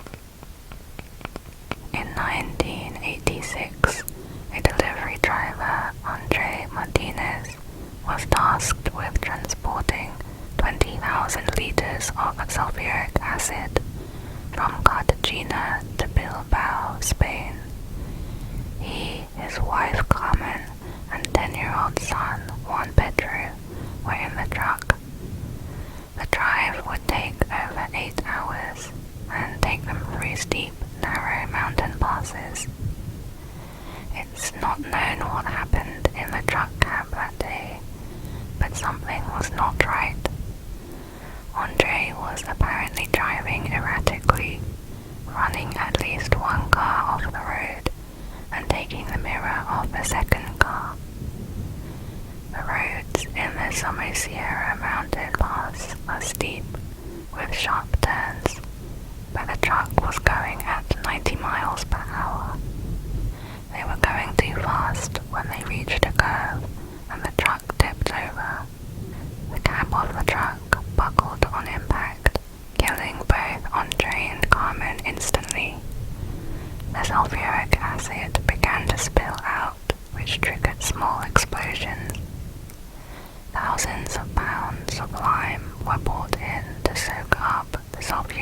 acid and keep it from reaching any nearby waters. The brakes were checked and found to be working fine. When investigators realized that Juan Pedro should have been in the wreckage, they launched a search that is still going on today. Extensive searches of the surrounding area found no trace of Juan Pedro. Witnesses that saw the accident claimed to have seen a white Nissan stop nearby the wreckage of the truck after the accident. It was driven by a tall man with a mustache. He was accompanied by a woman. Both individuals were described as very tall and Nordic-looking. They approached the truck and removed a small package before leaving the scene. However, this account is not verified, and they have possibly been exaggerated over time. The truck's tachometer showed that they made 12 unexplained stops during the journey. These were short stops that did not match with traffic patterns, with the shortest stop lasting only 1 second. There is currently nothing to explain these stops, though some theorize that Andre was trying to avoid or signal another vehicle on the road, possibly the white Nissan seen at the site of the accident. One theory is that Juan Pedro was kidnapped by drug traffickers. Examination of the tank allegedly showed trace amounts of cocaine. This led to speculation that Andre was involved in drug trafficking. It's possible that Juan Pedro witnessed something he shouldn't have and was taken to prevent him from speaking to authorities. However, no one saw the couple leave with Juan Pedro. Another theory says that Juan Pedro was injured and he wandered away disoriented. In the wilderness, he either succumbed to his wounds or found a river and was swept away. Next is the case of Lars Mittank. Lars Joachim Mittank was a 28-year-old German man who disappeared in 2014 near Varna Airport, Bulgaria. Lars was vacationing at a Golden Sands resort with his friends. On July 6th, the day before they were supposed to return home, Lars and his friends were at a bar in town. Lars got into a disagreement with some other German nationals over football. After leaving the bar, he disappeared for the rest of the night. Lars turned up at the resort the following morning and told his friends he was beaten up by 4 men, hired by the group in the bar whom he disagreed with the night before. He suffered from an injured jaw and a ruptured eardrum. He went and saw a doctor who advised him not to fly due to his injury and prescribed him the antibiotic Cefprozil. Lars's friends wanted to stay with him, but Lars insisted he was fine on his own and told them to fly back without him, which they did. Lars checked out of the resort at the same time as them before checking into the nearby Hotel Caravana for one night. It was during this night that Lars began to demonstrate strange behavior, appearing paranoid that he was being pursued by the group of men he said had beaten him the previous night. At one point, he hid in an elevator for a prolonged period of time before leaving the hotel around midnight and returning hours later. He even called his mother, asking her in a hushed voice to cancel his credit cards, as 4 men were intending to kill him. The following day, Lars travelled to Varna Airport, where he met with the airport doctor to discuss if his ear had healed enough to allow him to fly home. During the conversation, they were interrupted by a man who was working on a construction project at the airport. The doctor said that Lars began to tremble. He yelled, "I don't want to die here. I have to get out of here." He then got up, dropped all his stuff, and ran out of the office. He left behind all his luggage, including his wallet, cell phone, and passport. Lars fled from the airport wearing only his t-shirt and shorts. Multiple cameras record him running across the car park before climbing a fence and disappearing into a field of sunflowers. He has not been seen since. Some doctors have suspected that Lars' unusual behavior was the result of a rare side effect from the antibiotic that he was prescribed. However, according to the airport doctor, Lars had not been taking his medication. He didn't take those antibiotics. He didn't even fill out his prescription, the doctor said. So his behavior couldn't have been a result of that. "I can't think of a single reason why he left my office in such a panic. I'm still confused," he said. Lars's mother said that he had no history of mental illness. About a year after his disappearance, a truck driver thought he saw Lars hitchhiking in Varna. There have been multiple reported sightings, but none have been confirmed. In 2019, a German truck driver gave a hitchhiker a ride. The driver became aware of the case later and said that the man had resembled an older version of Lars. He had long hair and a beard, his eyes seemed tired, and his cheekbones were prominent.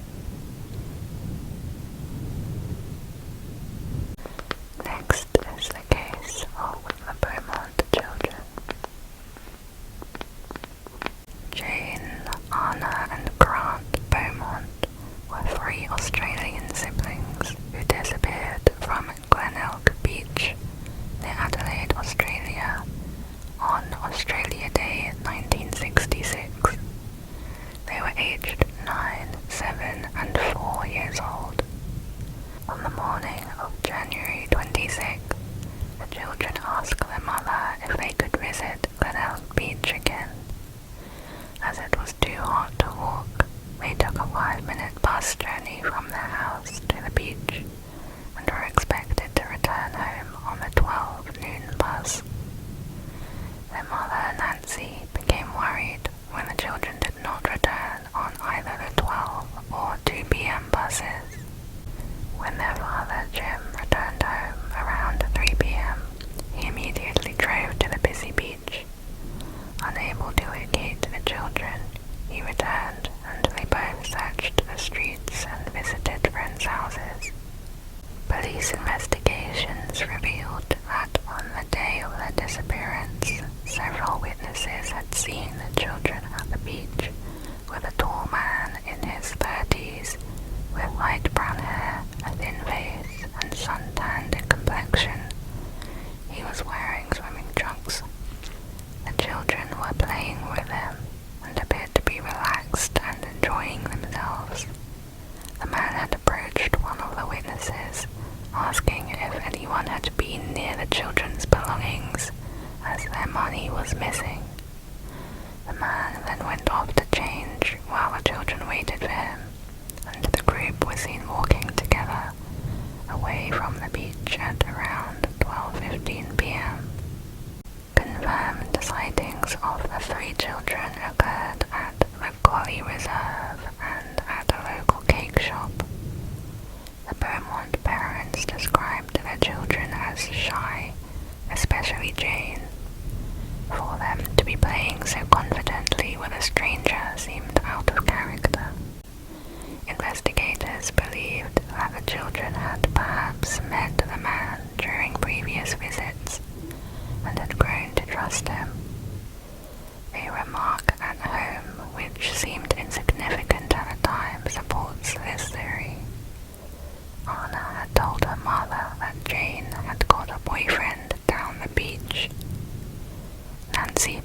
and a playmate and took no further notice until after the disappearance. Several months later, a woman reported that on the night of the disappearance, a man accompanied by 2 girls and a boy entered a neighboring house that she thought was empty. Later, she saw the boy walking alone along a lane, but he was pursued and roughly caught by the man. The next morning, the house appeared to be deserted again, and she saw neither the man nor the children again. Police could not establish why she failed to provide this information earlier. Other reported sightings of the children continued for about a year after the disappearance. There were several suspects, but not enough evidence to pursue anyone. The authorities maintain the reward of $1 million for any relevant information.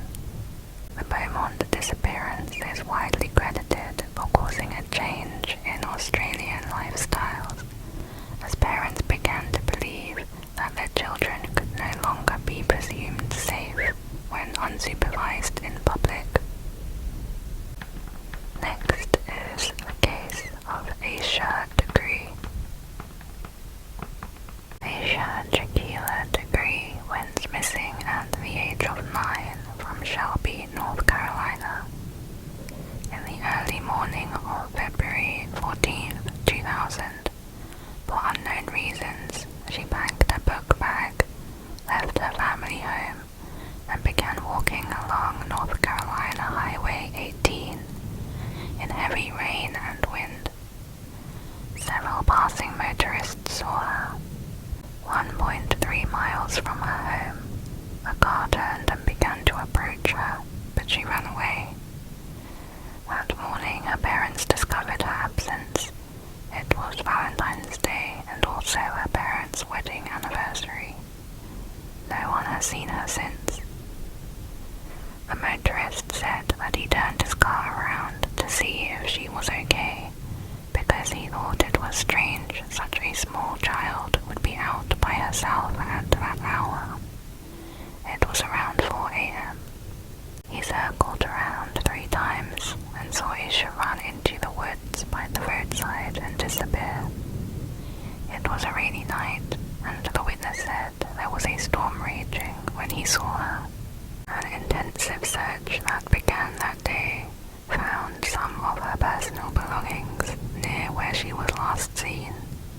A year and a half later, a book bag, still packed, was unearthed from a construction site along Highway 18, north of Shelby in Morganton. It was wrapped in a plastic bag. The worker who found it said the book bag contained Aisha's name and phone number. The FBI took it to the headquarters for further forensic analysis. The results from that testing has not been shared publicly. To date, it is the last evidence found in the case. While the circumstances at first seemed to suggest she was running away from home, investigators could not find a clear reason why she might have done so. It was said that Aisha was not a typical runaway. Most children who run away are at least 12 years old, and there was no known issue that she might have been running away from. Aisha had 2 loving parents, and her mother said she was a highly sensible, studious girl, and was wary of strangers. In 2016, the FBI disclosed that Aisha may have been seen getting into a dark green vehicle along Route 18 where she was last seen. It may have been a 1970s Lincoln Continental Mark IV, or possibly a Ford Thunderbird from the same era. It was described as having rust around its wheels. At the point where she ran into the woods, a billboard now stands, appealing for help finding her. Her family organize a walk to it every year. The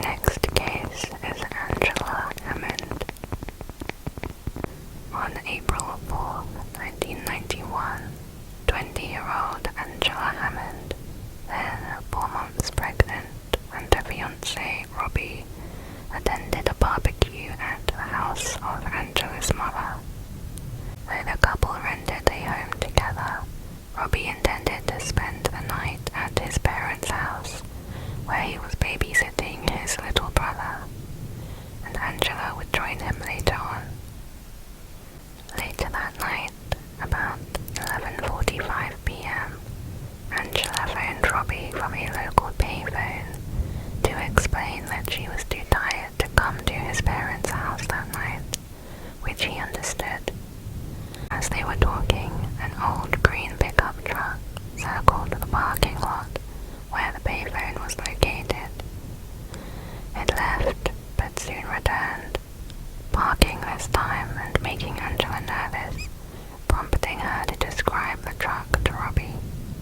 Soon, a man emerged from the truck and made his way over to the payphone booth next to Angela's, before leaving the booth shortly thereafter and appearing to look around his truck with a flashlight, as if he was trying to locate something. A few moments later, Robbie heard Angela let out a blood-curdling scream. Robbie bolted for his car and raced down the road to the payphone booth, which was only a few minutes' drive away. On his way there, Robbie spotted a pickup truck matching Angela's description, going the opposite direction. He noticed a man driving and saw what appeared to be Angela in the passenger seat, crying out his name. Robbie threw his car in reverse, wrecking his transmission, and pursued the kidnapper down a dirt road before his car died. Desperate and panicked, Robbie leapt out of his car and began running after the vehicle, but it was no use. This was the last time Angela was seen. When they were talking on the phone, Robbie suggested that perhaps the other payphone wasn't working, and maybe the man was waiting for her to finish her call so that he could use the booth she was on. This prompted Angela to lean out of the phone booth and ask the man whether he needed to use the phone, to which he simply responded, no. This spooked Angela even further. During the call, Angela also provided a description of the man to Robbie. She said he was white, had a beard and a mustache, and wore glasses, a baseball hat, and overalls. He was apparently very dirty. Shortly after this, Robbie heard Angela scream, and the unidentified abductor said, "I didn't need to use the phone anyway." After realizing he could not catch up to the truck, Robbie flagged down a passing vehicle, and the driver took him directly to the police station. Police turned their attention first to Robbie as a potential suspect, considering the possibility that he had made up the story as a cover. However, he was soon ruled out as the perpetrator. One theory that police made public in 2021 is the mistaken identity theory. This theory states that the abductor mistook Angela for the daughter of a police informant for a narcotics bust, who was also named Angela and who looked strikingly similar to Angela Hammond at the time. A letter made from magazine clippings was sent to the police informant. It said, "Hello, we know who you are. People like you deserve what you get. We know where your foxy daughter is at. She will see us soon. Tell your wife she has our deepest sympathy in her further loss. Goodbye." The informant was living with his family in Clinton at the time, while his daughter Angela sat safely at home. The letter was postmarked 4th of April 1991, the same day that Angela Hammond was abducted. Furthermore, an anonymous tipster called the Clinton Police Department recently, giving two names that confirm this missing identity theory. The police have asked this anonymous tipster to come forward. Since that announcement, no further information has been released. This is part 7 of the unexplained disappearances iceberg. The first case is the Jameson family. Bobby Jameson, his wife Sherilyn, and their 6-year-old daughter Madison were living what appeared to be normal lives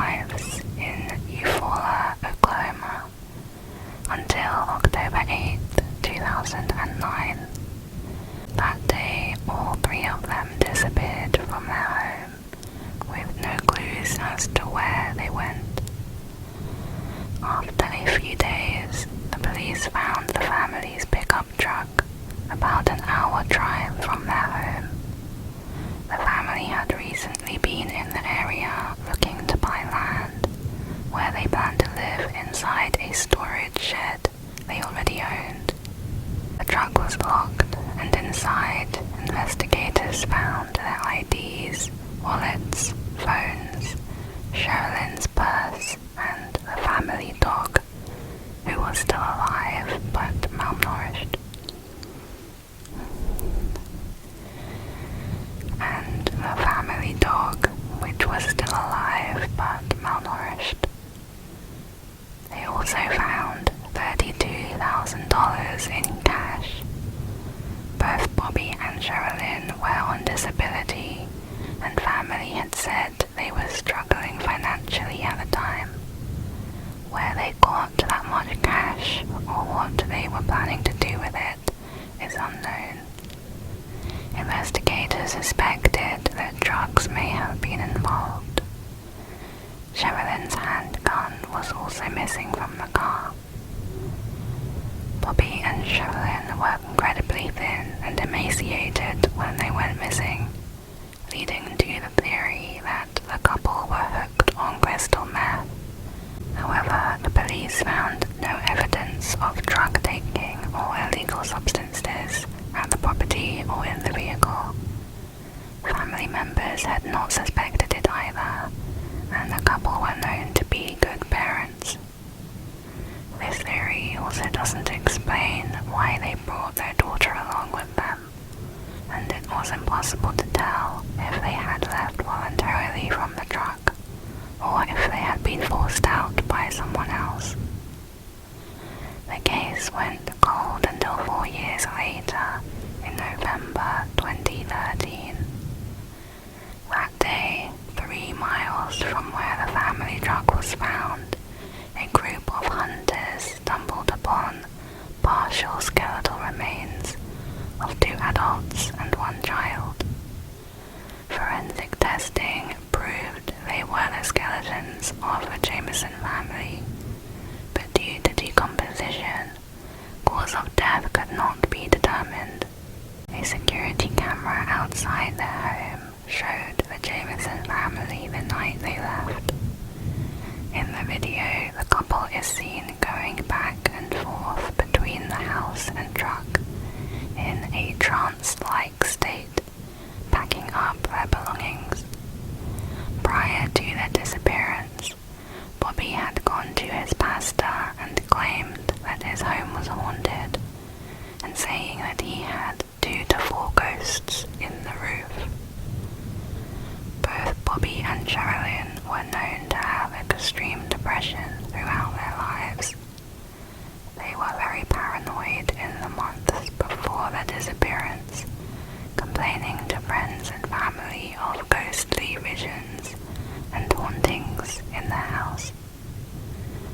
Sherilyn's mother believed that the Jamesons had somehow gotten involved with a cult and were murdered by violent members, but no evidence was found to support this theory.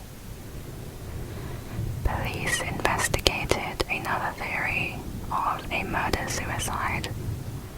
They discovered an angry letter written from Sherilyn to Bobby that was 11 pages long. They speculated that Bobby had driven his whole family into the woods, murdered his wife, daughter, and then himself. But again, this can't be proven. The 3 bodies were found side by side, and Bobby's skull was found with a large, unexplained hole in it. Next is the case of Brian Schaffer. In 2006, Brian Schaffer was a 27-year-old medical student at Ohio State University. It was Friday and the beginning of spring break. At 9 p.m., Brian went out to celebrate with a friend, Clint Florence, and they bar hopped to several places before ending up in a bar called the Ugly Tuna Saloona. Around midnight, a third friend, Meredith Reed, had also joined them. The bar was crowded and Brian was separated from his friends. Meredith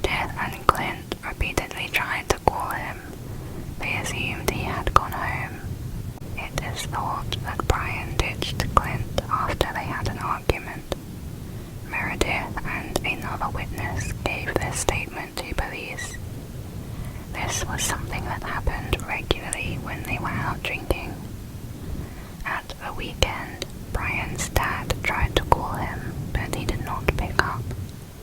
On Monday morning, he missed his flight to Miami that he and his girlfriend Alexis had scheduled long before. He was then reported missing. Police searched the Ugly Tuna Saloon. At the time, the surrounding area had a high crime rate, so the bar had installed security cameras. Footage showed Brian, Clint and Meredith going up an escalator to the bar's main entrance at 1:15 a.m. Brian was seen again outside the bar around 1:55 a.m. He talks briefly with two young women, says goodbye, then he goes off camera in the direction of the bar as if to re-enter.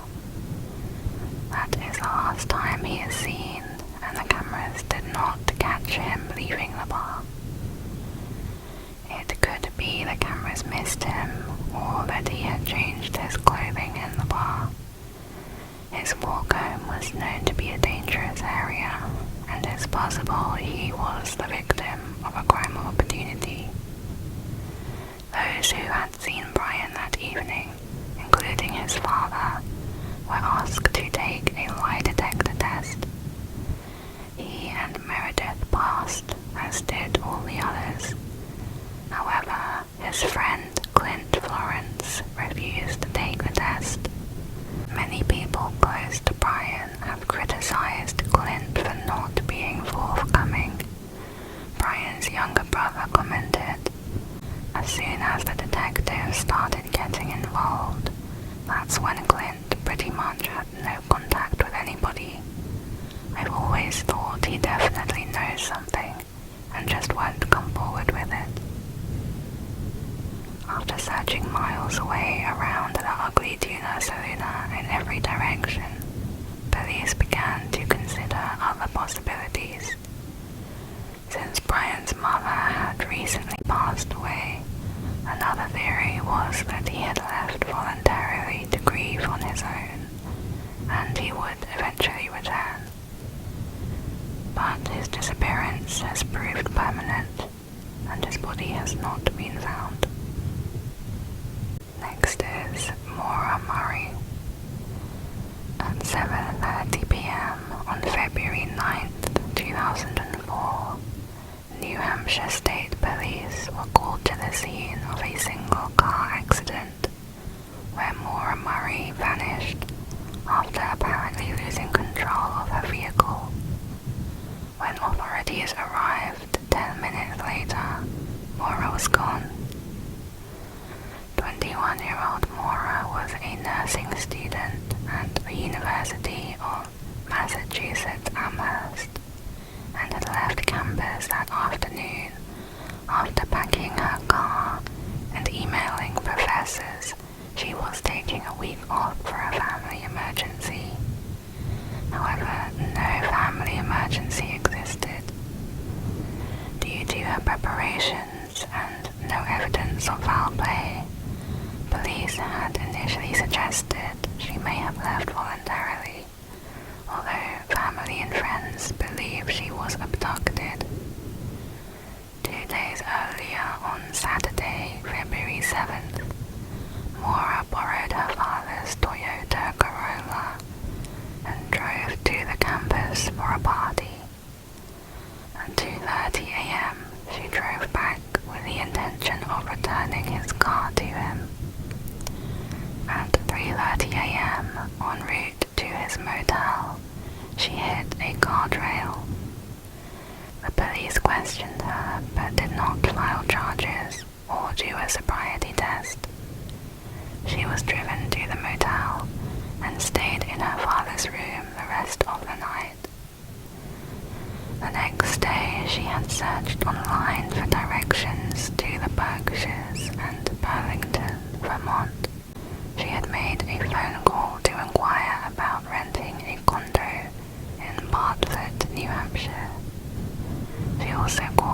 number which provides pre-recorded information about booking hotels in Stowe, Vermont.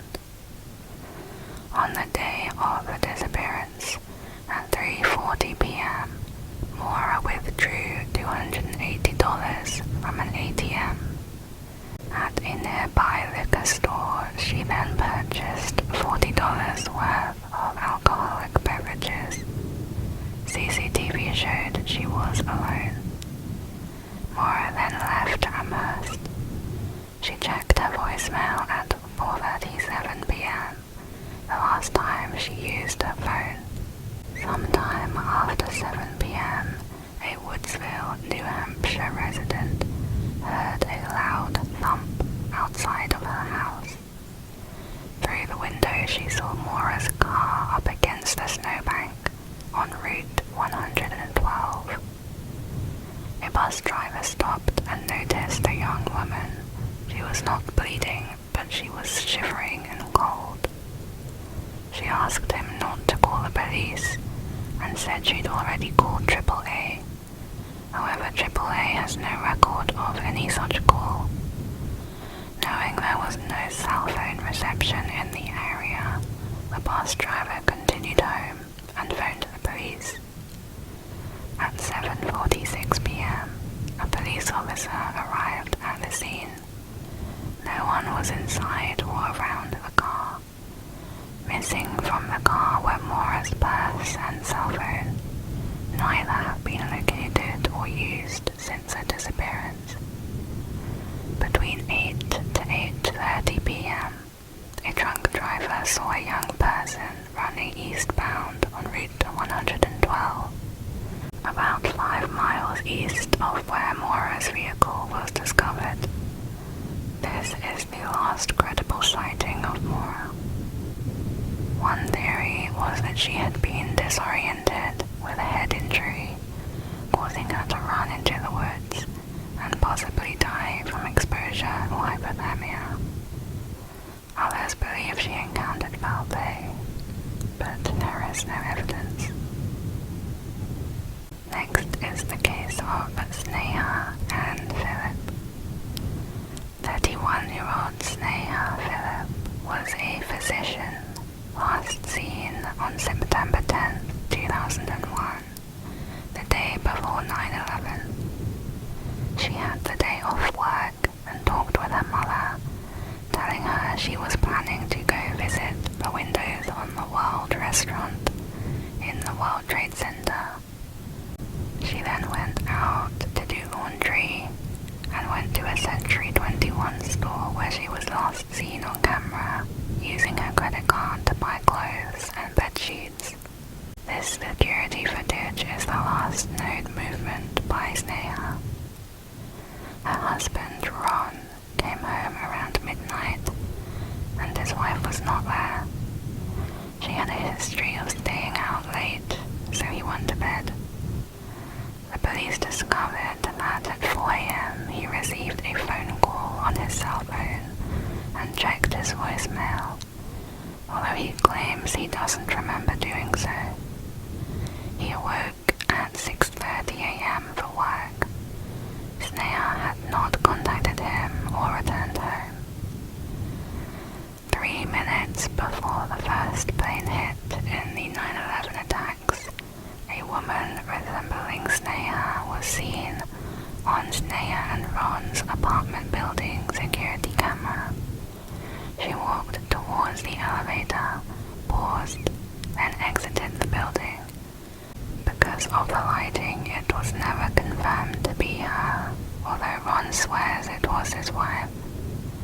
Her family and investigators believe that after the attack, she must have gone to the site to help, since she had a medical background. She was listed as a victim of the terrorist attacks for 2 years before her name was removed from the list. The NYPD had found many details about Sneha's life that suggested she may have been elsewhere or already deceased when the towers fell.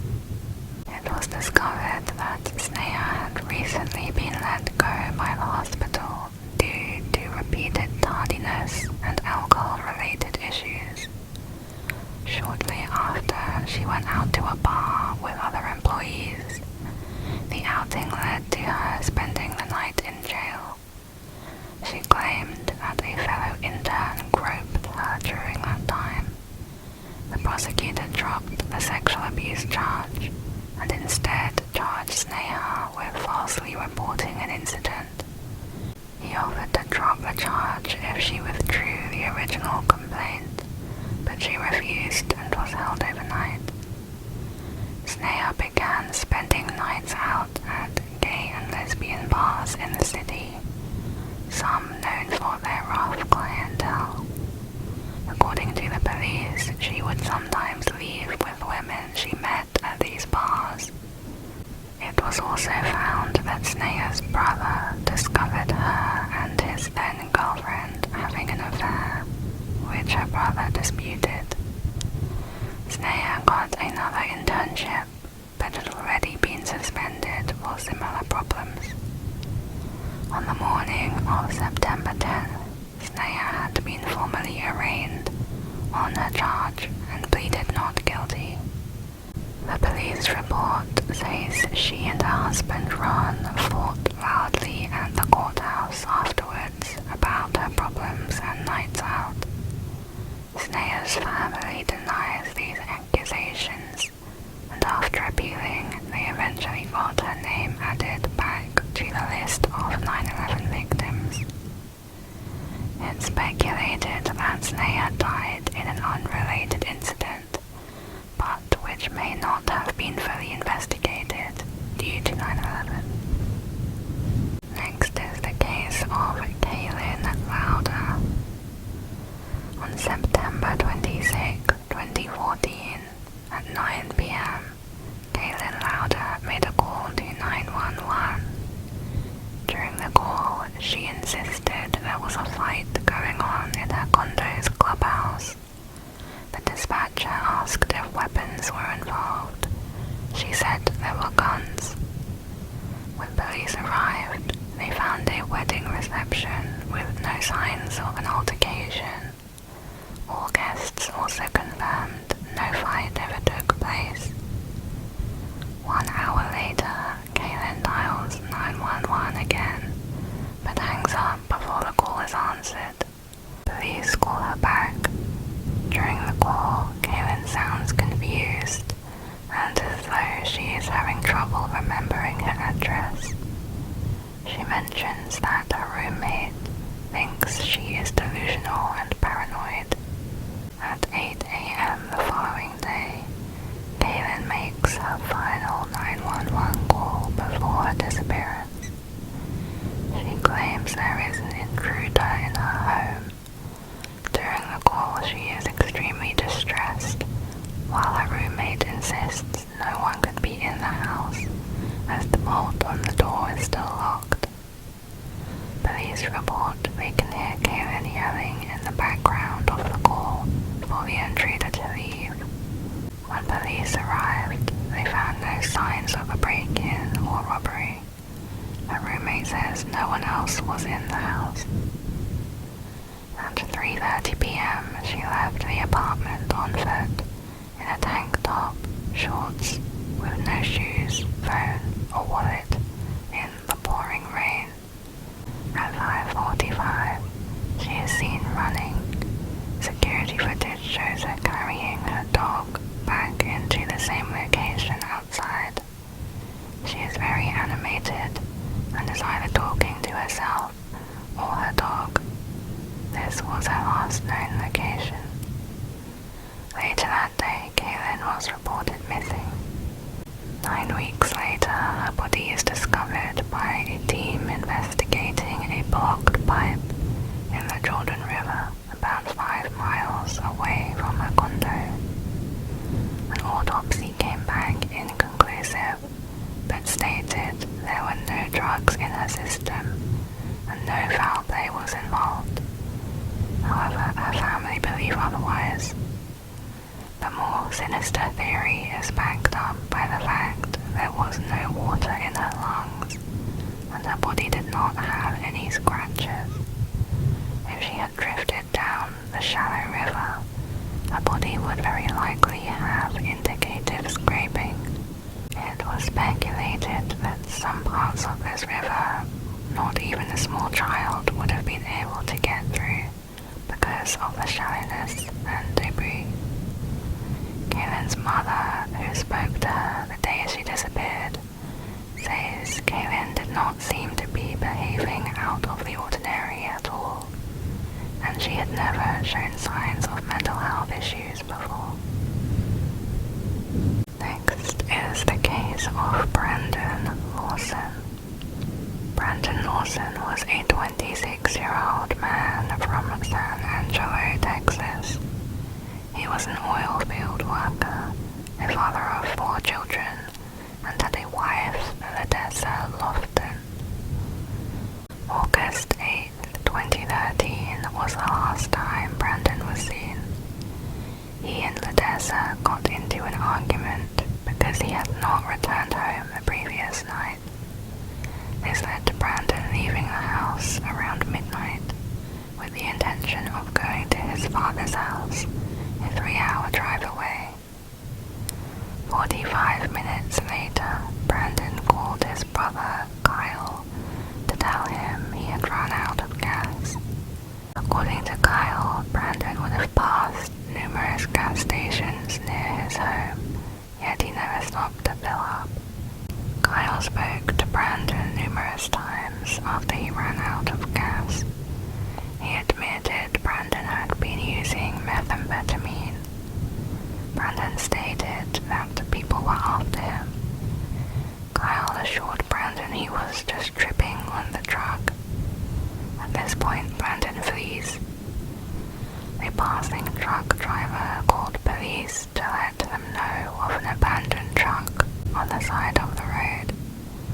Kyle and his girlfriend Audrey arrived at the scene at 1 a.m., around the same time as the responding officer.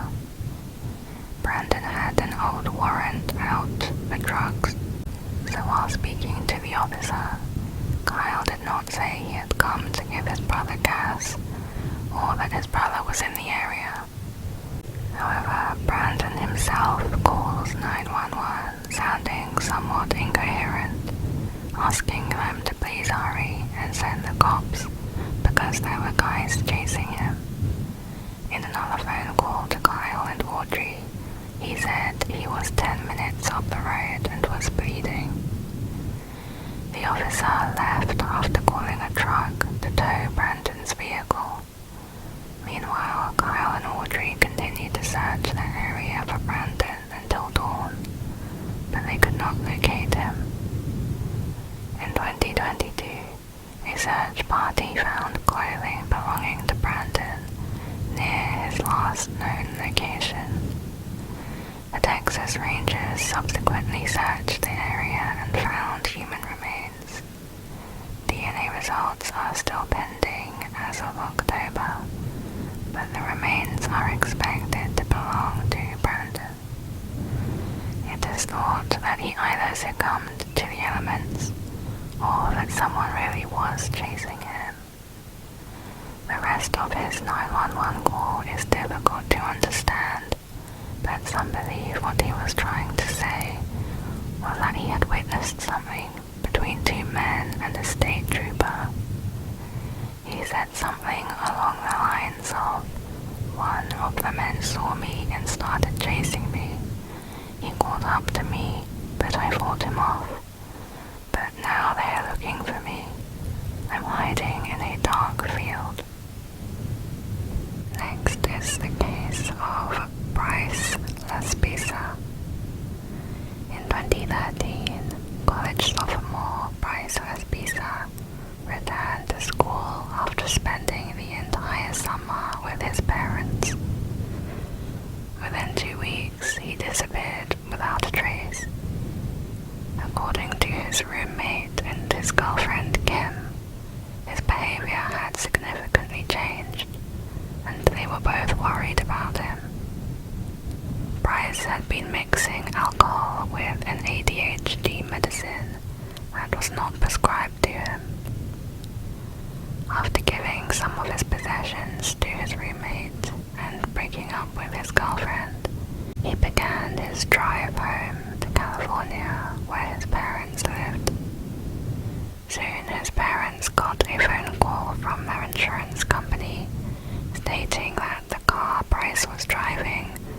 requested roadside assistance. He was in a small town 3 hours away from them called Button Willow. His mom, Karen, called the company that serviced the car, and they stated the car had just run out of gas and they had filled it up. They said Bryce seemed to be fine. Karen asked Carlos, the serviceman, if she could speak with him, since Bryce had been declining her calls. Bryce tells his mom he is fine. She tells him to drive home. He agreed, and they were expecting him around 3 p.m. But by 5:30 p.m. he was not home and still not answering his phone. Karen then called the police. They found Bryce sitting in his car only 8 miles away from where the car was serviced. The police tell Bryce to call his mom. He is very reluctant, but he does. His mom asks what he's doing, but he doesn't have an answer, just that he is blowing off steam. She again tells him to come home. The police officer did a sobriety test and searched his car and confirmed Bryce seemed totally fine, coherent and alert. Karen calls Carlos, the serviceman, who offered to go check to see if Bryce was still there.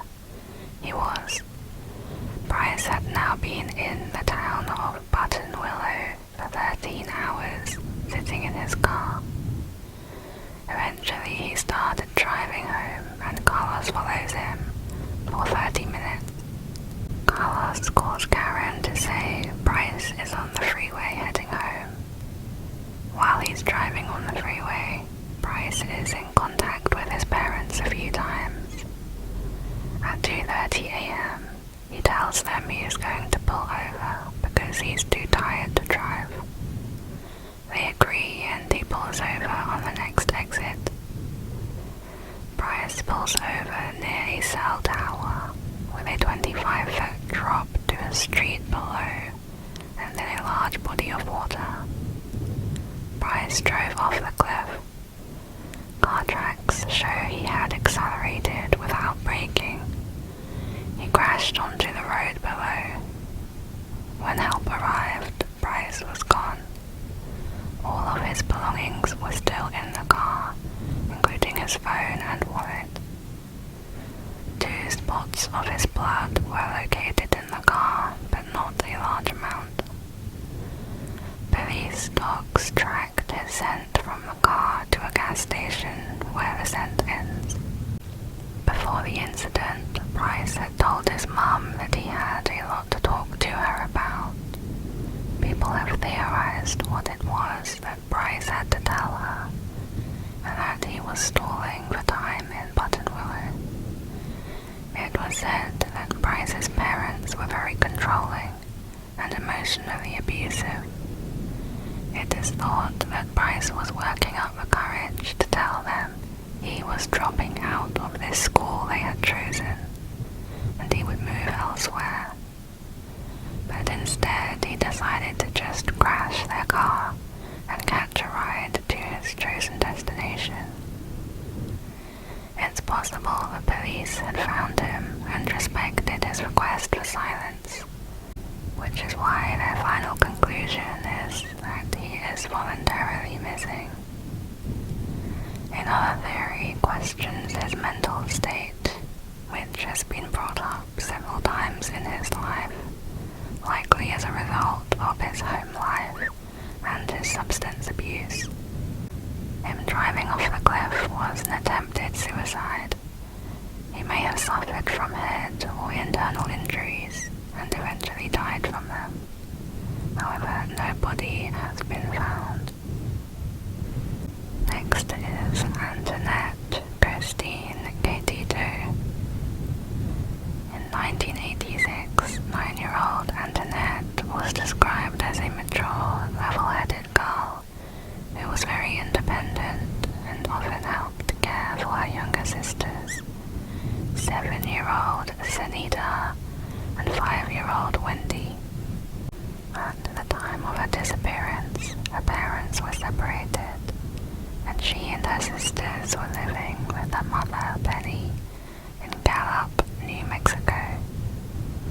On the night of April 5th, the girls stayed at home with a babysitter while Penny went out with friends to a local bar.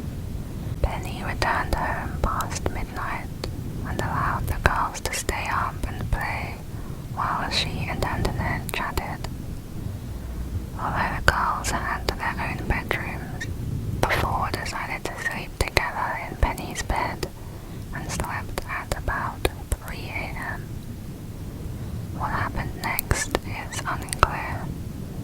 According to one article, Antoinette and Sunita were still awake when they heard a knock at the door sometime after 3 a.m.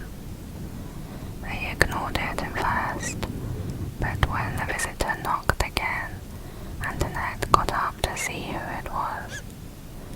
Sunita said the man identified himself as Uncle Joe, Penny's brother-in-law. He told Antoinette, "Hurry, we're cold out here, open the door."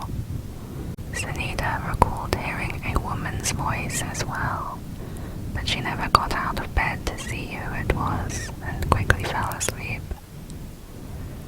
In another version, Sunita and Penny were asleep, but 5-year-old Wendy was awake and followed Antoinette to the front door. When Antoinette opened the door, 2 men snatched her, forced her into a vehicle and drove away. Wendy did not tell anyone this until she was 10, because her mother was distraught and she was scared she would get into trouble. A neighbor told police they saw a brown truck with New Mexico plates parked in front of the Cadito home between 6:30 and 7 a.m. They watched the man walk through the front door, but said it wasn't unusual to see visitors' cars at the house at all times of the day. This man remains unidentified. When Penny got up at 7 a.m., she assumed her daughter went to look for a neighbor's lost dog. When she realized no one had seen her all morning, she called the police at 11 a.m. Detectives tracked down the real Uncle Joe, who was quickly dismissed as a suspect. 1 year later, police received a disturbing 911 call from a young girl claiming to be Antoinette. She says, "I'm Antoinette Cadito. I'm in Albuquerque." The dispatcher says, "Okay, whereabouts in Albuquerque?" A male voice is then heard saying, "Who said you could use the phone?" The girl screams and there is a sound of a struggle. Penny listened to the recording and believed the voice on the tape was her daughter. 3 years after the 911 call, a diner waitress in Carson City, Nevada, served an unkempt couple traveling with a girl who resembled Antoinette. The girl had deliberately dropped her fork on the floor, then squeezed the waitress's hand when she returned it to her. When the couple left, the waitress found a note on a napkin that said, "Help me, call police." None of the 3 have ever been identified, and it's not known whether this girl was Antoinette. Detectives suspected that some family members, particularly her mother, Penny, knew more than they were willing to admit. Detectives stated that Penny did not reveal that a number of people had been in and out of the house the night of Antoinette's disappearance, along with other undisclosed details that the family didn't admit until the detectives found that information on their own. Next is the case of Brandon Swanson. Brandon Swanson was 19 years old and living in Marshall,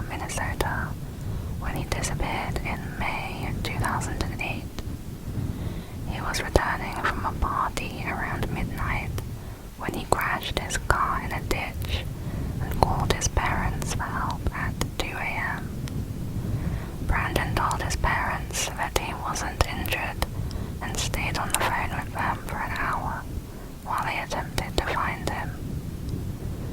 At 3 a.m., suddenly Brandon exclaimed, "Oh shit," and that was the last thing that was heard from him. His mother, Annette, said they continued calling out his name in hopes that he could hear them. Brandon's father had said it sounded as if he might have tripped and fallen. His parents drove around the area where he had said he was, but they could not find him. Brandon was never found, but his car was located the following day, 25 miles from where he said, indicating he was lost and had given his parents the wrong location. Brandon had very poor eyesight, so if he had dropped his phone, he may not have been able to find it in the dark, especially since he had been drinking, although not excessively. The main theory seems to be that he fell into a nearby river and drowned. However, the police dogs smelled his scent on both sides of the river, suggesting he crossed over. Another theory was that he made it out of the cold river and died of hypothermia, as temperatures were around 40 degrees that night. The dogs also picked up a trace of his scent on a private farm and his machinery, but the farmer would not allow a search. This led to theories that the farmer had disposed of his body, or that Brandon was accidentally run over by farm machinery. Next is Diane Orchard. Diane Louise Orchard was 40 years old when she disappeared in 1998 from Odessa, Florida. On April 10th, around 11 a.m., Diane was seen leaving her home. She did not return later that evening. The following day, on the 11th, a witness reported seeing Diane walking on Route 19 in Hudson, Florida. Diane was diagnosed with bipolar, but did not take her medication on a regular basis. Diane had gotten divorced early in the 90s, and her 3 children were taken from her custody in 1988. With increasing stress, along with her disorder and depression, Diane began committing various minor offenses that led to her arrest multiple times. Diane had not taken her medication on the day of her disappearance, so her mother and the police considered it to be an episode of her bipolar. Days later, on April 13th, Diane's mother received a missed call from her daughter. According to Diane's mother, on the answering machine, she heard the words, "Help, help, let me out." She also heard in the background there seemed to be scuffling taking place, as if somebody was trying to take the phone away from her. Just before the call ended, Diane said, "Hey, give me that." And suddenly the line went dead. The caller ID pinpointed the possible location of where this call took place, which came from a business called Starlight around the Odessa area. Panicking, Diane's mother tried to call the business, but nobody answered. It's not known exactly what this business was, but some believe it to have been either a strip club or a motel. On April 15th, 2 days following this phone call, a discovery was made. Around the area of the sighting of Diane on Route 19, the severed tip of Diane's right middle finger with the nail was found. 2 weeks later, at a nearby convenience store, a bag was found inside a freezer. Inside were some clothes that were neatly folded. In the year 2000, years after the first bag was found, the girlfriend of Diane's brother found another bag in Pasco, Florida, at a Circle K convenience store. It was a Ziploc bag that had the name Diane written on it with a permanent marker. Inside, there was a lipstick, eyeliner, and perfume. Diane's mother told investigators these items were something she would have used, but there hasn't been any confirmation whether these belonged to Diane. Eventually, another witness came forward, stating that Diane was spotted at a location named Coral Sands Motel. The manager, Gary Evers, was later apprehended and charged with murdering a man in 2001. Gary is considered to be a possible suspect in Diane's case, but there hasn't been any solid evidence. To this day, there have been no promising leads when Diane is nowhere to be found. Next was Susan Walsh. Susan's case is one that I have fully covered in a previous video. It is a tragic, unsolved mystery with a lot of theories, but no real evidence. If you would like to watch that, the link will be in the description. The next case is Sigmund Adamski. Sigmund Adamski was a 56-year-old Polish miner living in West Yorkshire, England. On June 6, 1980, he strangely disappeared from his home after leaving to go buy some potatoes.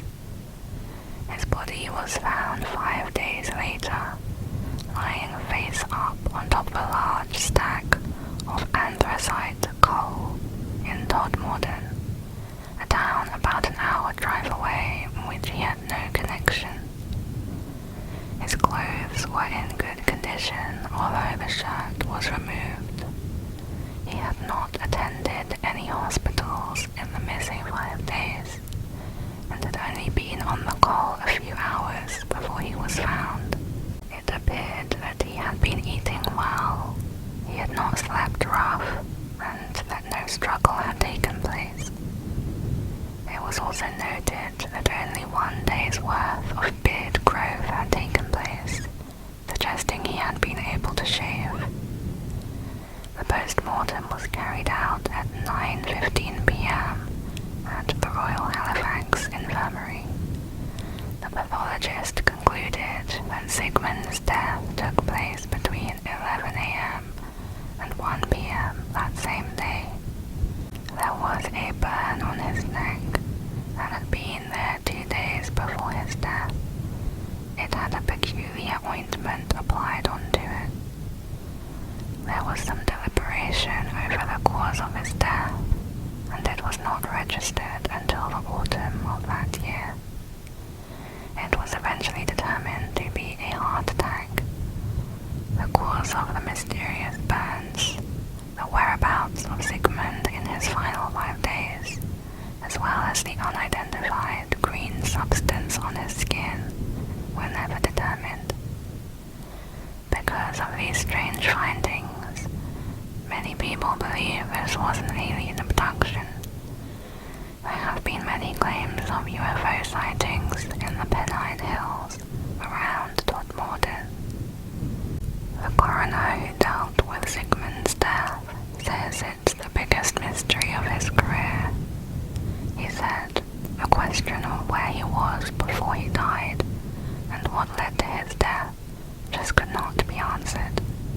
Here on the final part of the iceberg, supposedly the most unknown cases out of all of these on the diagram.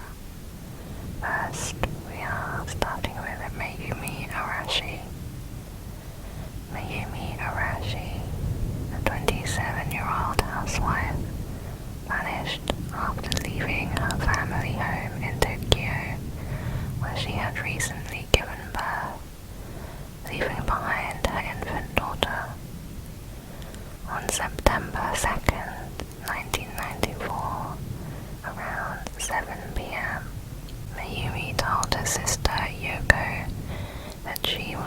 going out to meet with her female classmate and left. The next day, Mayumi does not return home. Yoko contacts the classmate who says, "I hadn't made any plans to meet Mayumi."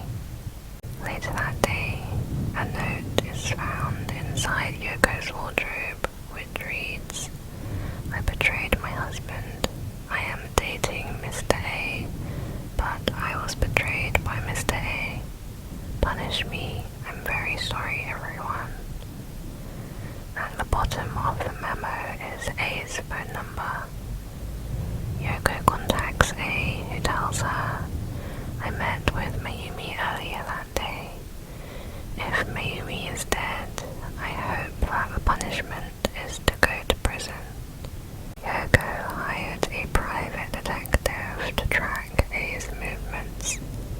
They discovered that on March 9th, 1995, he was seen going into the woods holding 2 cans of drinks. The police searched the area but found nothing. Years later, in 2011, Super J TV channel did a segment on Mayumi's disappearance and interviewed her family. Her sister Yoko was interviewed first and tearfully recalled the events as previously mentioned. The father is then interviewed at a different location. He says that they didn't know anything about Mayumi's affair until Yoko had found that note. And on the day she disappeared, it seemed like something was bothering her. But what caught the attention of viewers at home was a piece of paper stuck to a shelf behind the father, which went completely ignored. On the piece of paper was written, "Don't believe what Yoko says." It's not known who put the note there. One theory says it was the mother or the father who wrote this note. It suggested that Yoko may have had a mental illness or was abusive to them. They were scared to say it out loud because Yoko was in the next room. Mayumi had been taking care of Yoko at the time, as she had recently had surgery, although it's not known what for. It was suggested that Mayumi intentionally disappeared. In 2013, it was reported that Yoko also disappeared. There does not seem to be any public information on her case. Next is Damien Mackenzie.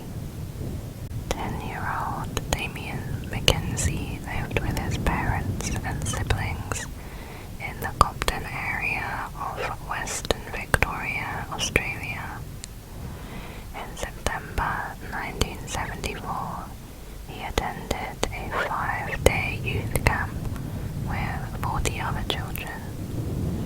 They would catch a bus every day to different wilderness areas to participate in activities. The children were always heavily supervised by experienced adults, and none of the activities could be considered dangerous. On September 4th, Damien and the group set out for Stevenson Falls at Marysville.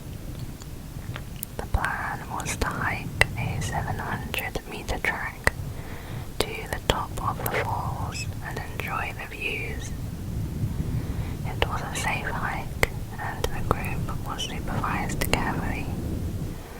Participants remained within eyesight of each other until Damien walked ahead and around a corner, briefly out of sight of the others. When other members of the group came around the bend, he was nowhere to be seen. Within minutes, camp supervisors searched the immediate area and could not find him. He didn't respond when his name was called,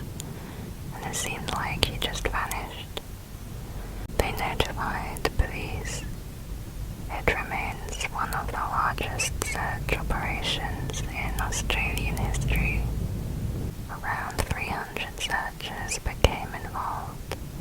They covered an area of around 19 square kilometers in difficult terrain and weather conditions. The official search ended after 4 days. Authorities expressed little hope for finding Damien alive. Family, friends, and local volunteers continued to search for Damien over the years. No trace of him was ever found. The main theory is that he got lost and then fell or died of hypothermia.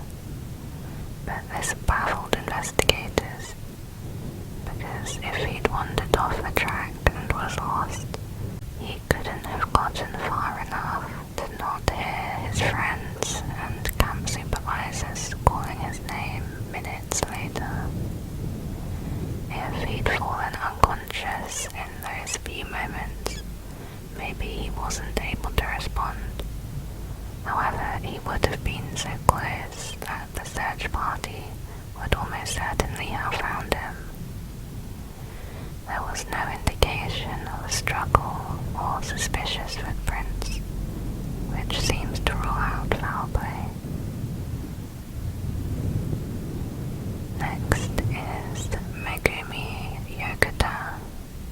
Megumi Yokota is a Japanese girl who was abducted by a North Korean agent in 1977 when she was 13 years old.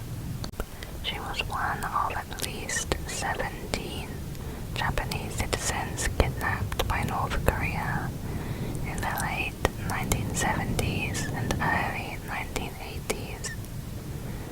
The North Korean government has admitted to kidnapping her, but has said that she died in captivity. Megumi was abducted while walking home from school in her seaside village. It's believed she witnessed activities of North Korean agents in Japan, and so the agents wanted to silence her. They reportedly dragged her into a boat and took her straight to a facility in North Korea, where she was taught the Korean language. She was then assigned to a university where North Korean spies were taught foreign languages. She taught Japanese to spies who were being trained to infiltrate Japan. Also at the first facility were 5 high school students, aged between 16 to 18, who had been recently abducted from South Korea. These include Kim Young-nam, who would reportedly later marry Megumi. In 1987, they had a daughter. North Korea advised that Megumi had committed suicide in 1994, aged 29, and they returned what they said were her cremated remains. Japan stated that the DNA test showed they could not have been Megumi's remains. Although it was later reported the sample may have been contaminated, meaning the results are inconclusive. Recent North Korean defectors have confirmed Megumi is still alive. A South Korean magazine stated a 2005 directory of Pyongyang residents listed a woman with the same birth date as Megumi and a similar spouse name to Megumi's husband. Sources later indicated that this was actually Megumi's now 24-year-old daughter. In 2012, North Korea advised that Megumi's daughter had been placed under the supervision of Kim Jong-un's sister, and that the North Korean government may be planning on using Megumi's daughter in future negotiations with Japan. The main theory of Megumi is that she was trained as a spy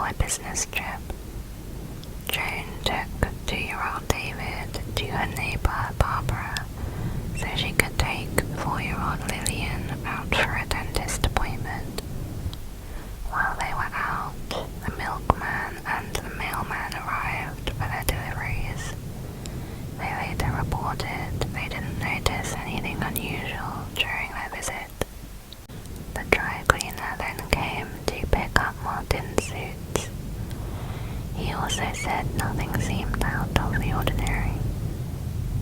Around noon, Joan went to get her son and put him down for his nap.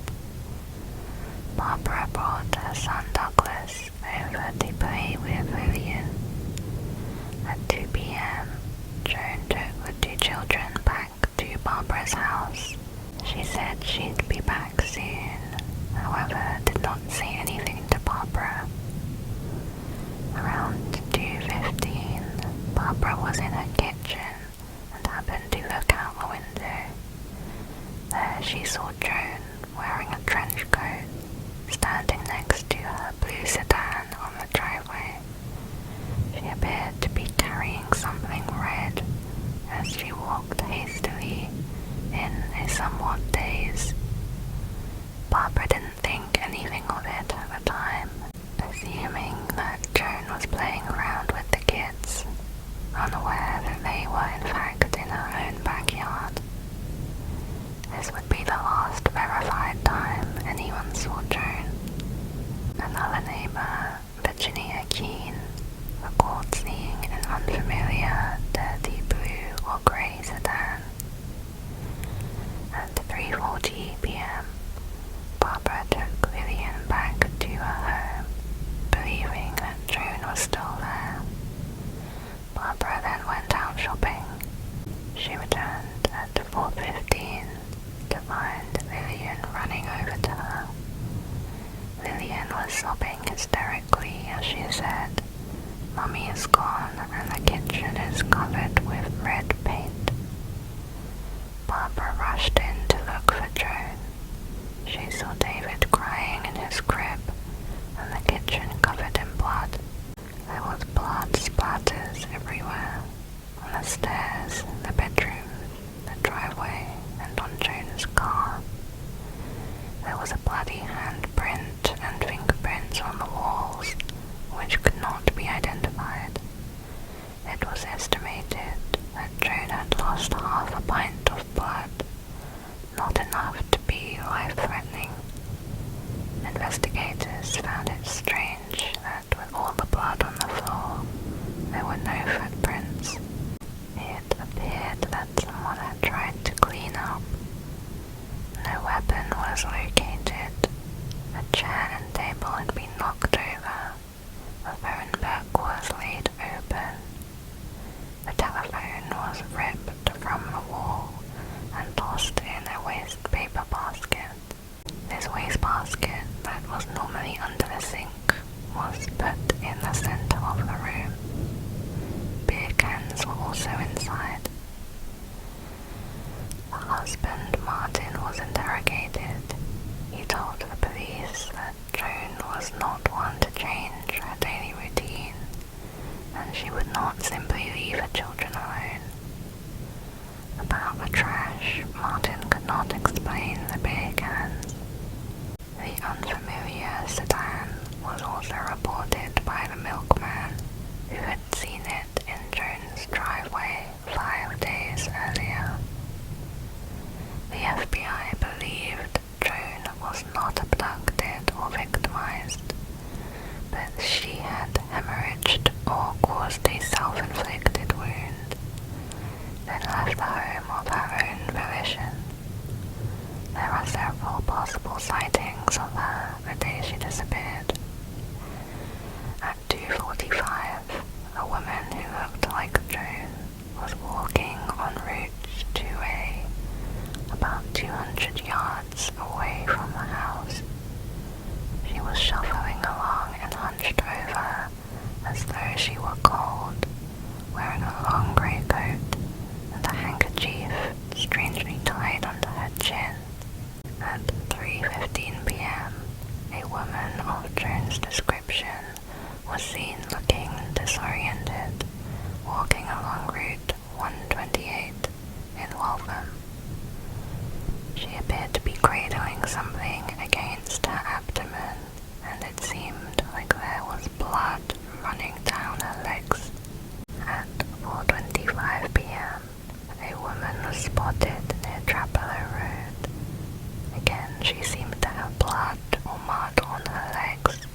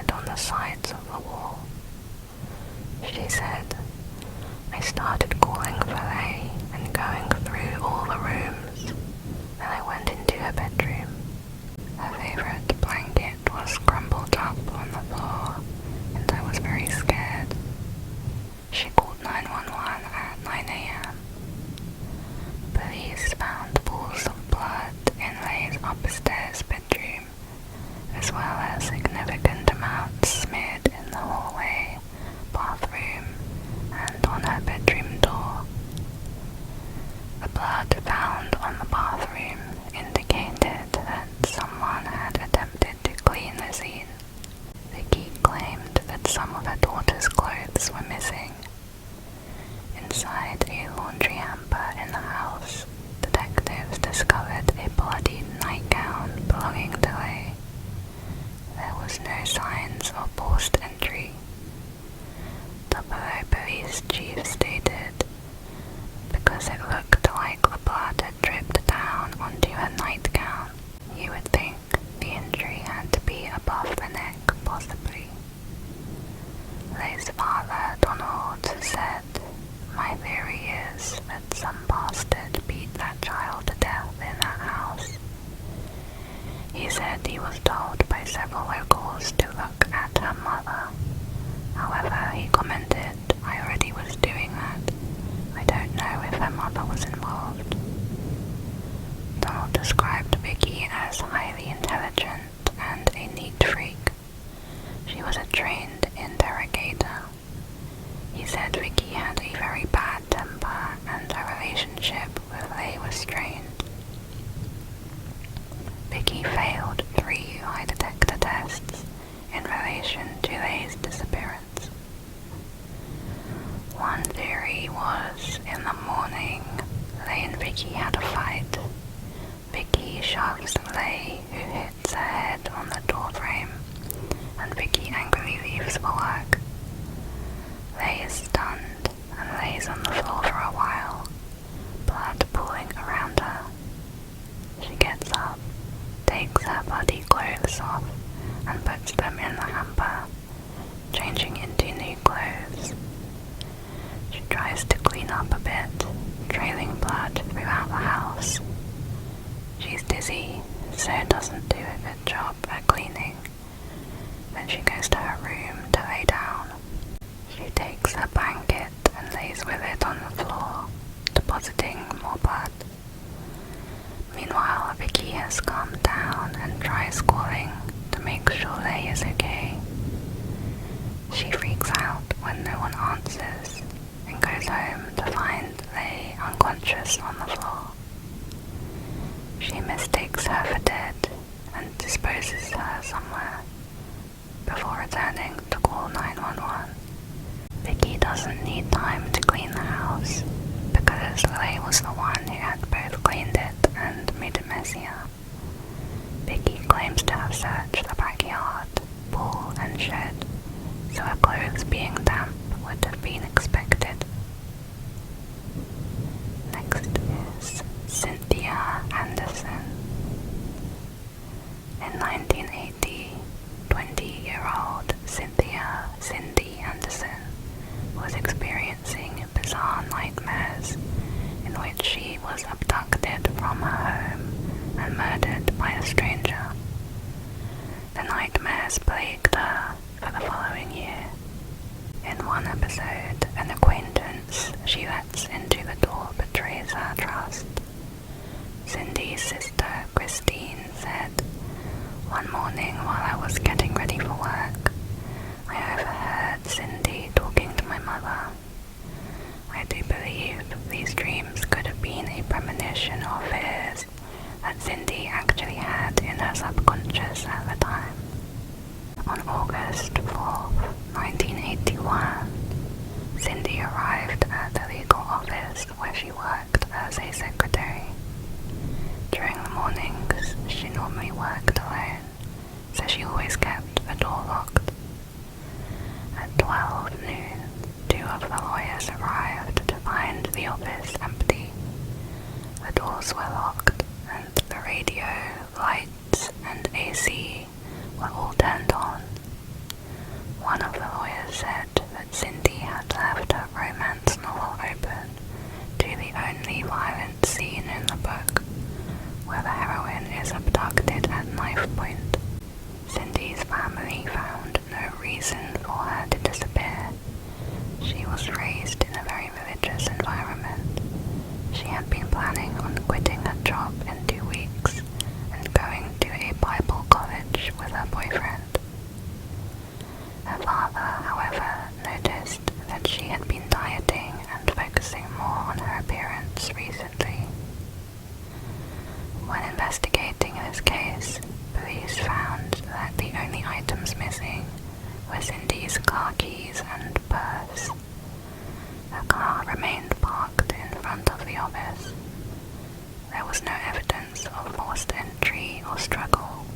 No calls were answered by her after 10 a.m., so it is believed that she was abducted around that time. A bank account which had a substantial amount of money was never touched. A client of Cindy's, Larry Mullins, claimed that the day before she vanished, she received a call from an unidentified person, and she was apparently scared by this caller. The person phoned the office twice while Larry was there. He asked her if something was wrong. She said they had been receiving similar calls, but did not say what they were about. Another lead focused on an unidentified writing on a wall near the office, which read, "I love you, Cindy," by G.W.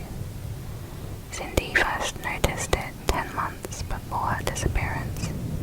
It had been visible for 6 months before it was covered up, but just a few weeks later it appeared again. Several people with the initials GW were questioned, including a maintenance man who had keys to the office. However, there was no evidence tying him to her disappearance. A month after Cindy vanished, a woman called to report that Cindy was being held in the basement of a house. Detective Adams recalled this phone call. She said that she was scared and she was talking in low whispers. She kept saying she had to go. I kept begging her to stay on the line, give me more information, an exact address, something we could act on. A short while later she called again. The lady mentioned there were 2 white houses side by side, owned by the same family, and the family was currently out of town, but their son was home, and he was the one holding Cindy in the basement. We checked street after street on the north end to see if we could find 2 houses side by side. There's many, but we couldn't find any positive location for the house. Next is Christopher Tompkins. On January 25th, 2002, 20-year-old Christopher Tompkins said goodbye to his mother, who he lived with, and left for his job as a surveyor at 8 a.m. Christopher met up with the other 3 members of his surveyor team, and they went about their daily routine. They were working at a wooded area near Highway 85 in Ellerslie, Georgia. The team worked in a line formation spaced 50 feet apart from each other as they worked their way in the same direction through the forest. Christopher, who was the last in the line, was keeping regular communications with the others. He and the co-worker in front of him were within eyesight of each other. At one point, the co-worker glanced back toward Christopher, who he had just been talking to find he was suddenly gone. Christopher was just there a minute ago, but now there was nothing.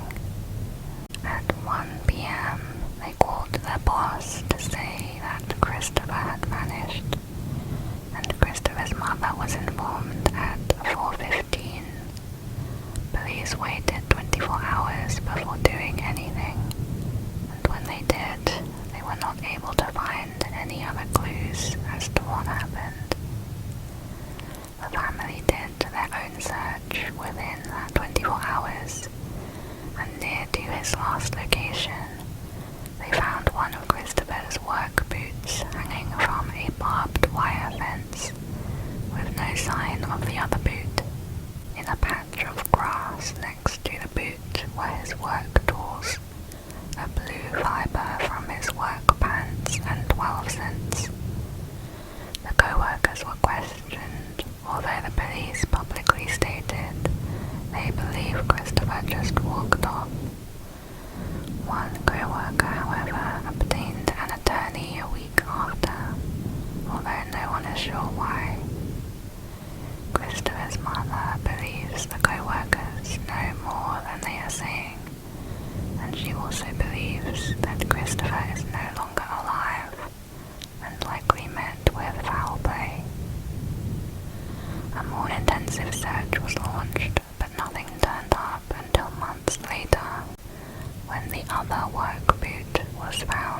chance on the private property of a man who lived 900 yards from where Christopher was last seen.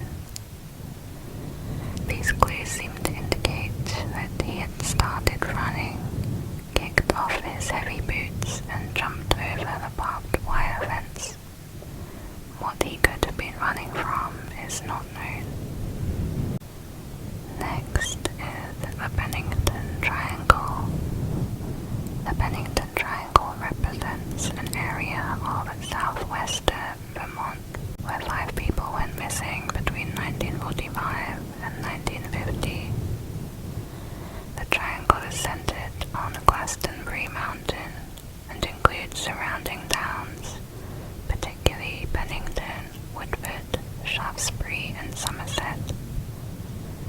First, a 74-year-old local hunting guide, Middy Rivers, disappeared while with a party of 4 hunters in the mountains. An extensive search was conducted, but the only evidence discovered was a single rifle cartridge found in a stream. The theory was that Middy had leaned over and the cartridge had dropped out of his pocket into the water. The following year was the disappearance of Paula Weldon. Paula was an 18-year-old student at Bennington College who decided to hike a leg of a long trail during Thanksgiving break. Last seen on Sunday, December 1st, 1946.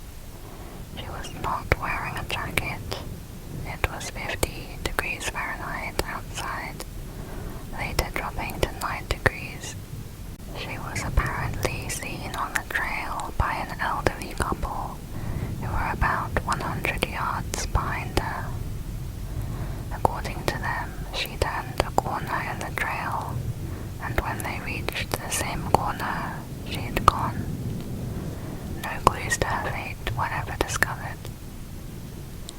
Exactly 3 years later, 68-year-old veteran James Tedford boarded a bus to Bennington after visiting relatives. Numerous eyewitnesses, including the driver, confirmed that James had been in his seat as late as the last stop before Bennington. Yet when the bus finally pulled into Bennington, he was nowhere to be found. Witnesses stated that James's luggage and an open bus timetable remained on his seat. This means James would have disappeared as the bus was traveling down Route 7 through the Bennington Triangle. A year later, in October 1950, 8-year-old Paul Jepson went missing. He was last seen by his mother playing in the family pickup truck. She left him unattended for an hour to tend to some pigs. He vanished without a trace. The sheriff brought in a bloodhound who was able to pick up his scent, but lost the trail at a nearby crossroads, suggesting a possible abduction by a motorist. Some suggested the perpetrator was the parents. 2 weeks later, 53-year-old Frida Langer, an experienced hiker and survivalist familiar with the area, went missing in the Somerset area. After hiking half a mile with her cousin, Frida fell into a stream and headed back to their camp to change clothes where her husband was resting. She didn't make it to the camp.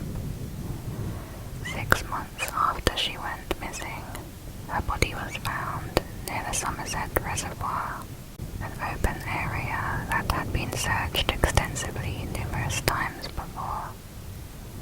The body had decayed so badly that no cause of death could be determined.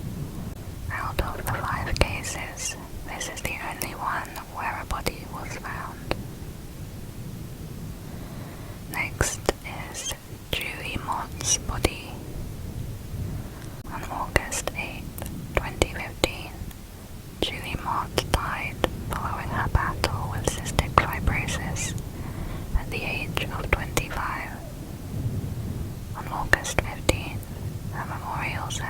was held at Mission Park North. The service ended around 1:30 p.m. and her body was wheeled away to await transfer to a crematorium. At 4:30, staff locked up the chapel for the day. The next morning, an employee discovered that the bier on which Julie's casket had been resting had been moved. The casket's hinges were damaged and Julie's body was gone. There were no signs of forced entry, and the building's security system had not been set off. It's believed that her body was stolen in the 3 hours between the end of her memorial service and the closure of the facility. Police investigated while the owner of Mission Park, a man named Dick Tibbs, offered a $20,000 reward for information. Almost immediately, suspicion fell on Julie's ex-boyfriend, Bill Wilburn. Bill had remained behind following Julie's memorial service, lingering by her casket for 15 minutes after everyone else left. In the months following her disappearance, he reportedly harassed both Mission Park and Julie's family, calling both hundreds of times. Bill's obsession saw him repeatedly driving around the facility, looking into windows, shaking door handles, and staring straight into monitoring cameras. He was eventually banned from Mission Park property. He violated this in June 2016 and was sentenced to 2 days in jail. Bill has never been charged with anything regarding Julie's missing body. Another major suspect was the owner of Mission Park, Dick Tibbs, and his wife Kristen. It was revealed that they employed the use of subcontractor Bayer and Betel for some of the mortuary services they claimed to provide themselves. Bayer and Betel did not have a very good reputation. Just a few months before, they were sued by the family of Beatrice Garza after mixing her body up with another woman's. Employees of Bayer and Betel were allowed after hours unsupervised access to Mission Park facilities. Upon this discovery, Julie's family claimed they felt deceived and sued the company, eventually winning $8 million. But the whereabouts of Julie's body remains unknown. The next case is Emma Philippoff. Emma Philippoff is a Canadian woman who has been missing since November 2012, last seen in front of the Empress Hotel in Victoria, British Columbia, age 26. A red Mazda MPV was found in the parking lot, with almost all her belongings inside, including her passport, clothes, camera, and laptop. It's believed she used the van as storage. In the days before her disappearance, Emma had phoned her mother in Ontario, asking if she could come home. Each time her tone would quickly change, and Emma would then ask her mother not to come. In the final call, her mother became aware that Emma had been staying at a woman's shelter. And even though Emma asked her not to come, her mother made plans to fly out immediately. Emma's last words to her mother were, "I don't know how I can face you." Earlier that day, Emma had been captured on a 7-Eleven CCTV, purchasing a prepaid cell phone. The video showed her hesitating in leaving the store. She was checking the street outside. She returned to the store to buy a prepaid credit card for $200. Around 6 p.m., she hailed a taxi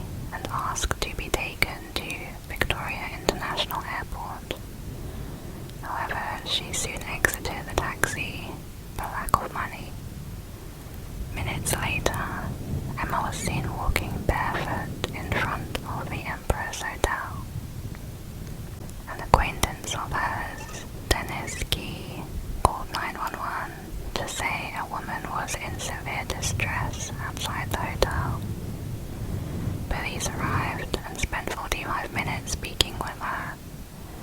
Deciding she was not a threat to herself or anyone else, they released her at 8 p.m. That is her last official sighting. Later that evening, police met Emma's mother, who arrived at 11 p.m. By midnight, Emma was classified as a missing person. Most evidence indicates she was planning to return home to Ottawa, but there is no proof that she ever left Victoria. The cell phone she bought was never activated. Emma's credit card was found on the side of the road, north of where she disappeared. In 2014, Vancouver business owners Joel and Laurie Zellen witnessed a man in their store throwing out a missing persons poster for Emma. The couple reported that the man said, "It's one of those missing persons posters, except she's not missing. She's my girlfriend and she ran away because she hates her parents." They called the police. Although security video captured an image of this man, he has not been identified. The next case is Evelyn Hartley. Evelyn Hartley was 14 years old when she disappeared in 1953 from La Crosse, Wisconsin. It was the night of the La Crosse State College game.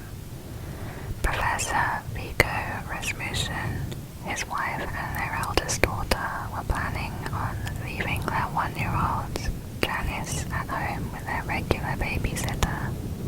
However, she was also attending the game. They contacted Evelyn, who they knew through her father Richard, a biology professor at the university.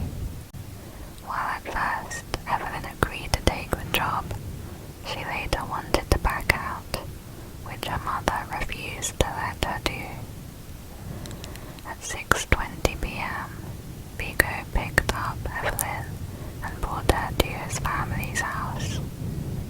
Evelyn was instructed by her father to call him around 8:30 to check in. When she didn't call, Richard tried phoning the Rasmussens' home a few times, but received no answer. Worried, he ended up driving over to the house to check. He found the lights and radio were on and the doors were locked. He knocked and rang the doorbell, but Evelyn never answered. He looked through one of the windows and saw his daughter's glasses and one of her shoes lying on the living room floor. After walking around, he found an open window to the basement. The screen had been removed and placed against the outside wall, and a small stepladder was positioned directly below it inside. Richard entered through the window and found Evelyn's other shoe inside the basement. He searched each room, found no sign of his daughter, but saw baby Janice was sound asleep in her crib. In the living room, Evelyn's school books were scattered and her glasses were broken. He called the police, who found pry marks on 3 of the windows, showing someone had attempted numerous times to break inside before entering through the basement. There were several areas where blood was present, which matched Evelyn's blood type. There were 2 pools in the yard and more located inside the house near the basement window. A bloody handprint was located on the wall of the garage, and more stains on the outside of a neighbor's house. Given the amount of blood at the scene, it was theorized that Evelyn's abductors had been carrying her through the yard, but had to stop and put her on the ground. Footprints were also located by the basement window and in the living room, which appeared to have come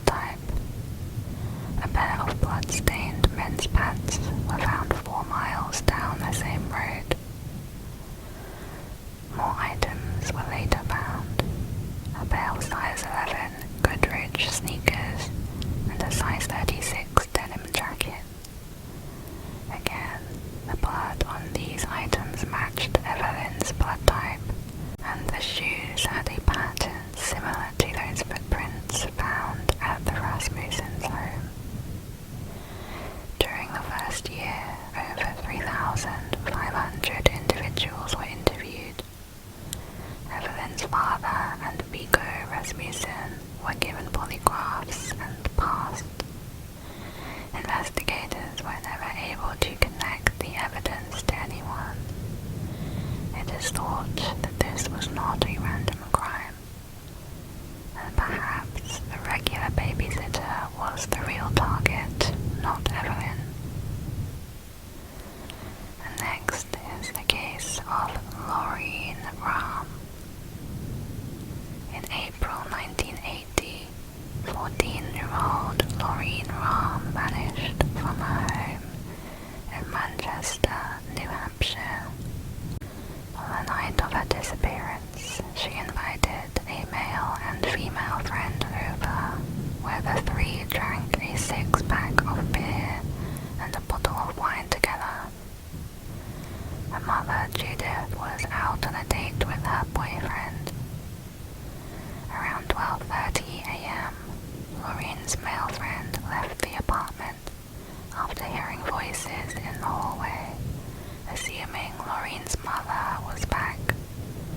He left through the back door and claimed he heard Laureen lock it behind him. The female friend remained in the apartment. When Judith and her boyfriend arrived home at 1:15 a.m., they found the light bulbs of all three floors in the apartment building had been unscrewed, leaving the hallways completely dark. They noticed the back door was open. Judith went to wake Laureen to ask why the door was open, but realized it was not her daughter in the bed, but her friend. The friend claimed that Laureen had gone to sleep on the couch in the living room. She was not able to recall anything else due to being intoxicated. There was no sign of a struggle, and all of Laureen's belongings were still in the apartment. Judith and her boyfriend went out to search the neighborhood. Around 3:45 a.m., Judith spotted a police car, which she flagged down to report her daughter missing. On October 1st, Judith found she had been charged for 3 phone calls made in California. She did not have friends or relatives there. 2 calls were placed from a motel in Santa Monica and another from a hotel in Santa Ana, the latter of which was made to a teen sexual assistance hotline. Throughout 1981, Judith claimed to receive numerous mysterious phone calls from an unknown individual, which always came around 3:45 a.m. During these calls, the caller never spoke.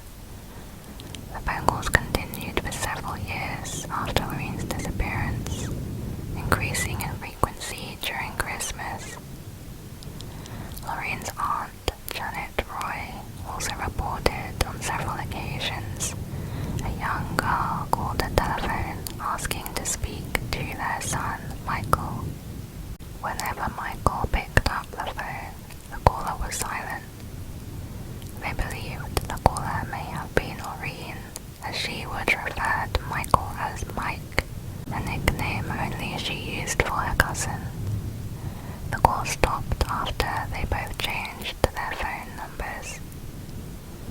A childhood friend of Laureen named Roger received a phone call from a woman who claimed to be Laureen. Roger's mother answered the phone. The woman told her she was her son's former girlfriend. Roger had dated Laureen when they were about 12 years old. The assumption was that Laureen had dialed all the numbers she remembered, but found her mother and aunt unreachable, so she instead opted to talk to her old friend. Unfortunately,